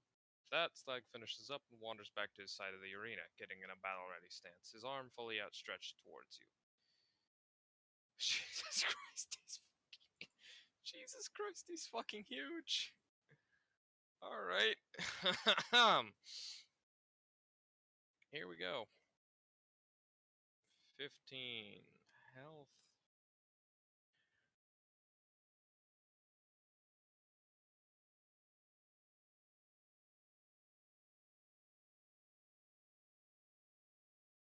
The shit.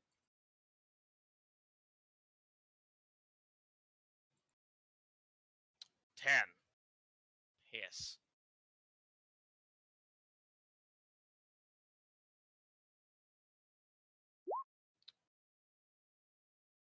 Now I fight a slag warrior. Oh god. I'm gonna fucking die.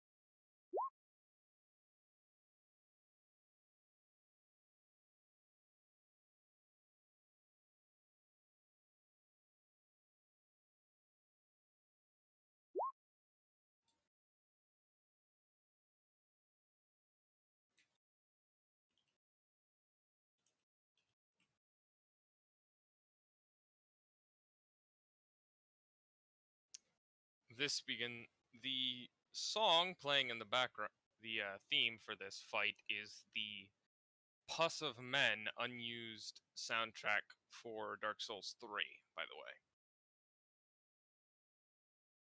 And it is now playing in the background of Teskis' brain, coming from his soulless What's going on? Apologies. temple. Just change the name. Tex wants you to show the song that he linked in the stream. Okay. I already said the name, but it is important because it is the theme for this battle. Okay. Is that good, Tex? Yeah, sure.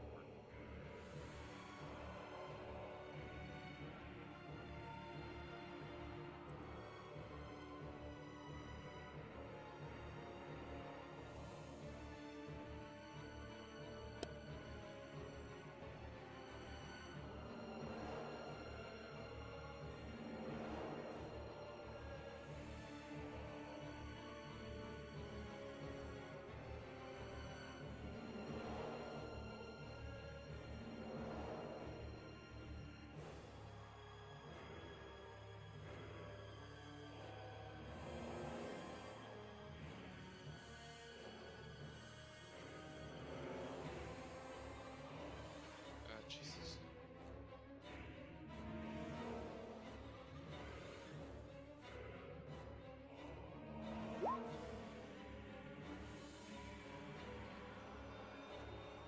Important to note, Slag was able to attack with both arms before he gained more attack characteristics. Now that he has an AC of 3, he can attack 3 times with one arm, or any number of times equal to 3 using his arms and the grenade tubes on his back, or firing all 4 tubes once on his back.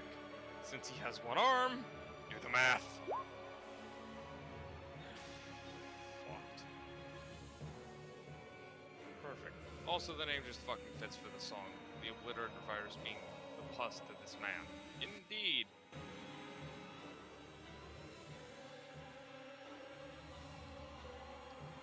I'm gonna fucking die.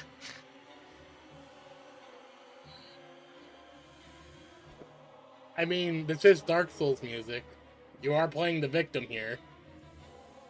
Yeah, no, I'm fucking dead.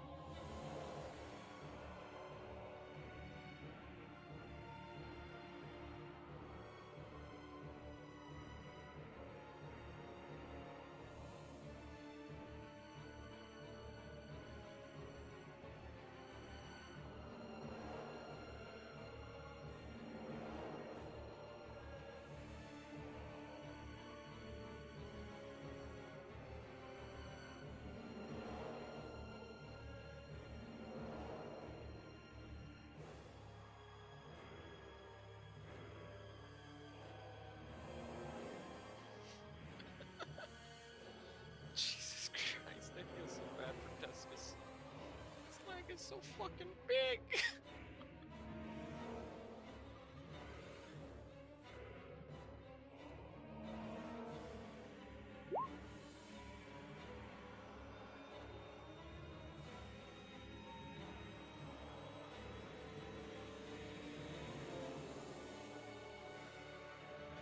An important thing to know with a fight like this is to know when to dodge or parry and when to just take it.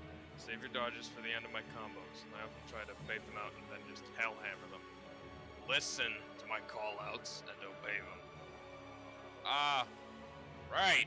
This is legitimately a Dark Souls boss fight. Oh no. Yeah! I'm notorious. I am shit at Dark Souls, but okay.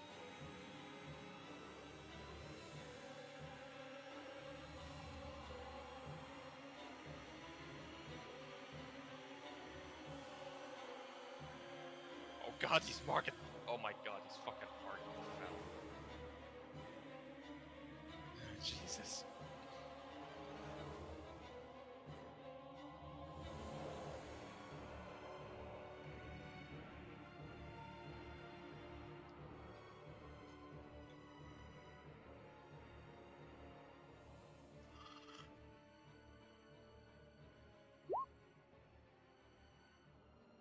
He begins moving around Teskis in a circular fashion, the ground buckling and cratering beneath each colossal step.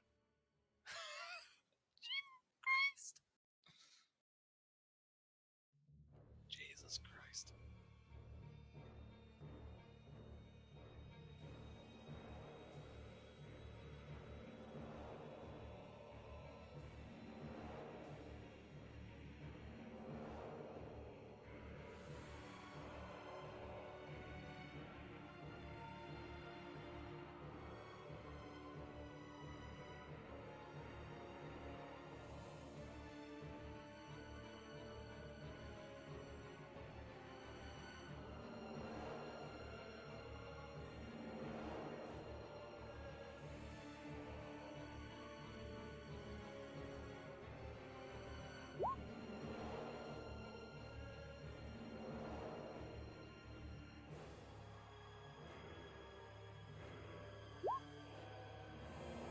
Jesus Christ.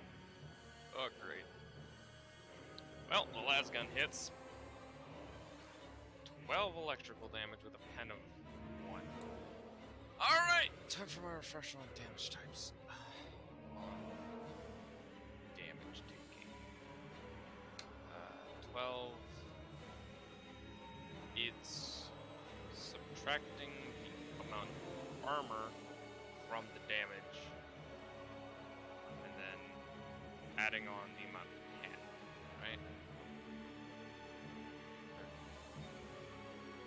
Candy. Yes. Hey everybody, welcome back. Damage. It's And I ended up, yeah. penetration. You subtract the amount of penetration from the armor value. Yes. Then you like subtract the remaining armor value from the damage type. Yes. How much damage you dealt? Right, that's what I thought. Yeah. Sorry, I was was focusing on something else. Apologies.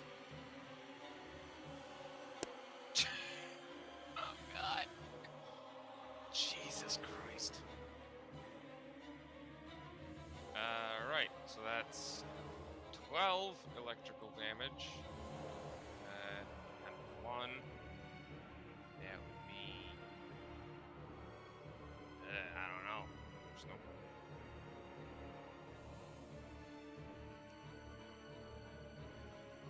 So I'm almost certain the last gun would not actually do any damage. And with a flamer, I think.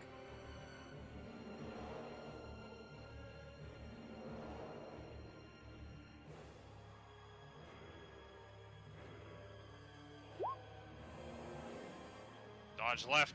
Okay, where the fuck is the dodge button? Oh god. I failed! Fuck!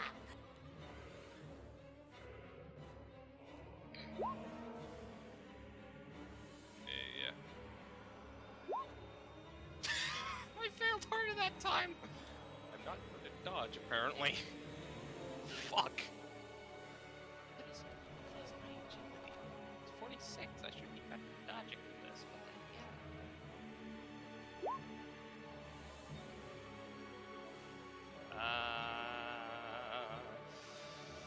Fuck it, I'll use an infamy.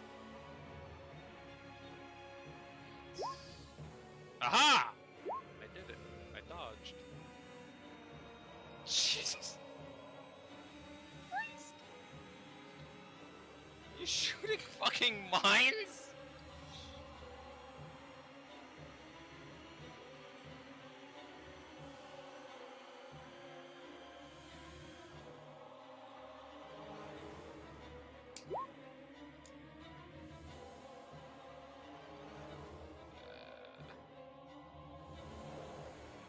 Yeah, he's to the left. There we go.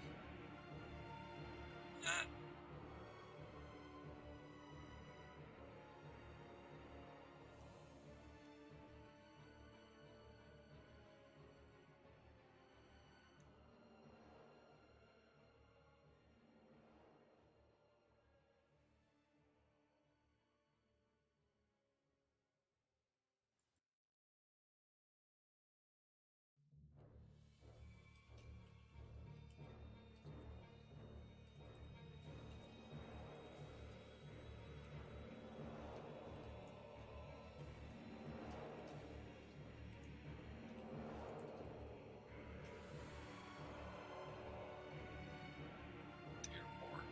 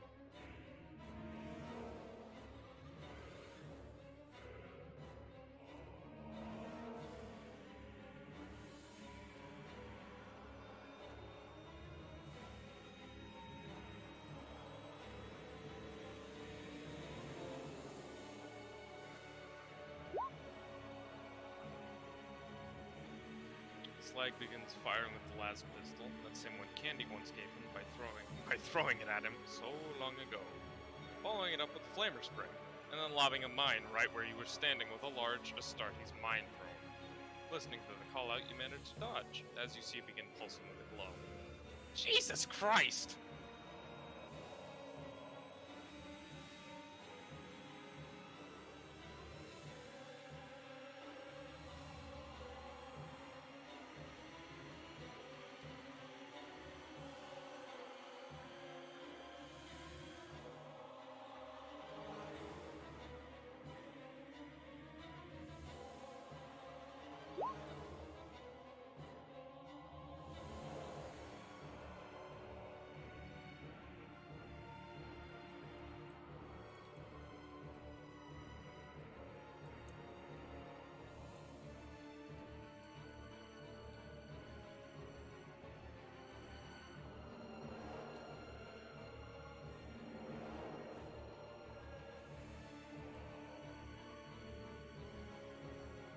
Then realize he may not be able to see, but he sure can lock onto your location. He doesn't need the eyes as he tracks you to the next location. Very good. Follow up now. Fucking.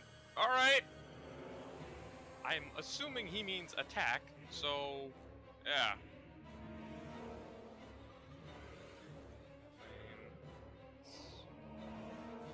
Point blank with a.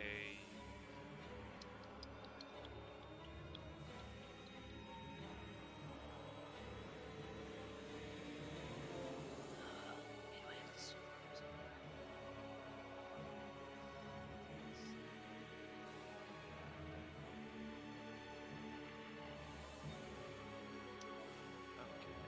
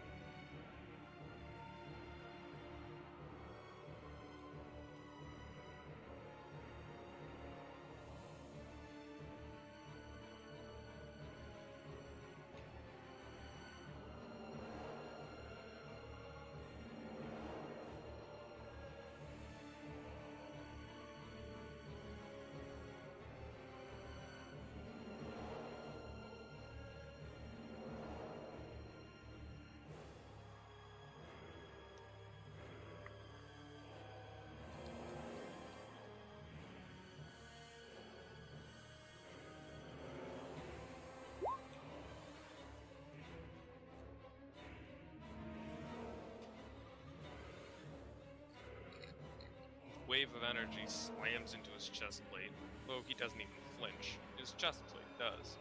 It moves, and you can clearly see the metal exterior isn't solid. Not solid at all.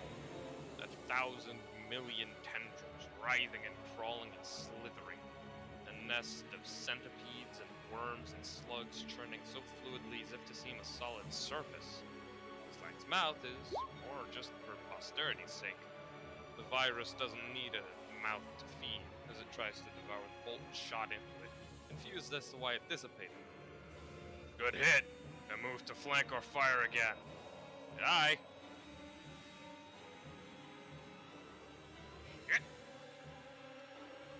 Teskis gets up and sprints a short distance before falling into a practiced firing position.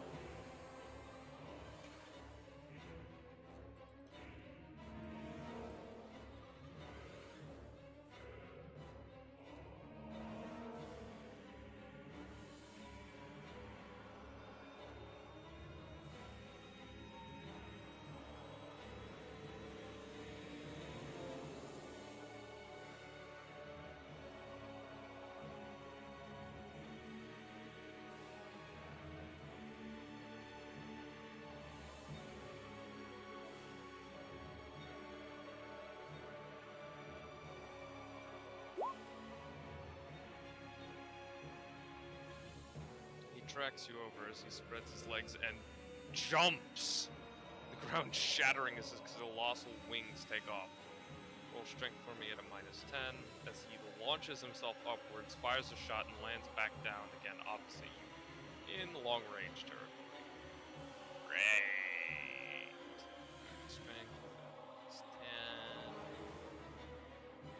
Strength -10. Ow! Holy shit! That's a massive failure. I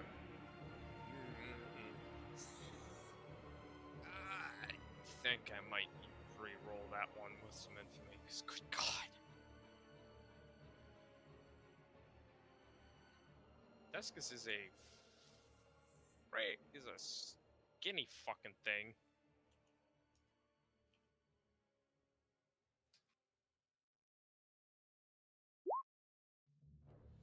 That is only slightly better.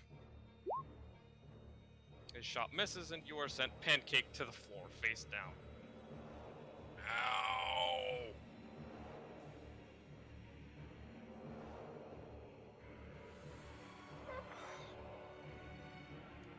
Ow!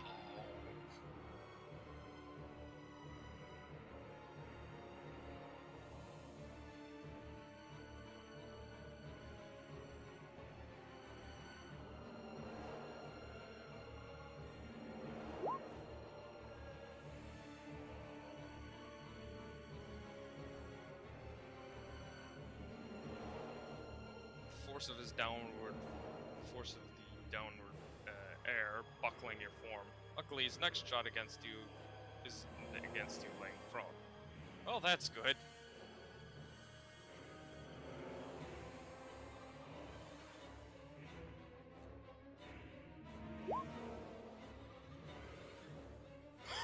Thank God he misses.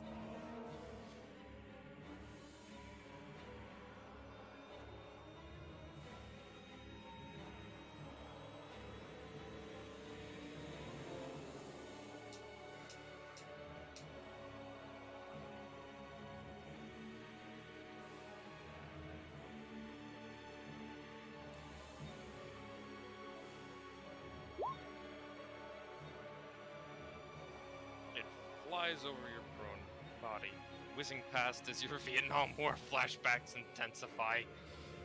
Dear God, it's just like being back in the trenches.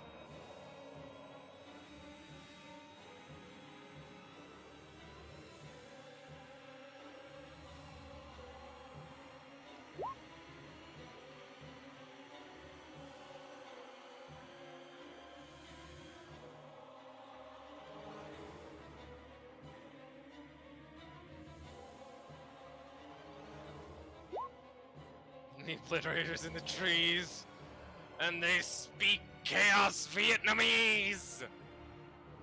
Dear God, how horrifying.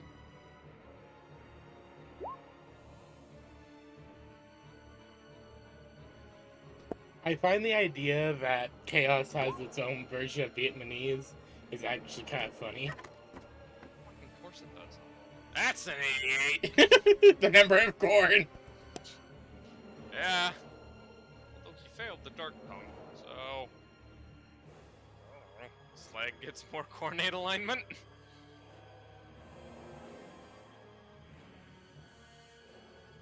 Fucking even more coordinate alignment, goddamn.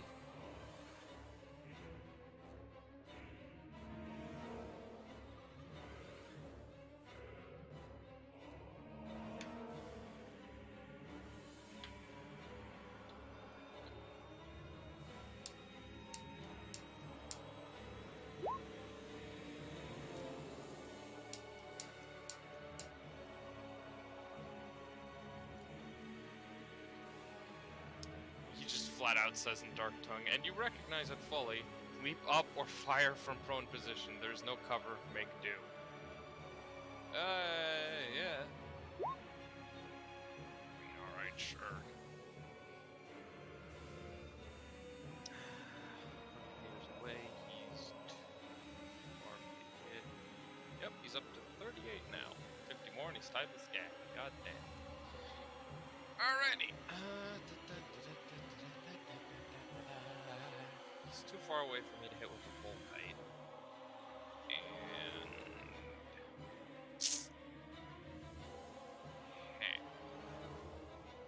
Okay, let's see. 100 feet away. Just on the max range for my Gauss Flare or the Stubber. Fuck it! I have this thing, I might as well use it.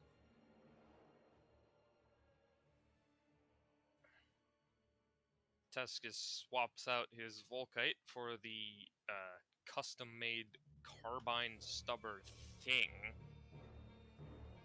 And fires at... Yeah, it's long range. Oh, for our purposes, he's 100 meters. Yeah. I'm just counting the feet as meters instead of actual feet because I can't do automatic conversions. Okay. So he's at long range, I'm pretty sure. And standard. Let's do a. Yeah, let's just do a standard shot.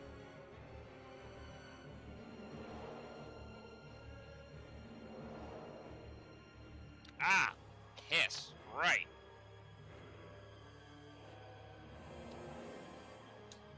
Oh dear. Alright. The Brass Citadel said no to that carbine. Wonderful! Well then. I guess I have to hit him with my fucking flare. Long range. Standard. That's the only one I can fucking do. With a... range. Yeah. There we go. A hit. 15 warp damage with a penetration of 3.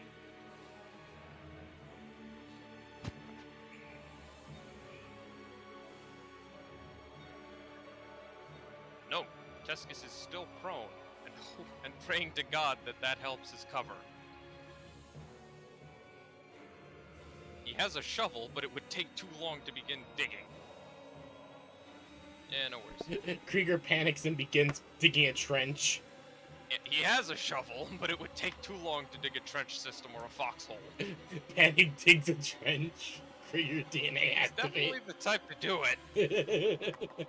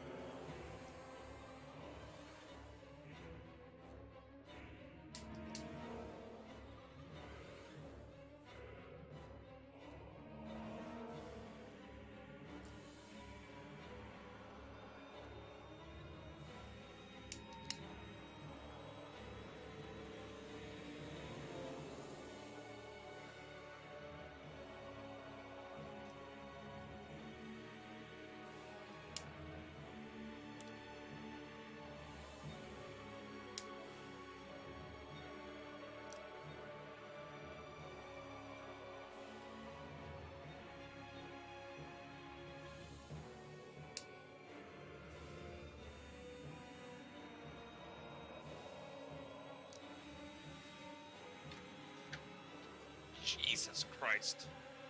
He just barely misses the first shot with the grenade launcher. He hits the second shot, and he misses the third shot. Alright, so he hits two, misses two. It's not bad. I suppose. Could be worse.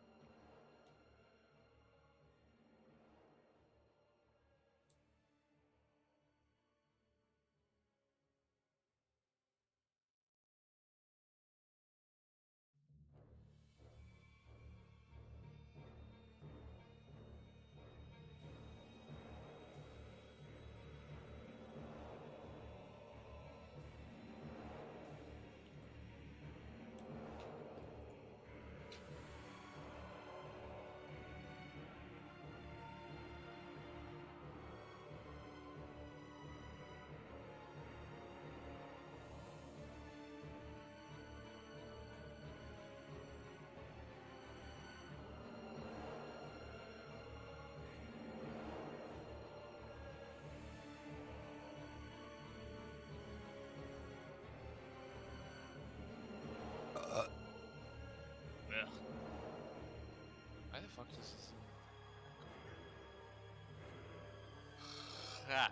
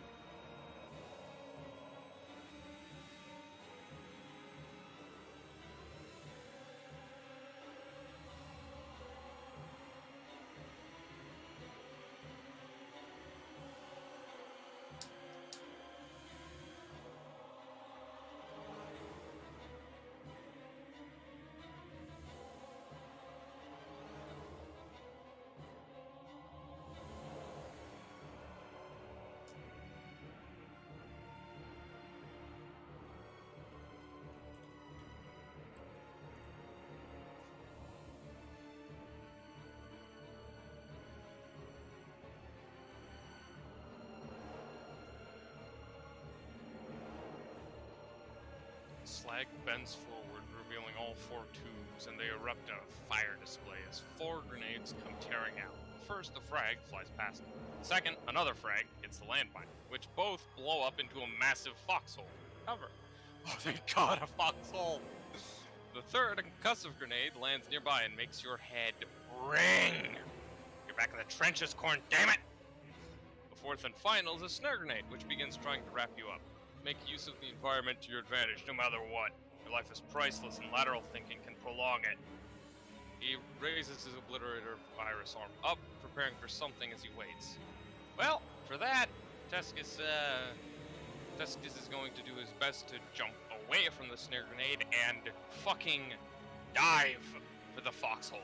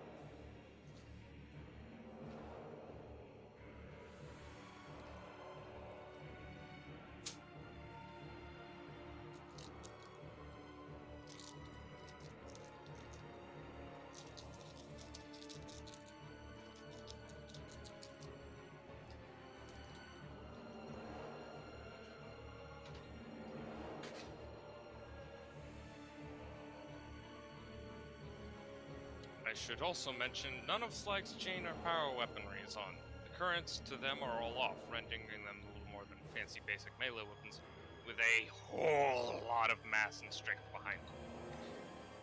I am thankful for this. Teskis is also thankful for this.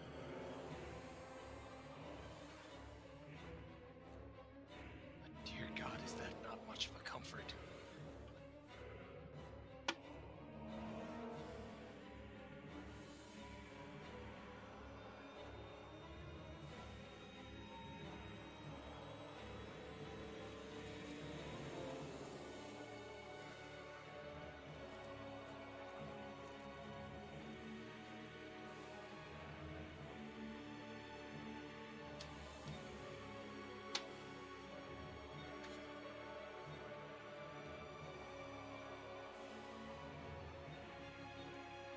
If Slag listened very carefully, he could hear Teskis quietly shouting shit shit shit shit shit shit shit shit shit shit shit shit shit shit shit shit as he made a direct fucking beeline for the foxhole.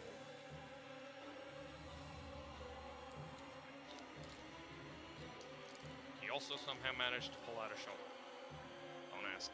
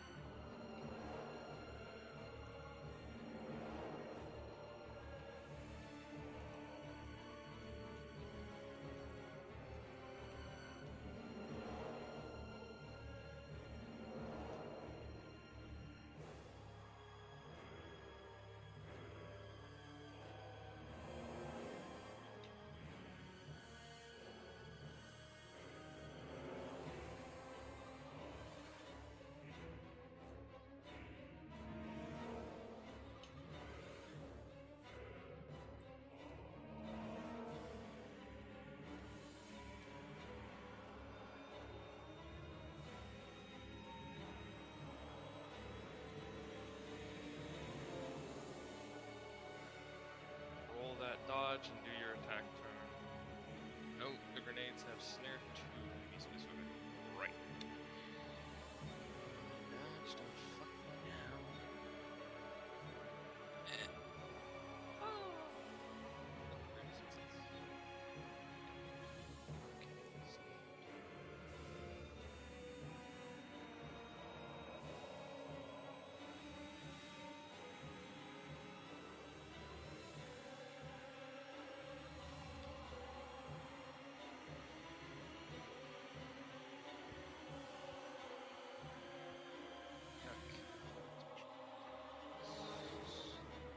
snare. Yeah. Minus 10 times. Ah, piss. Alright, I gotta reroll that. Ow. Alrighty.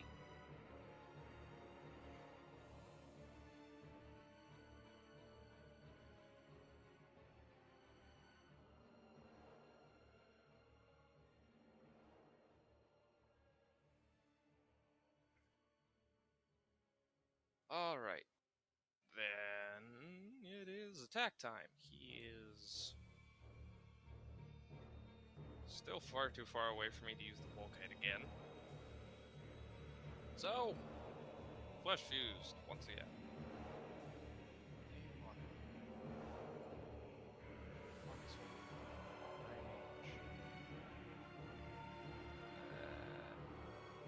Standard.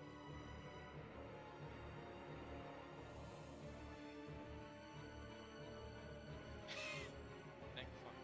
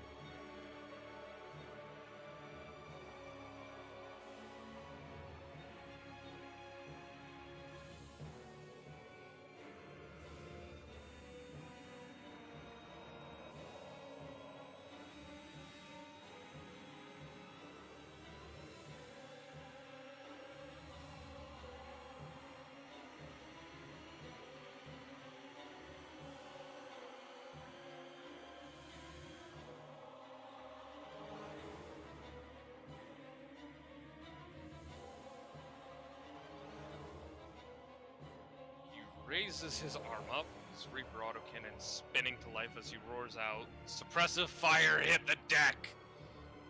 Lines up the entire arm with his face, aiming straight down the barrels to just over the foxhole as the barrage begins. And Teskis does what Teskis does best. He takes cover! Shit!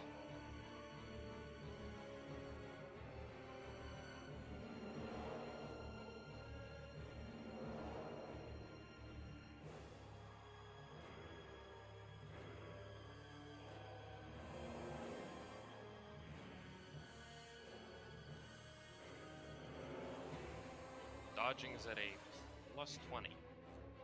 Okay, cool. Oh, so I did do the dodge correctly. Wonderful. Wonderful.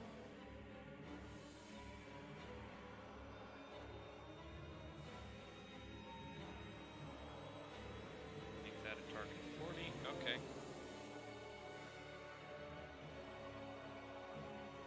That's 3 hits. Great.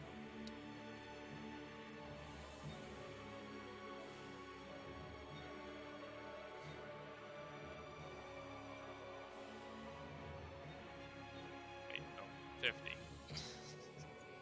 So 4. Alright.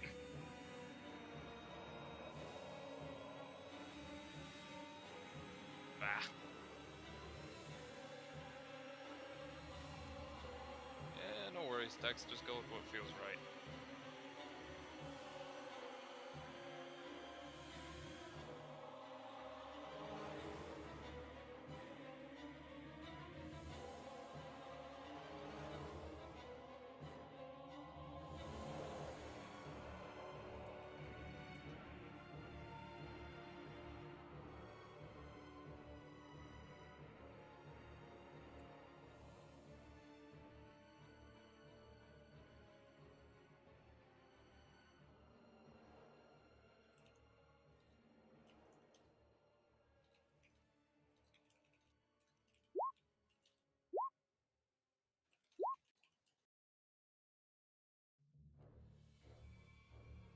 Your dodging is at a +20. I'm just going over slag's chance to hit.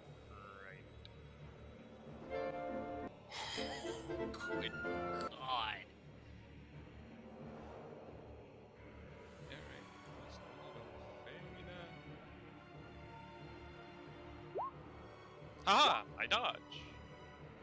These 4 mass reactive shells fly at the edge of the foxhole, digging into the dirt and flying overhead. Shit! Again!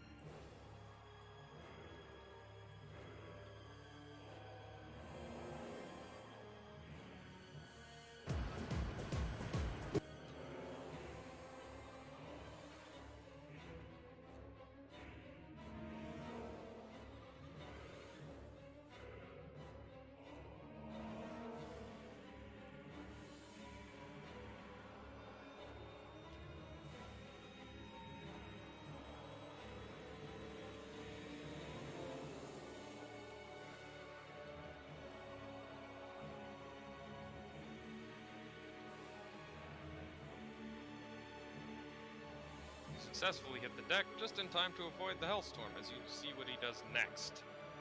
Right.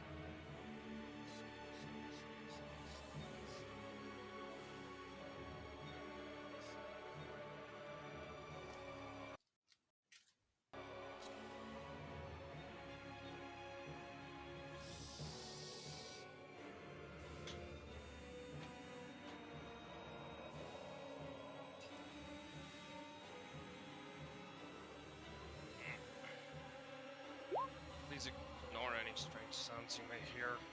It may sound like hissing. I am committing tax fraud. Yes. Okay. Don't ask. I was actually wondering about that. So you're actually committing tax fraud based. Yes. Okay.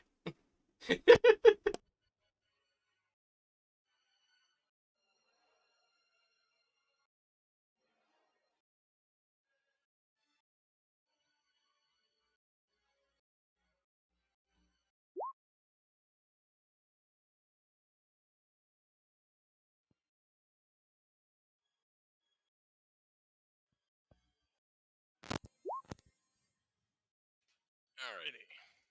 We are back. Oh, Jesus Christ.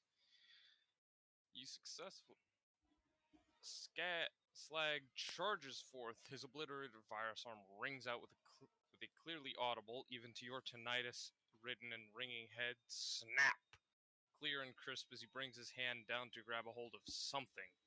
As he does so, you can see appearing underneath him a colossal chaos steed with a flowing mane of obliterator virus and chainsword mounted into its forelegs.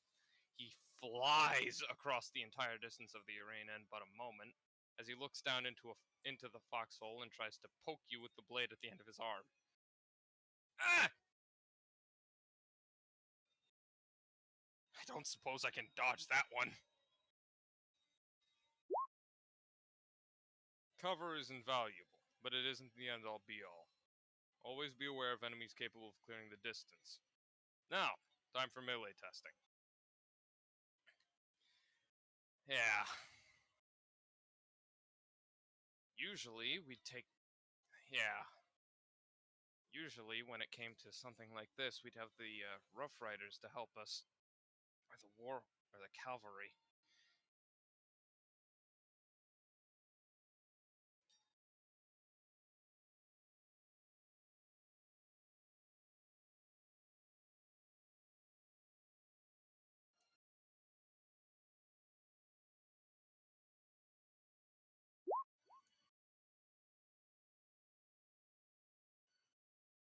Note, I get an additional 24 armor. Hooray!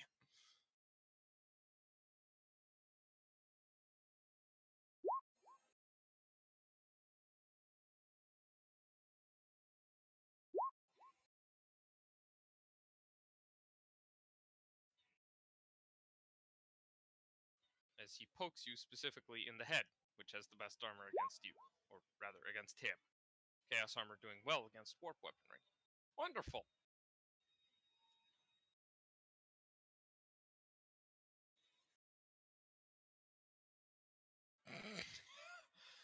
Ah, that head armor doesn't. Okay, so he does 37. 37 minus 24. No, wait. Okay. That's 35.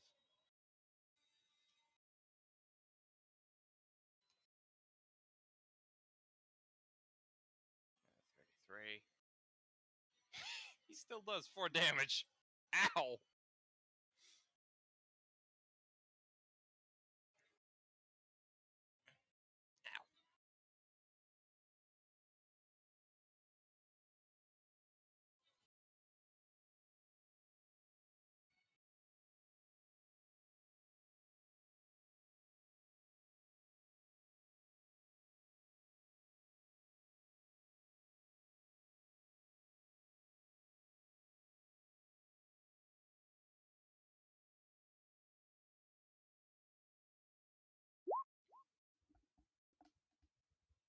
Ah, what you mean by that is it tends to ignore the warp weapon special. Ah, got it.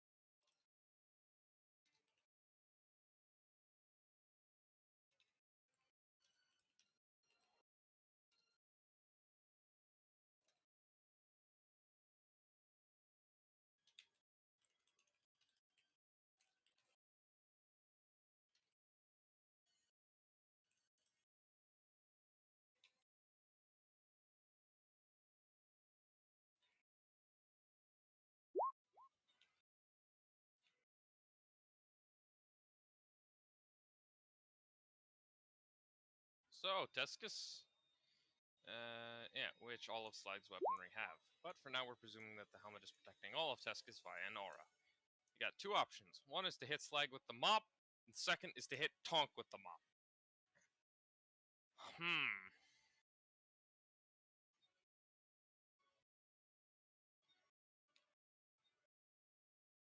On the one hand, also probably get out of the pit. Yeah, probably would be a good idea to get out of the pit. On the one hand, hitting Tonk is a viable tactic to deal with cavalry, take their mount out from under them.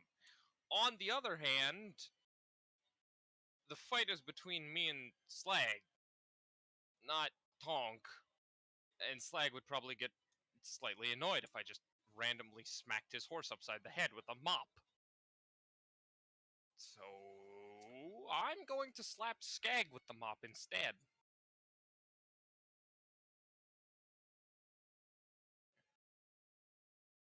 And where's everything for melee?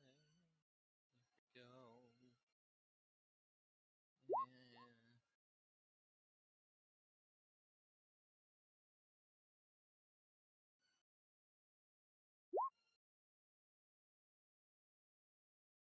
Note, it is certainly a viable tactic, but Tonk is currently just transport. Indeed, I do not want to anger the Tonk. And if you bonk Tonk, Tonk may join the fight on the side of war. I do not wish to bonk the Tonk. I will just bonk the Slag. Do I use the bonus for melee or something? I forget.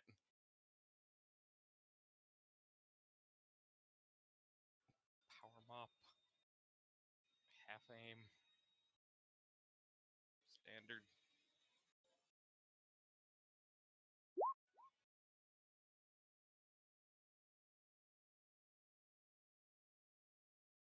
Not even adding how Slag would feel. Yeah, I'm not gonna bonk the Tonk. I'm good. I'm not gonna bonk the Tonk.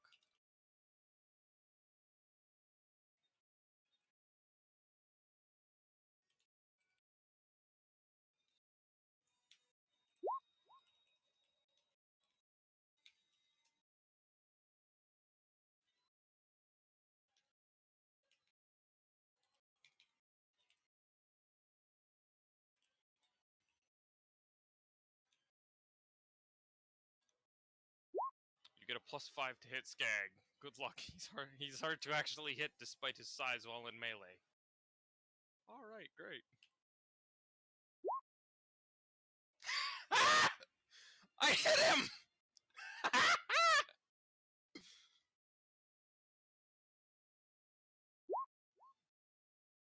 Now roll damage. Hooray. 17 impact with a penetration of 4. It also does tearing and powder.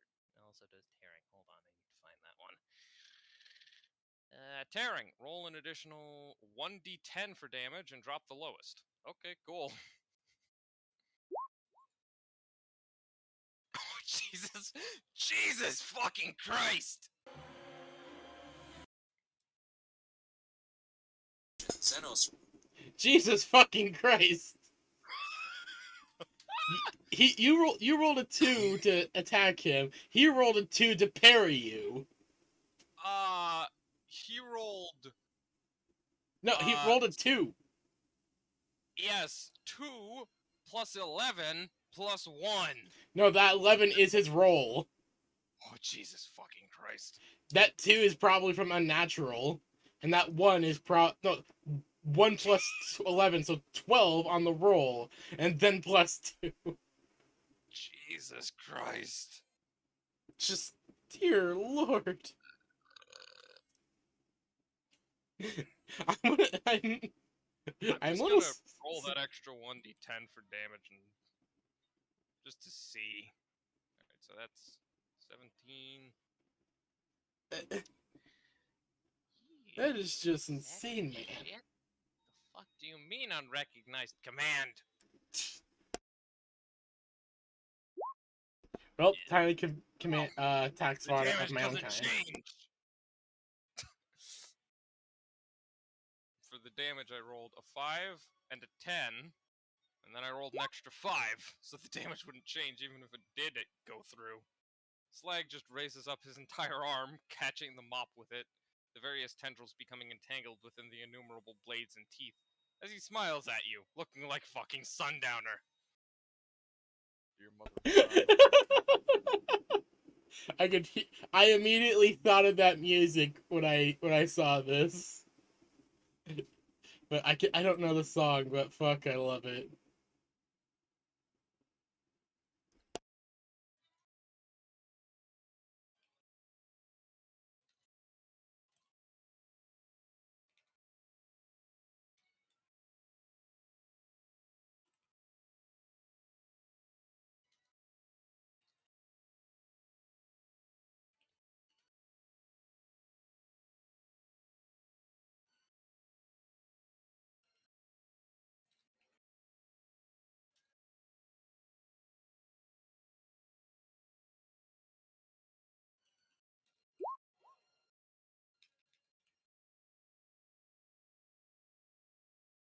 You see his hand begin bleeding despite the parry.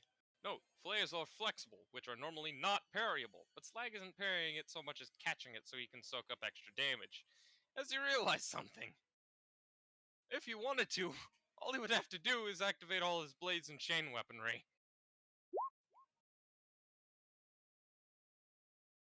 And your mop would be torn from your hands and shredded into pulp. Oh no. I'm just imagining the dawning horror on Teskis' face. Oh no, my mop.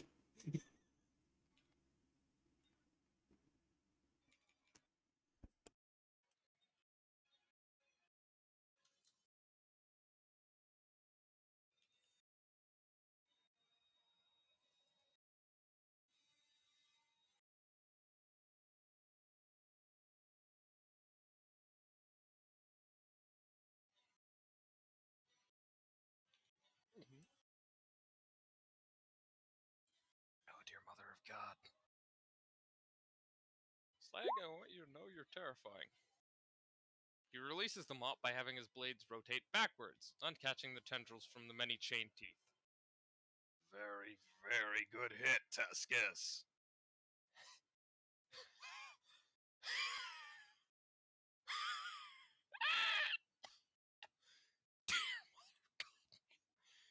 Dear fucking God, man, could you be any more terrifying? He just flexes and you see the obliterator virus begin sealing up the wounds, the bleeding of warp stuff ceasing. Good lord.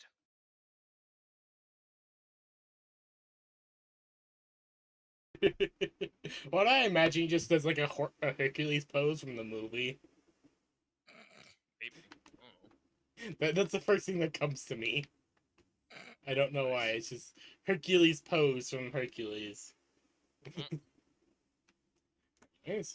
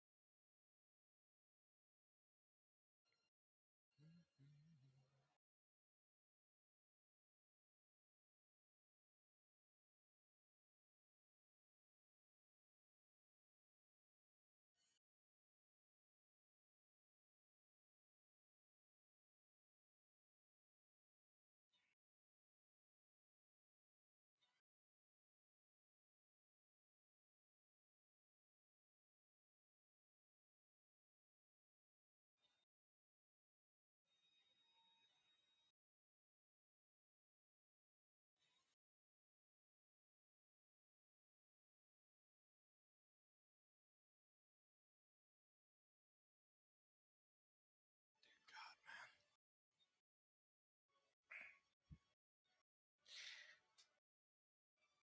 You know, I kind of wanted to just have Teskis pull out a shovel and bonk Slag on the head the second he grabbed the second he grabbed the mop.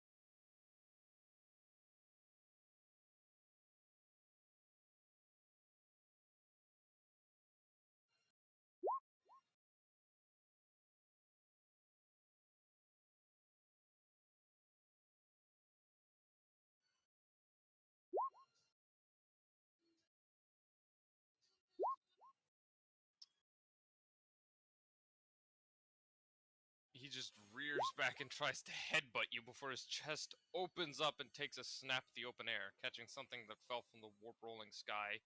And he finally rears back with his arm and as he yells out, "Dodge now! Oh dear mother of God!" Dodge, dodge, dodge, dodge, dodge. Please, dear God, dodge. I dodged. Why did a corpse just fall out of the sky?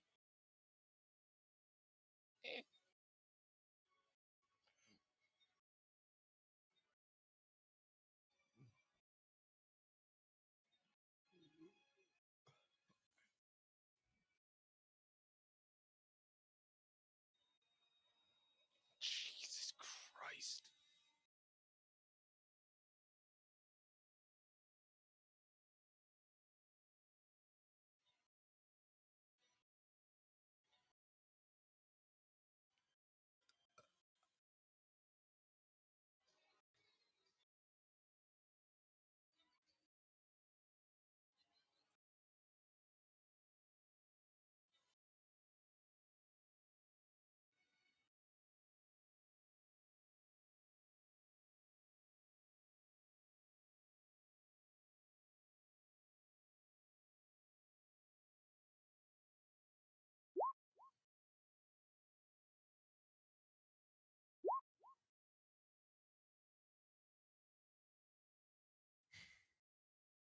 You dodge backwards after getting bashed in the skull by his horns.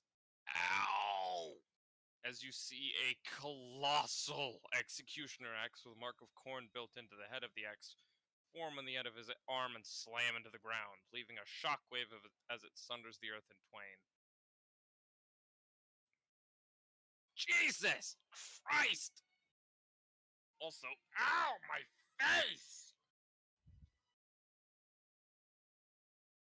Alright, so that's 8.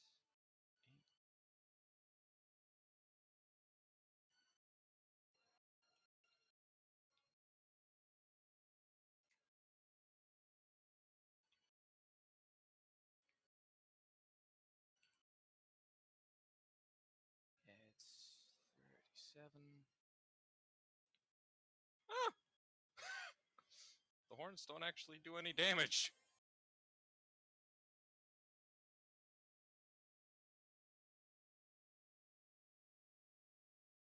I have just enough armor to nullify the damage of the horns. Wonderful. Or at least with the armor bonus. Ow. My face.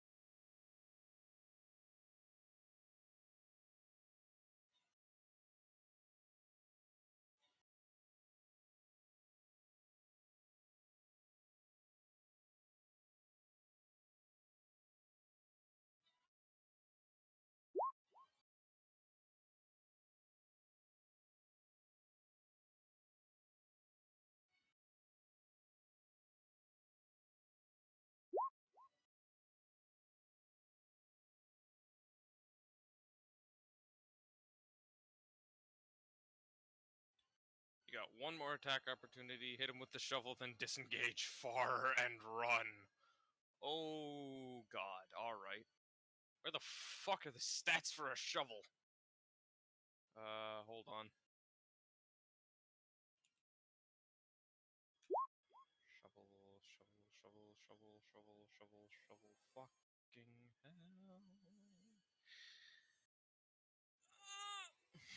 Bonk the slag right on his shiny obliterator head. I don't have the shovel as an actual attack.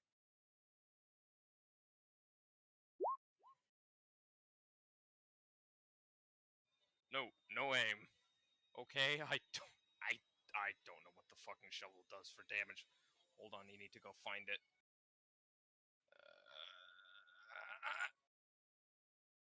This is cringe. Okay, come on, load, motherfucker. This is the wrong fucking book.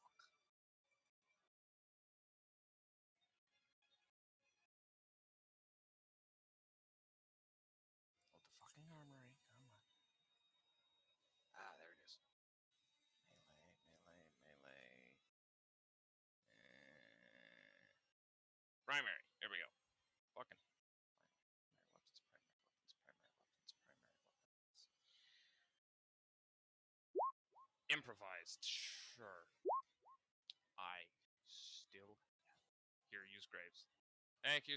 Thank you. 1d5 plus 5. Perfect.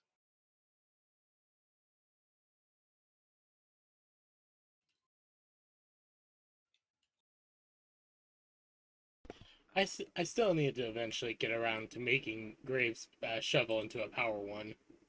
Yeah. Well, first you need an actual reason to do that. Type pen 3. 2 weight. Primitive 8. Unwieldy. Yeah.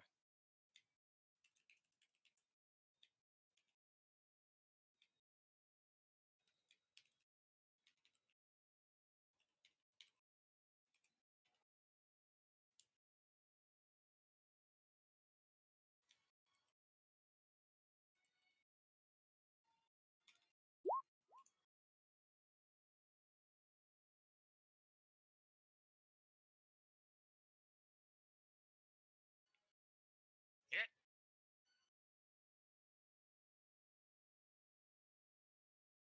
Standard. 20.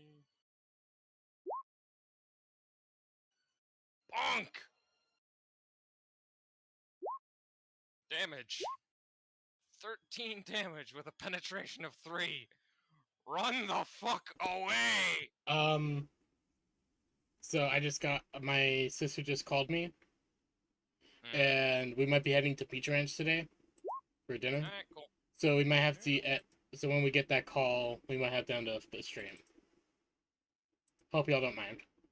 Mm-hmm.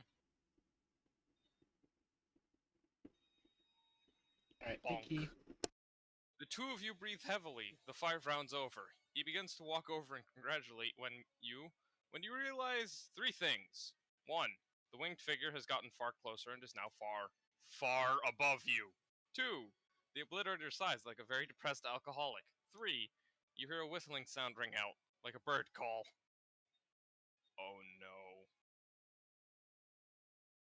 Oh no. Oh dear fucking god.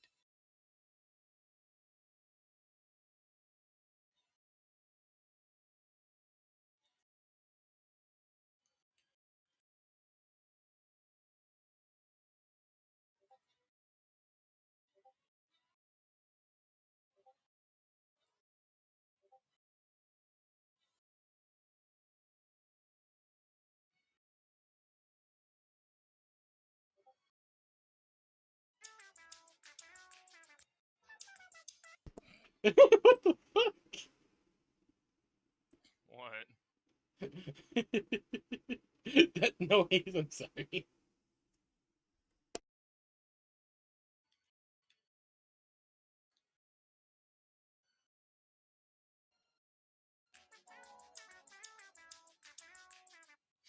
What's going on? I didn't think it would be that loud. Hold on.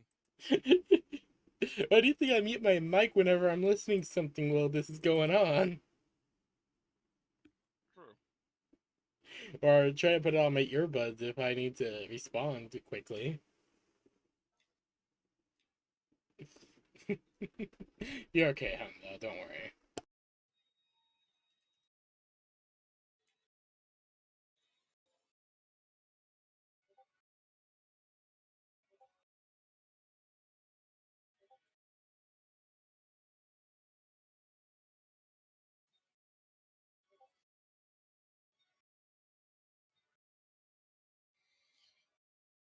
Oh boy.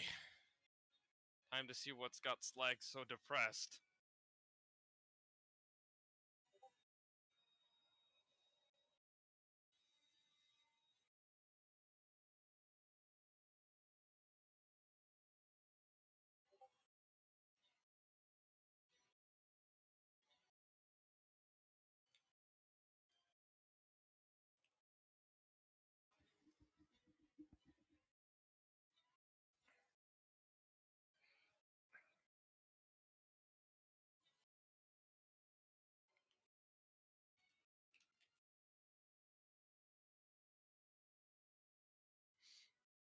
Curious, what does primitive do?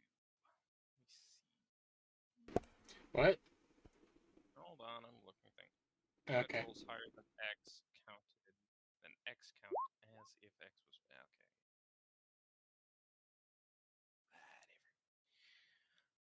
Oh dear. As you look up, you see the winged figure dive bomb the obliterator, shrieking like a banshee of death moments before it slams into Slag, sending him flying backwards 20 meters, embedding him deep into the dirt, half burying him.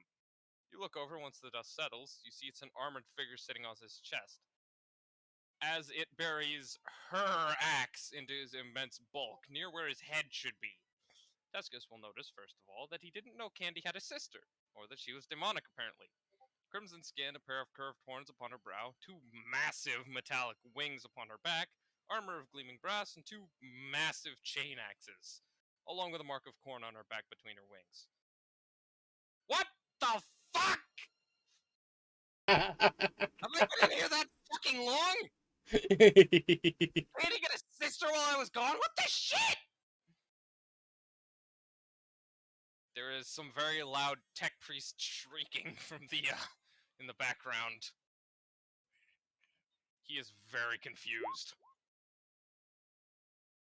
I see you finally stopped hiding in that family dormitory of yours. Look, if you don't care for me as an individual, fine. But I was a gift. I feel like I Oh, should read this one. that's true. You should probably do this. Go ahead. I see you finally stopped hiding in your family dormitory of yours. Look, if you don't care for me as an individual, fine. But I was a gift from your god. You you mentally handicapped virus ball. So make use of me like you're supposed to. Slag just groans, less in pain, more just sick of existing shit, as he sinks even more into the soil.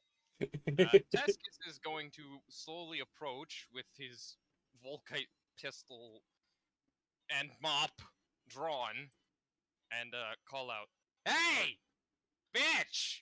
I don't care who the fuck you are! Get off my goddamn friend!"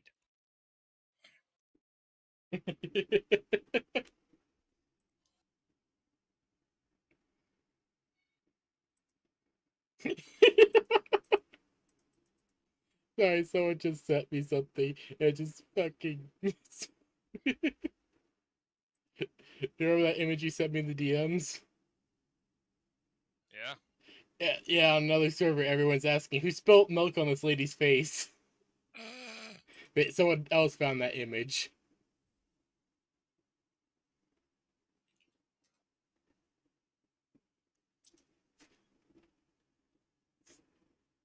Uh, Teskis, by the way, say hello to the Valkyrie. Oh, great. This is a gift that all corn champions get. Or at least most of them. And Teskis just told her to fuck off.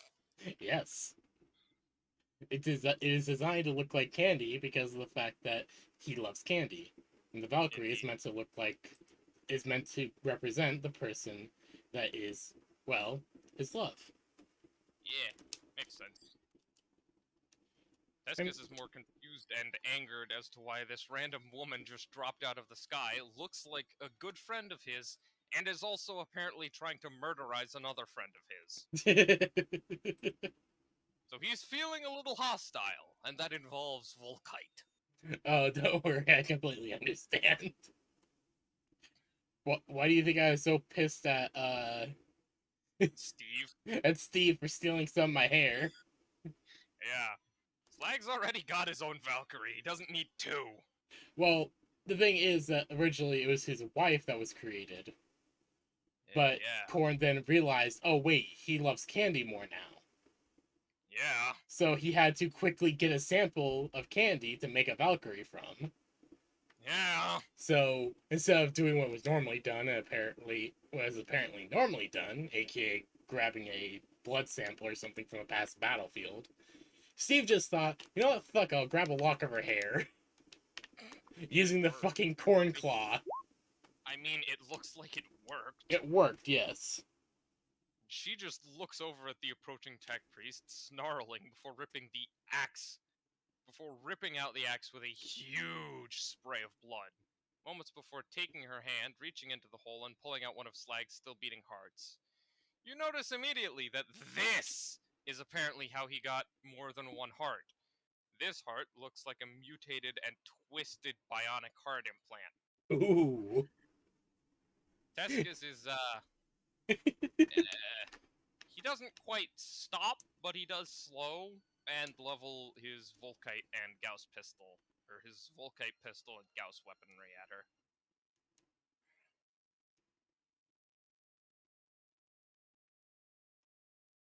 Put that thing back where it came from, or so help me, woman!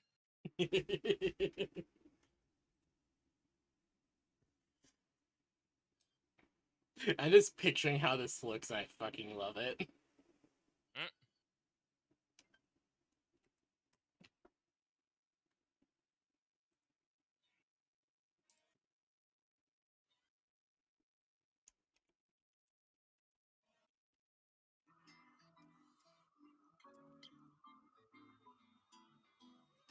Are you playing a guitar? No.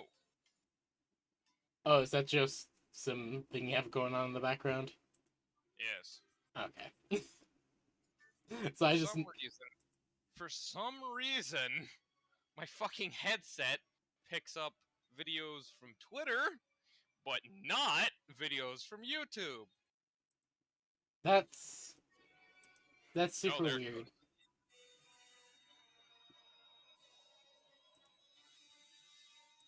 I'm still hearing something, but okay. You notice that the lady looks like a merger of Candy and another woman. It has Candy's eyes and hair, but the shape of the face is wrong. She rises up from Slag's groaning form and saunters over. You then immediately realize that this is both a daemon of some description and a very much so predator sizing up its prey. Shit. Teskis has a slight oh shit moment, and suddenly is regretting his bravery before deciding to double down and continue aiming both of his guns at her.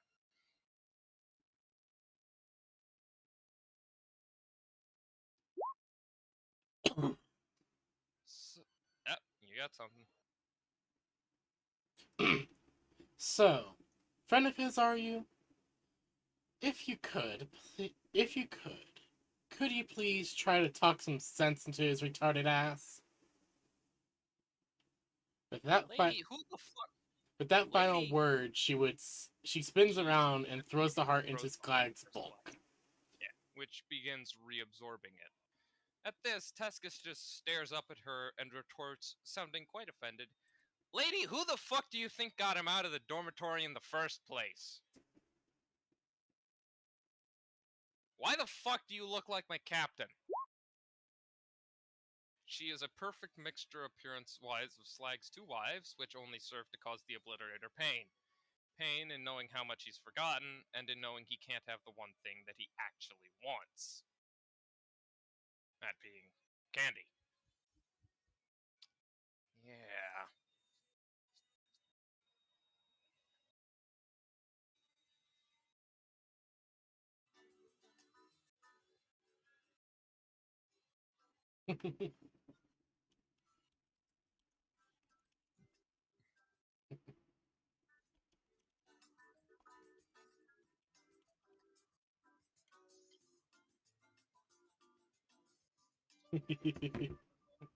Oh god, this is just great because I've been looking forward to when someone of our party finally meets this. Yeah, this is fun. Because I've known about this lady for quite a long time. Nice. Well, And after this, I'm getting spit out through a fucking drug trip. you're finally gonna get spat out and just be like, Candy, what the fuck happened? And then I'm also going to. And then Teskis is also going to be fucking trapped in sleep paralysis for this entire time. So he will be at once sleeping and awake for the entire duration of the real time stint. So this is gonna be fucking great. But yeah, what Tex said was right. Teskis is coming out of this a different man.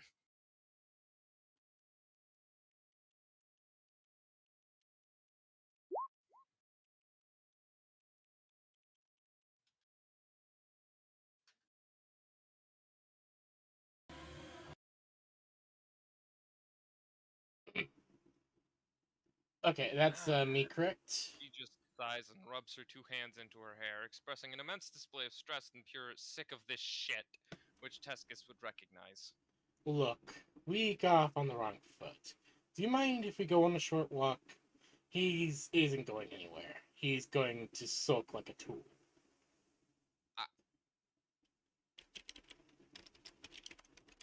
In all honesty, I do quite mind, but I feel that if you really wanted, you could rip my spine out and force me.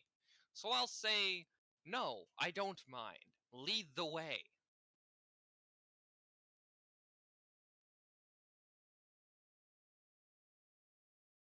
And yes, Teskis is feeling very snarky. Oh no, I completely understand. Given the fact of what just happened, yeah. Yeah, that would be like watching some random woman walk up, punch your best friend in the fucking face, or a guy who you know quite well and consider to be a good friend, in the fucking face, and then say, hey, listen, I know we got off on the wrong foot, but can we take a walk? He's just gonna sit there sulking because he got punched in the fucking face. Woman moment.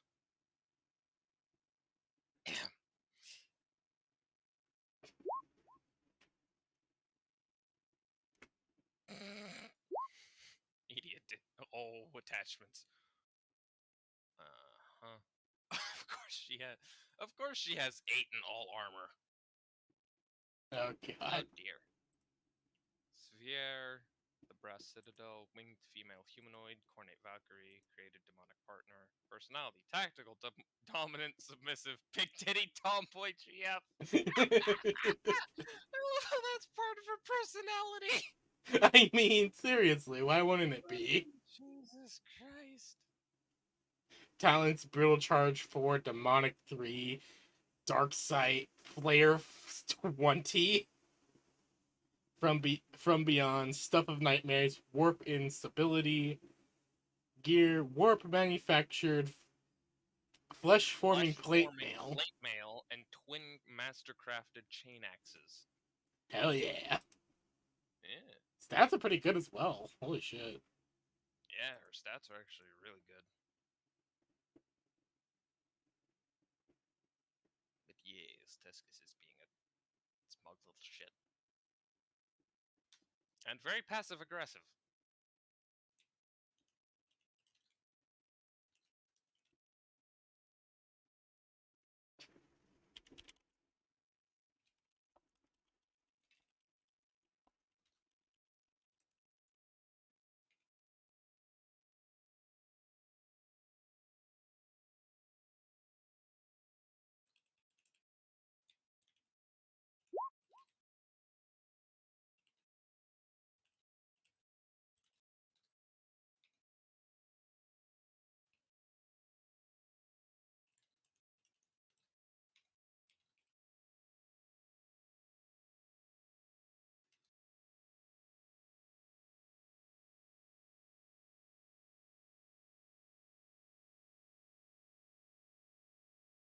She half drags, half quick walks you across the arena, far away so you can talk without him hearing. There she sighs and lowers both of her chain axes. Look, do you know who I am? Do you know what I am? I don't know. Candy's sister? A warp mimic? Some twisted version of a waifu? I don't know. I'm not too, well versed in warp fuckery. So, you know.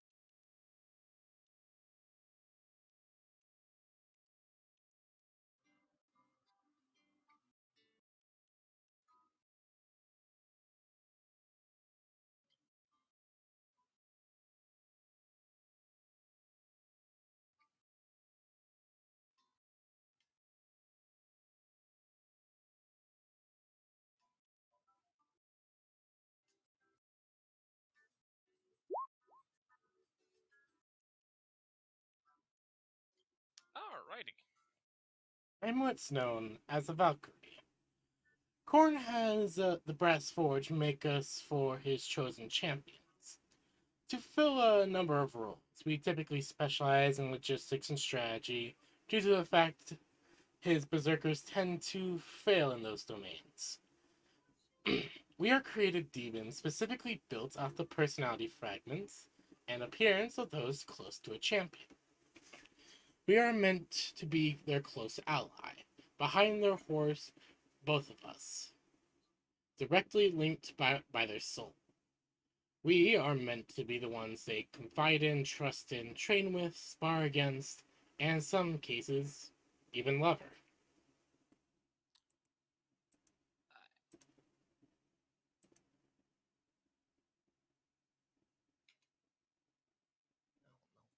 been moping in his fucking room all day.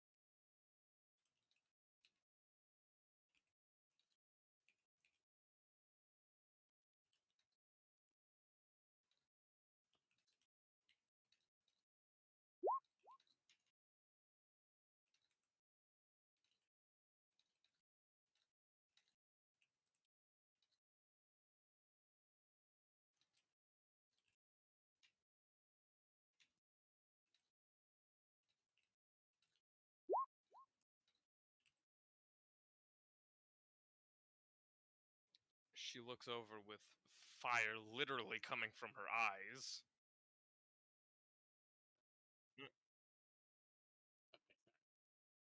And that shitheel refuses to have literally anything to do with me. I would like many things. At the very least, I would appreciate to be given the fucking time of day. But no, instead that sad sack of shit wallows in himself due to the fact that I'm not what he wants. Even still, I am an individual. I would like to feel to be recognized that that I exist, even if it's only as a gift from Corn on High. She just sighs, lowering her head, looking like she wants to fucking cry. I don't want to exist. I didn't want to exist and to be given, yet here I am as well.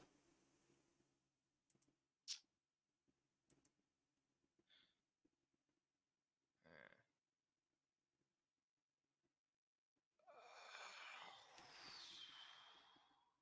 Okay. Well, looks like I'm being the therapist for two people today. Wonderful. Ignore me. I'm a passive aggressive cunt. Alright. So, listen, lady. I don't know your name. I'm gonna call you lady for now until you deign to actually tell me your name. You. Few things I must explain. Uh, Slag is not well. I don't know if you picked up on the fact on this, but you know, for a human, usually missing their head, arm, and portions of their body is generally not a good thing. So he's not exactly in the best physical or mental state right now. This is not helped by the fact that he's been here for all at once eternity and no time at all. For me, who comes from the Materium, it's been about 4 months, maybe. For him, it's been multiply that by the power of time squared. Essentially, literally, isn't as much time as exists in existence itself.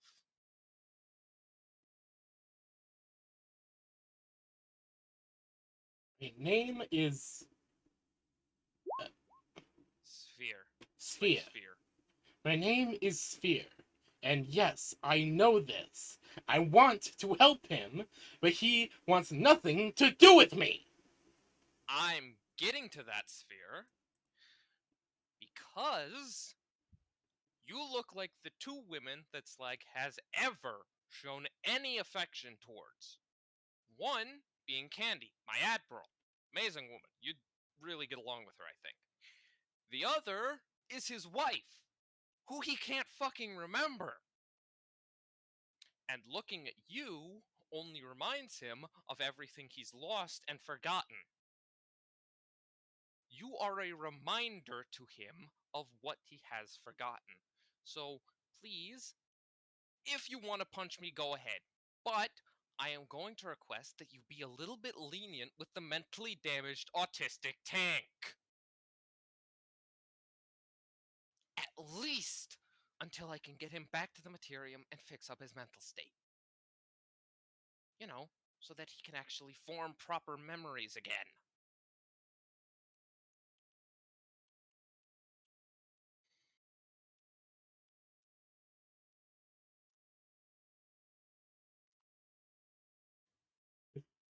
And, listen, I'm not asking you to be happy about this. You don't have to be. I fully expect you to be pissed as shit.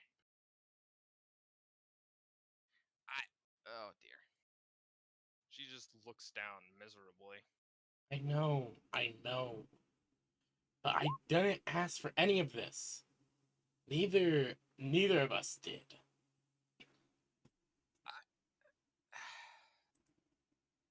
Yeah, I get that. I get that. Fuck. All right. You probably don't want to exist here with him like this as he is now. Ugh. Yeah, here we fucking are. With him acting like a Petulant. petulant child, and me like a psycho bitch. Yeah. Right. Okay. All right. So I think I see the big issue here. You. It appears I'm going to be talking a bit more like a tech priest here, so I apologize if this feels a bit dehumanizing, but your design specifications were changed halfway through production. Thus, this caused some issues with the outcome. I believe that these issues can be solved if you can manage to convince the big man upstairs to do so. Not sure how, might take both you and Slag asking for help, but it could either get you separated from him, or it could get you more focused so that you're not two halves of two completely separate beings smashed into one, which is clearly causing some mental issues and also causing some issues for Slag as well.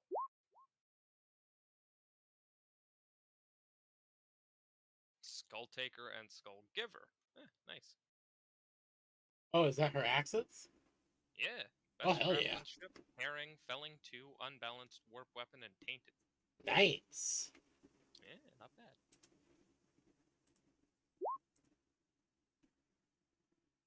Go ahead, die. Die to something called Skull Giver. No, I'm good.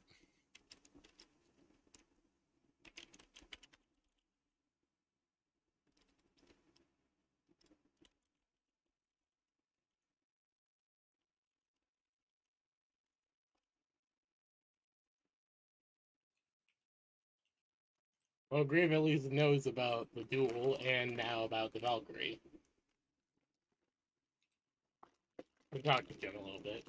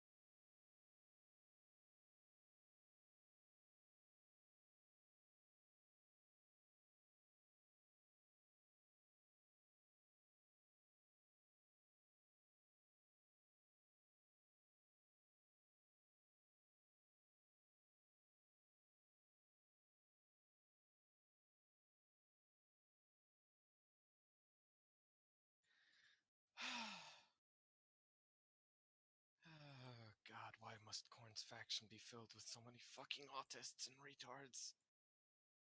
Because reasons. Why do I have to play therapist? Get Candy in here. Wait, no, you can't. Fuck. I can't! Candy would actually be really good here. It's the problem, but you can't because of rules. Yeah! I know! She's actually kind of designed for situations like this. Thick. Gandhi would be able to solve all of this so fucking easily. Might send Sphere into a bit of a rage seeing the woman she's based on, but you know, Slag could kick her ass, I'm sure. And also, it would be really therapeutic for Slag to see the love of his life again. You know, Korn, you son of a bitch! Leave me alone, Skullman! I don't want to be here anymore. No, I'm not I'm not two people in one. I just look like a merger of the pair. I'm one person, my own person, with my own hopes, dreams, goals, desires, and more. My own personality, with only small pieces givens. She says something and your brain auto-redacts it. Slags demonic names. Ah. Old wife wouldn't have been anywhere near capable of giving personality traits speaking to corn, and the candy you speak of isn't much better. Yeah, candies.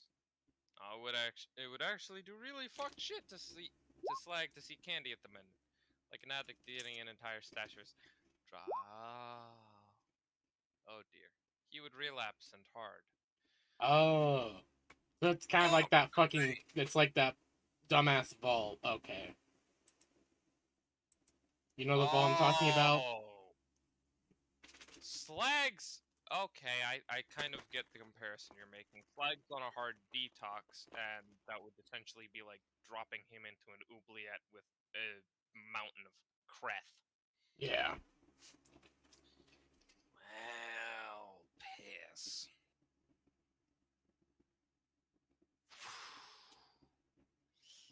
That's true. Candy is. Candy is Candy. She's terrifying and amazing and really, really, really cool, but not really corn. Hmm. I wonder if. Okay, so maybe not personality wise, but corn might be able to fix your. Well, not fix, more shape your appearance, I guess. Give him Maybe candy getting now, he'd be like, "Oh Lord, oh he's Lord, coming." he coming. I'm not. Oh, fuck, I don't know. My best idea is to go to Korn and ask him to make it so that you don't look like Candy or Slag's wife, because that's not doing anything for his mental state. If anything, that's probably making it worse, which is ironic because you're supposed to help him. I'm getting ahead of myself. Making you look more like Candy would probably only cause further issues because it would be like looking it would be like showing a starving man a cake through a wall of ballistic plastic. It's torture. Moving on.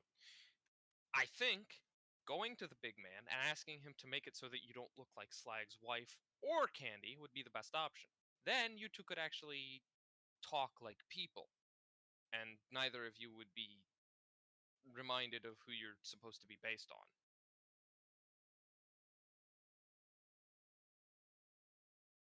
Plus, Slag could really, really, really use someone to keep him company, and Desert Storm is not. Let's just say I don't exactly trust him much right now. I mean, I do trust him, but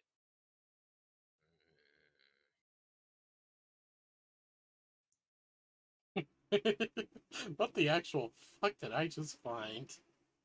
mm. What? Who the fuck is Prod Man? Oh, John Prodman. Okay, I'm confused. It's a character in Warframe. Is this actually a canon character in Warframe? Or is this like a fan-made character that... Okay, I'm just confused. No, it's kind of like a fandom character. Anyways, you've Oh, got okay. some text. Oh, You got some dialogue. that's something I thought of, but honestly, the die is set. I'm happy with myself being myself. Either way, however, I don't even think that would solve the issue. This dense brick of retardation only wants his tech priestess. Well, I mean, obviously, but I'm not saying that he has to, you know, want you. I'm just saying that it might that not looking like Candy or his wife and causing him immense amounts of emotional distress every time he looks at you might do wonders for your relationship as actual people. Just, a thought, because then you two could actually talk as people and get a clean slate.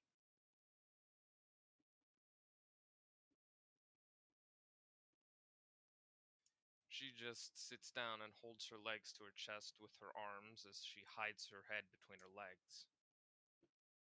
I just want to be myself, to be appreciated.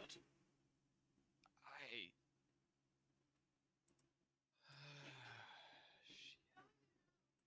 I'm still want to go. Give me a moment. We're gonna be heading off soon. Fuck. Yeah, no worries. Tex, I'm gonna be heading off soon because of food. I am really, really sorry. Eh.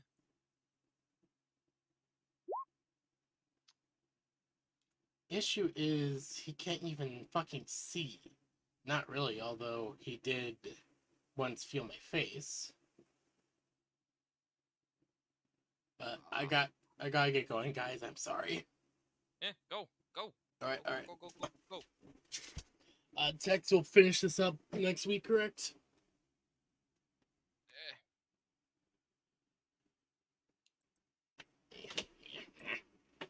Everything done. Where the fuck are my socks? Alrighty, we can end that off here. Alright. Yes, we shall continue next week. We actually got through a good amount of stuff. Yeah, considering- nearly 7 hours. Holy shit. Yeah, especially considering how long certain parts took. Yeah. Alright. See you guys. So yeah. Bye bye.